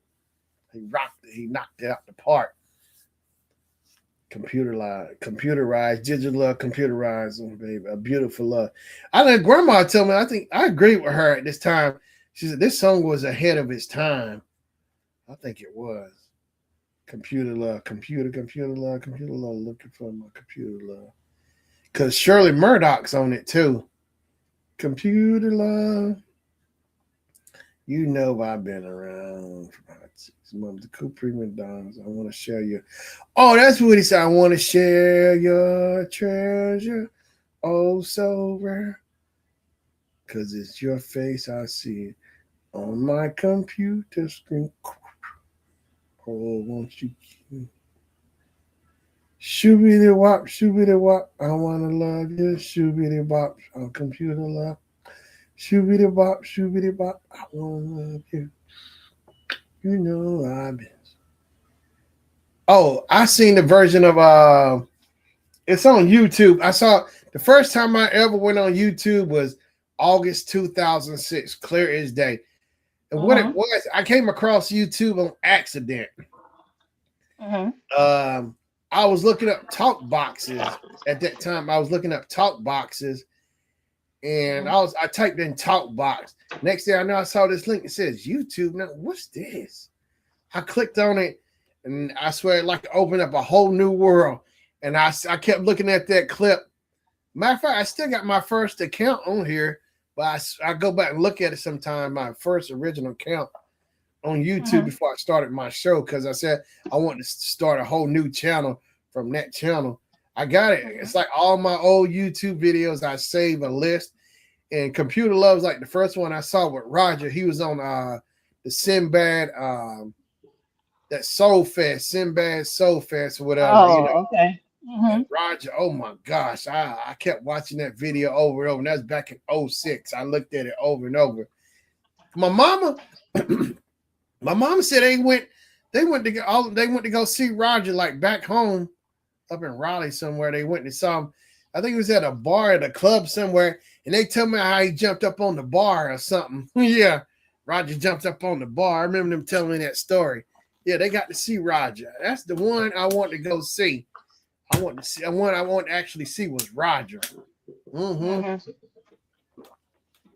Yeah. So, I hated them synthesized songs where they be like, I wanna be your man. I be like, you didn't like it?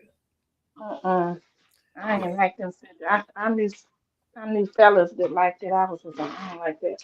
Yeah, I want to be your man. What else? Oh, yeah, I like Computer Love. But he was using the talk box. Yeah, he built. Would you want to come in the house? The cat looking at me. He out there on the porch now. He want to come in with them glowing eyes. Looking for my Computer Love. I love Computer Love. I think the first song I heard by Roger was I think it was I Can Make You Dance, I think. And I think I was over grandma's in the living room and video. Because when I looked at the video, I said I remember seeing that. I think that was the first video I saw by Roger. I Can Make You Dance. I can make you dance if you want me to. Now, I know this world's in a real bad place. So lend me your ears and let your feet get. Yeah. Yeah, I can make you dance. That's the first song I remember hearing by him. But yeah, Shirley, she's on that Computer Love when Roger did it again. Roger and no, Shirley and Charlie are on it. Uh, and yeah, of course, Roger produced Shirley Murdoch songs. Uh, As We Lay. It was like had to be like summer. That was the cut. I Yes. remember we in the car with Grandma El Dorado, and she had a tape deck in the car, and because she done recorded the tape at the house, so she bringing it, putting it in the car. I remember we sitting up here in the front in the car with Grandma, that big El Dorado. I think she had to go pick up one of our cousins from school from band practice or something. It was Mhm. summertime or something, and I remember Grandma put that tape in. I'm like, why does Grandma keep playing this song over as we lay? Come from I over mean, there. Now go sit down somewhere. yeah, Sorry. yeah. I couldn't figure out Grandma why she kept playing as we lay. Why she keep playing this song? I mean, I liked it, but why? As we lay. Why does this lady keep saying as we lay? I don't know what the hell it is as we lay. And it's this morning. I remember that part. It's morning. Yeah. Mhm. Yeah. Oh, my mama said they having the 100th anniversary this year for. Are you talking about A&T, Mama, or the 100th anniversary for A&T something? Or What are you doing over there? I'm gonna let you back out. You keep on. Keep on. look up them lyrics as we lay, as we lay. See You're what talking Shirley. to somebody as they lay. I know, but when I was little, I'm trying. Well, what's she talking about as we lay? And Well, I I'm know sure you you got. know now. Come Yeah, on, but you I'm gonna saying let me when know? I was little, I want to see all the words. Oh, I okay, okay, okay. I can't really say want to you see. don't know, Shannon. You don't know. I didn't know when I was like 9 or 10. Like, it's morning as we slept the night away. I remember that it happened. Now we can't turn back the hands of time. Yes, you were stolen. You stolen this moment. We forgot to face one simple fact. We both belong to someone else as we slept the night Yeah, it away. was an adultery song. Yeah, Mhm. but as we lay, as we spent, As then we we lay slept. with somebody we not supposed to be with. Yeah, I That's know, what it but yeah, I'm was. older now. But at that time, but I know Grandma wore that tape out as we lay. Mm-hmm. Mhm. Grandma played It was beautiful. it. Yeah, And you know, she had a beautiful voice too. songwriters Billy Beck and Larry Troutman. Larry was Roger's older brother, so he wrote that right It there. was a shame how she died. It was really a shame.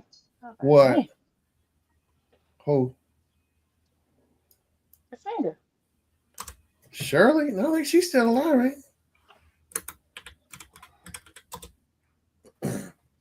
Yeah, she's still alive. I know Roger passed in Oh, '99. yeah, yes, okay. Yeah, April '99. Him and brother. I remember it clear as day. I was leaving the gas station or whatever Well, I from might have home. been thinking about Phyllis Hyman. Go ahead. Hmm. Oh yeah. Oh, if she passed in '89. But yeah, I remember Roger leaving the gas station, and the DJ said, that was the late great Roger Troutman. Say what? The late great Roger Troutman. Hmm. It's like what? What? I could not figure it. I remember I told Derek. Yeah, he said he heard the news, and I remember I went up there. We hung out, and we put Roger on. We did a tribute to Roger playing all his music, riding that Honda Civic of his. And I remember we pulled up to Wendy's. I said, we pull up to the drive. You gonna get out and dance real quick with the music still playing? Yeah, we opened the door and got it started. That's her jump back in the car, and then we at the drive getting our food. Yeah, Hmm. me and Derek. Yeah. Oh, Miss Sylvia said Miss Dupree. Oh, Okay. okay. Yeah, she died. Yeah, Um, okay. She was Mr. Pre died from time joining one. Yeah, she was for yeah. I remember speaking to her, yeah, but she was no, nice. Mama knows. Mama knows. Hmm. She went backstage. No, I just remember she walked by and I talked to her. She was a nice lady. And yeah. Mr. Pre. Well, she was a nice lady. Uh, but it was sad about Phyllis Hyman. I remember that about her. You saying I think she committed suicide or something. Yeah, it was sad. I like Phyllis Hyman. Because the first time I remember seeing her was in School Days, Spike Lee's School Days. Phyllis Hyman. I know she was tall too. She's like 6 foot. What happened? That's Phyllis Hyman. Yeah, but Shirley Murdoch. I like her. I'm drinking some water too. Mr. Pre.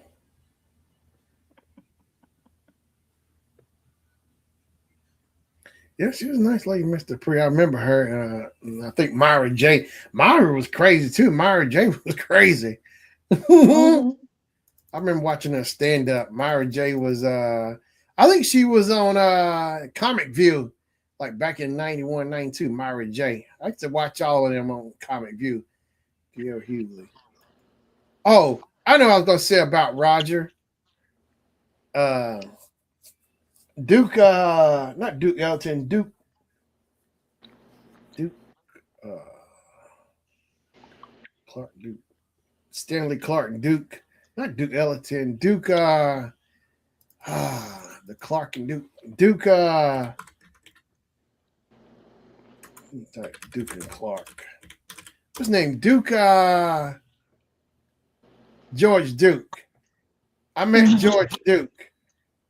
Yeah, George Duke. I met him around 2006 or 5 somewhere. It was the Clark and Duke project. Stanley Clark and Duke and Stanley Clark and George Duke. And I remember we helped set up the keyboards or whatever. And I talked to George. I said, man, did you ever get to work with Roger?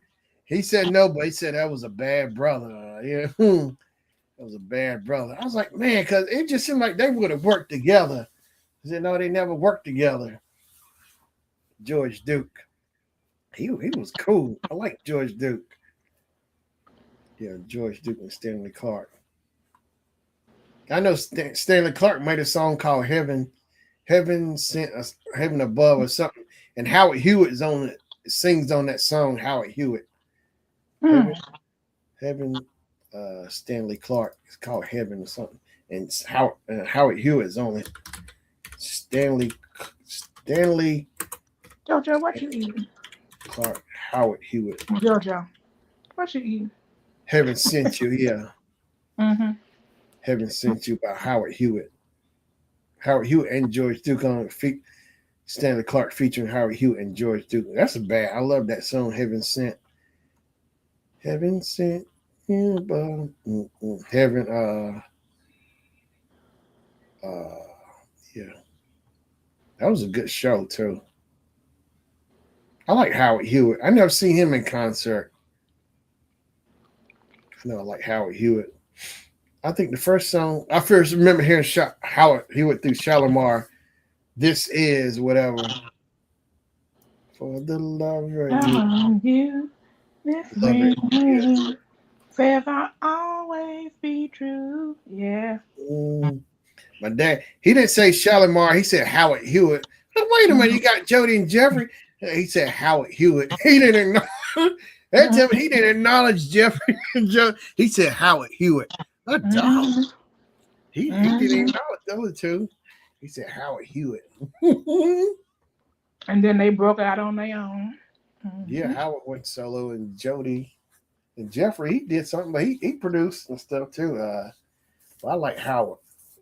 Because Howard was the replacement for somebody, because it was Jody and Jeffrey and the other guy, but he quit, and so then Howard replaced him. He was there for like most of the years, and then Howard broke out, went solo, then Jody went. So then, yeah. But yeah, like Jody went. Watley, she did some kind of love. Some kind of love. I'm looking For for yeah, love. like 87, 88. I remember that she came on a video. So Mm-hmm. yeah, uh, Donnie Simpson interviewed her. I remember that too clearly. It was big too. Mm-hmm. I'm looking for a new. I like what I don't know. I like the song. I'm looking for a new love, and she up there laying on the floor. You see roses and stuff flying down, hitting her face. I don't know what. I was trying to figure out that video. Mm-hmm. I'm looking for a new Howard Hughes. But I like Howard Hughes when he came out with his solo album. Say Amen. That's the one. Oh my God. That was big. That was beautiful. I say Amen. That hit home base right there. Yeah. Oh, look, I never got to see the Winans. I love the Winans family. I love BB and CC. Mm-hmm. I like the older brothers, the older ones, the Winans. Tomorrow, see them Malaco records, whatever them gospel album commercials on BET. You would see the Winans on there. They sing tomorrow, tomorrow. Oh, and then I actually listened to the other song by the Clark sister. They used to advertise it. I said, I'm gonna finally listen to this song. I listened to it months ago. Said, I'm a witness. I'm like, well, witness, dun dun dun. Jesus, dun dun dun dun, dun witness. It's like, oh snap, because now that's a bad song. About Okay, you. the Oh, Clark sister. please, don't just turn and walk away. Yeah, that was beautiful. Clark Tomorrow, sisters. tomorrow is not promised. Yep. You brought the sunshine. That's it. Because I'm a witness. That's a bad. Oh my gosh, it's like after listening to the words, I see why they kept advertising. I think it's on the rough side of the mountain cover. I'm coming up Up on on the rough side. so I'm a I witness. remember that. Of the mountain, Since that I have I found. must hold to God. Mm-hmm. His powerful hand. Yeah. That's a bad. I was like, oh my gosh. I said, this is why I've been messing out all the years because I just never thought. And when I looked it up, I like what's his name? Rance Allen. I like Rance Allen. I heard him song one day. It like, BET used to on Sundays, they would do like gospel shows or Sundays or something. I think Mm-hmm. maybe it was on Bobby Jones. It was a live version. It's Mm-hmm. called I Can't Help Myself or something. I Can't Help Myself. The live version that just blew me right. Yeah, I can't help myself. And when he sung that song just, yeah, I can't help myself, featuring LaShawn somebody. Oh yeah, the 2004 album, The Live Experience. So I guess it was around 2004, but Rance Allen Group, LaShawn Pace. When I first heard that live version, it blew me away. Actually, I went back and listened to the studio version. I like a lot of Rance Allen stuff. Mm, Mm-hmm. gospel songs, but him, the whinings, but Had you I ever heard any Mahalia Jackson? I love Mahalia Jackson. Yes, I like her. I like her stuff. What's his name? What's his name? He's a prick. Uh, Reverend James Cleveland has some stuff. Cleveland. Cleveland. Yeah, yeah, Reverend James Cleveland. Yeah. Mm-hmm. Cause he was in that rough side. Remember one of them gospel commercials? Him, Mahalia Jackson. You see James Cleveland at the piano in the advertising. Like I get a kick out. You see me up there just sweating hard at. He got them shades of glasses on. That sweat just coming down. Well, he getting it. The one I remember the most by Mahalia, when she said, "Now will be done, trouble of the world." Because I saw that movie, Imitation of Life, and she Yeah, in that movie. Mahalia Jackson. They actually That's took my school. I was in grade school, and they took us to see when she died. I guess somebody did it. documentary or something on her, and Yeah. our our teacher thought it was important for us to know, more about her. And I Yeah. remember, like I might have been in, I don't know, maybe second grade or something. Yeah. See, Hmm. it's the I like the old school, like that gospel. Like you don't see that style. I mean, like Mahalia. I mean, people who were born in church. I mean, raised in church, come up like that. Still carried. Like Aretha Franklin grew up in the church. They carried like they keep it. It's still in their roots. Gospel. Hmm. Hmm. Oh my gosh, it's like those kind of people. Like you know, I kind of you miss out on stuff. I mean, you can get the music, but actually witnessing, going to a concert, or seeing them actually sing in church, you know, Hmm. Hmm. seeing them up close. Oh my gosh, that would be nice to experience. Yeah. Grandma ever got to see Mahalia Jackson? Oh my gosh, now, that would have been. You can tell she didn't play when it came to that microphone. She tore it up. Hmm. It's like, man, those people, Hmm. breaded where they were breaded coming up, born and bred. Just, it's just a different time, and the people were different, built different, than compared to today. Hmm. They really had it. They just it was a gift. It was natural for them. It was their gift. They sung. They loved it. It wasn't like the way it is now. Everything had to be packaged. The love was there for the music. They enjoyed. The love was there for it. The way they came up. They Yeah, I'm roots. looking right at you. You know what? My cat sure is sneaky. Mm. Yeah. He sitting down on this piece of soft rug that my husband got him, and a bag sitting there, Yeah. and he's looking at the bag. Then he raises his head up ever so much to look over the bag to see if I'm looking at him, and I'm like, Yeah. I'm looking right at him. Mm-hmm. Then he gonna put his head back down. I said, he sure is sneaky. I said, that's my name, Mama. I'm a cat. Jojo. Let me see if he'll look up. Let me see. Call his name. Hey Jojo. Hey Jojo. Oh, Jojo. look, he must know you on the phone. Oh, wait a minute. JoJo. Uh huh. Okay, yeah. Mhm. It's okay. No problem. He looking like that puppet. Do you ever watch? Remember I told you about Duke and his grandmother? I love that Yeah, that I think so. series. Man, mm. That's what the puppet be jumping. It jumped when the grandmother come in there and said, "What you doing?" I knew it. I knew it. Yeah. Mahalia Jackson. I'm sitting here looking at old pictures. Like, I feel like if she like could have been your aunt growing up. Remember, she ain't like somebody's aunt. You remember it's like, just her. The way she come off. She'll Mm-hmm. break it down to you. She just,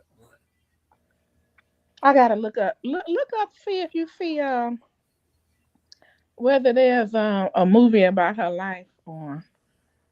okay, let me see. I thought I saw something You're not getting Legacy. nothing over here. Go on. Go on. No, no, go on. He just jumped on my foot. Go on.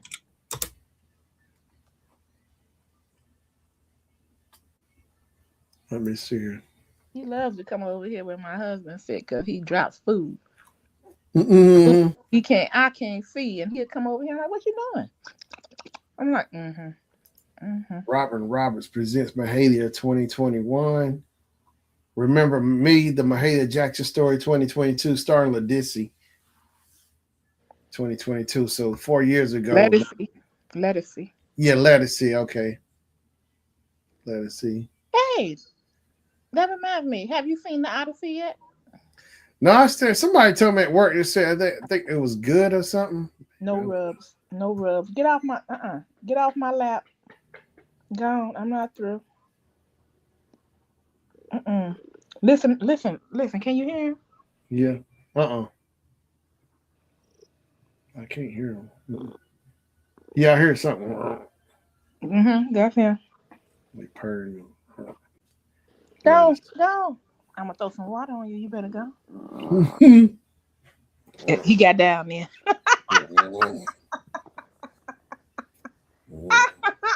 Mhm. He got down. Shannon. He understood that. Let us see. Mahalia Jackson. Mahalia Jackson.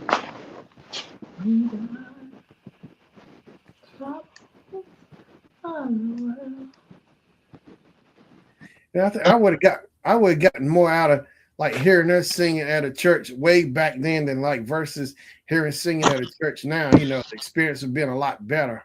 You know, Right. even regardless, the technology wasn't the greatest like it is now, but I would get more out of what the old school way than now. Listening to stuff Mm-hmm. here. Especially with Mahalia Jackson, for the singer she was. It's like, Mm-hmm. oh, it's been like one of the best singers you ever see come through there. You can go back out. Go ahead. Mahalia, Go Mahalia ahead. Jackson, Etta James.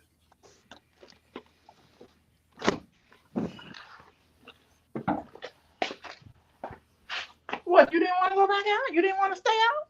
The Oh, he said, no, I want to come back in. world's greatest gospel singer, Mahalia Jackson. The power and the glory. Oh, and I like Shirley Caesar too. Grandma liked Shirley Caesar. I think she did a song. And that commercial, gospel commercial I used to love. I think the Rough Side of the Mountain. You hear Shirley Caesar. For the night I carried you, no charge. Oh, So, yeah. no charge. Yeah, That's cute. Shirley Caesar, no charge. I like that song. Oh, guess what, Shannon? Mhm. My son is really excited about tomorrow because he's going first class tomorrow, and he got an upgrade because his birthday is in March. So Yeah. um, the airline sent him an upgrade ticket for no charge for first class. Oh, nice. That's So cool. Yeah. he is retired. It's Red Tang. Mm-hmm. Really. Shirley Caesar. I told Yeah. him don't do like that other person did. Did you hear about the man that touched the flight attendant's arm and or touched him some kind of way and she had him kicked off the plane? Oh, wow. I didn't hear that. Was with his family and everything. Oh, uh-uh. Okay. Dang. Oh, I think I'm gonna have to use another. I have a microwave. You ever use one of those? It's a microwavable bowl specifically for popcorn. yeah. Well, I think my son burnt it up because I'm Mhm. and I smell all the scorch in it. The bottom of it looks fun. Ooh. You gonna buy another one? Oh, the whole Ooh. thing smells scorched. Even after being washed, it still smells scorched. Oh, wow. Wow. Who wants that? I know that stench. That stench in there. Yeah. So I'm like Coco Taylor. so afraid now that if I try to, pop it in there, it's gonna make it smell, bad. Wang dang doodle. Yeah. Oh, on that Malaco Records thing, Coco Taylor towards the end, we Wang dang doodle all night. I'm like, what's she talking about? Wang dang. Coco Taylor. My mama got hers. See, actually, I think I got her grandma's video. I got that DVD or something. Coco Taylor's on it or something. I know I first heard Coco Taylor through my mama, you Mm-hmm. know. And her big song is Wang Doodle. So we Wang Dang Doodle. I was like, what's she talking about? Wang Dang Doodle. That came out in 1960. Coco Taylor and Little Walter. But yeah. Wang Dang Doodle. Coco Taylor, Bobby Blue Bland. What's that song? Oh, I know what my mom used to play. We'd be riding down, going to South Carolina or something, and grandma be in the car with us. Bobby Blue Bland and BB King. Oh, the way they started off, they that was I was really impressed. I liked both of them, but I didn't know they had an album. My mama had the cassette tape, and boy, Oh. they tore it up. Bobby Blue Bland and BB King. Whoa, that song right out the gate. Oh boy, I need to find that. See if I can get that album. Let me see here. Album. They did an album. It was a live album too. Together for the first time. I think that's it. Live. I think that's it. I think that's it. Live. Yeah. And I learned about BB King through grandma because she loved BB King. He was her favorite time. Huh? He was one of her favorites.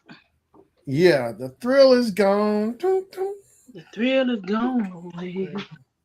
Lucille is a guitar. Lucille. And what's that? But yeah, I think Together for the First Time. That was a bad. Yeah, that's it live. That's a bad album. 3:00 in the morning. Yeah, that's a bad album because they both together. They got through to them. I think my mama had the tape or the CD. I like Bobby Blue Bland go. I like he coughing out a hockey puck. We do that. But yeah. Man. Oh, the first song I remember by Bobby Blue Bland was Members Only Tonight. Say you lost your woman. Something go. I don't know. Bobby Blue Bland. It's members only tonight. Members only. Say you lost. Let me see the lyrics. I'm gonna look up the lyrics. Here we go. Go tell. So yes, I did hear that right. So you lost your woman. Say you lost your man. You got a lot of problems all in your life. We're throwing a party for the broken hearted and his members only tonight. Yeah, go tell mama, go tell daddy. I thought I saw that right. Mm-hmm. Go tell mama, tell the red or yellow, black or white. Throwing a party. All for the sad and lonely. It's members only tonight. And speaking of members only, you remember those jackets, members only? Michael Jackson made that famous. Mm-hmm. Oh, he did the members only jacket? Okay, I didn't know that. Mm-hmm. I know Uncle Dwight had one. I was in elementary school, and I remember his was like blue or something, dark blue. He put it on, and I remember seeing members only. I was like, wow, he got a jacket say members only on it. And Uncle Dwight told me you had to be member. See, he was messing with me. I didn't know. He said you had to be a members only. And I was trying to figure out, how can I get a jacket? I like to. See, Uncle Dwight liked to play jokes. Yeah, you had to be a member. I was like, I felt kind of sad. I had to be a member. I couldn't get a jacket. Yeah, Uncle Dwight playing a joke on me. Your mom sound like my mom. And when my uncle would play jokes and stuff like that, they wouldn't tell it. They want to see if you gonna get wise to it, so you can grow. But they wouldn't tell. They wouldn't tell when he was messing with us. Mm-hmm. Dwight played too much, so you had to be a member of zone. I was like, oh man, I guess I ain't gonna get no jacket. I don't know. He done told me that. Yeah, he was showing off his members only jacket. Mm-hmm. Yeah, they got a site. I wouldn't mind getting a members only jacket. I want to start rocking old school stuff. I saw a shirt the other day. You could buy a Radio Shack shirt that says Radio Shack. I want to look for a shirt that says like Woolworth, or get one that says Winston-Salem cigarette something, stuff I remember from the 80s, I want to start rocking, like wearing on my show, like in channel when I'm doing my videos, rock the old school. Yeah, I like to see if they got a shirt like Woolworths or something, a Woolworth T-shirt or something. Oh, okay. Yeah, I want to bring it back, Woolworths. Yeah, we used to go to Woolworths. I would go to Woolworths all the time with Grandma. Yeah, I think Woolworths. everybody that had a Woolworth went to Woolworth. You know, it's they got the Woolworths Museum. Actually, the one in Greensboro, they actually made a museum, but we went back in the theater back in April '99 to Washington D.C. to the what you call it, The like National African American Museum of History and Culture. yeah, yeah. Yeah, because they have a replica of it in the national. They know. I know they have a replica at The the National Smithsonian, that's it. Museum. Yeah, we went up there because we was A&T, and you know the it started at that Greensboro Woolworths, the Right. fourth freshman. Yeah. And it's there. I was like, oh my gosh. I remember seeing the Fonzie jacket in there. I think I saw Liberace stuff in there and Elton John stuff. We who kind of in a hurry, but we stopped and looked at the fourth freshman that scene, the Woolworth scene. But yeah, they actually made that Woolworths a museum in Greensboro where the four freshmen, David Richmond and the three others. I remember David Richmond because they actually made a play called David Richmond, after him dealing with all of that. It was crazy though, but yeah, they said they weren't gonna stand for it no more. They hungry. Somebody gonna feed us something here tonight. We ain't going nowhere. So somebody Well, better that's wake if up. they had the best food. It was just the situation. It's like we deserve to be able to go in here if we want to. Yeah, Can you hear the popcorn popping? yeah, I heard it beep. Mm-hmm. Oh, this is no. I'm on the stove with this. That was just for the butter. Oh, okay. Yeah, I hear it. Hmm. Woolworth or Woolworth. FW Woolworth. I miss Woolworth. I sure do. Woolworths. Oh, I really love Woolworth. I remember the one downtown back home. That was the only one I ever knew. It was nice too. It's like I actually started going back, looking at the history of back home. And I remember talking to Grandma over the phone a couple of years back. I said I was asking about stuff I looked up. She said, yeah, she remember that. I like certain hotels that was up, and yeah, Oh she yeah, was around it. And that like, information from your elders like that, because they remember. huh? I say it's good to get that information from your elders because they remember. Yeah. And see, that's like I remember I had to be in elementary school. I remember asking grandma about the family reunion. How did the family reunion name get started? I used to ask all kind of questions. You asked them too. Yeah, I had a question. I remember like I asked her how I got my name. I remember the asking that. But yeah, I remember asking about the family reunion. She explained how it got started. The Lift Smiths and the Lemons and all of this, and it was the Smith reunion or whatever. And then she Hmm. said the Lemons wanted to be included because Smith married Lynn. I remember my mama telling me, but yeah, now I remember that, and you know, I remember that, and she explained it to me. I go back and I look, the family tree, and I like that about on my granddad's side at the family reunion. I like how they would explain it, like the family tree, Hmm. like my great grandparents, and then it's my granddad's parents, and how they got started, the name and branched out. They tell the mother and the father and the kids and the branch. They would do it all the time. I was like, yeah, I know, I get it. Because they would say it all the time at the family reunion. I thought it was cool to do that, explaining the branch. Because a lot of people, because that's why it was really cool to learn, because that's a lot of people, learn, about your family history and like branching off who had kids and, the history and all of that. It's really cool.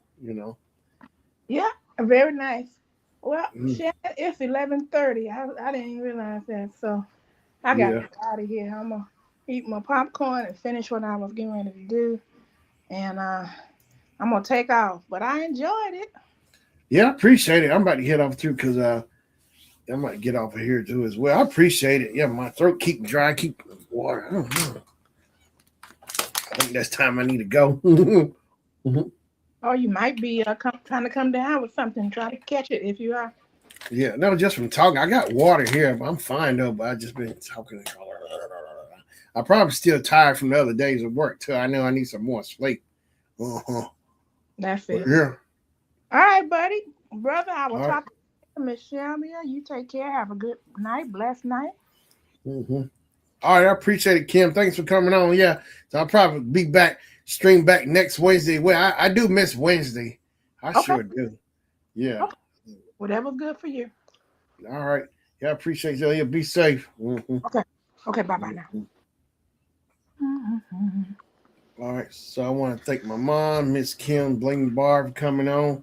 Uh, uh, who else? Brady coming on, and Hudson. I appreciate everybody.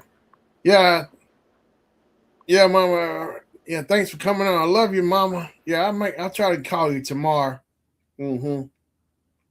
So I'm gonna get on off of here because I'm starting to slow down myself. Mm-hmm. All right, so I'm gonna get off of here. All right, everybody. Till next time. I think I'm bringing it back next Wednesday, God willing. I can get on here Wednesday around the same time because I missed Wednesday. So as always, so please, if you see the stream, hit the like button, leave a comment, hit the bell. Until next time, see you next Wednesday. Peace out. Peace, love, and soul.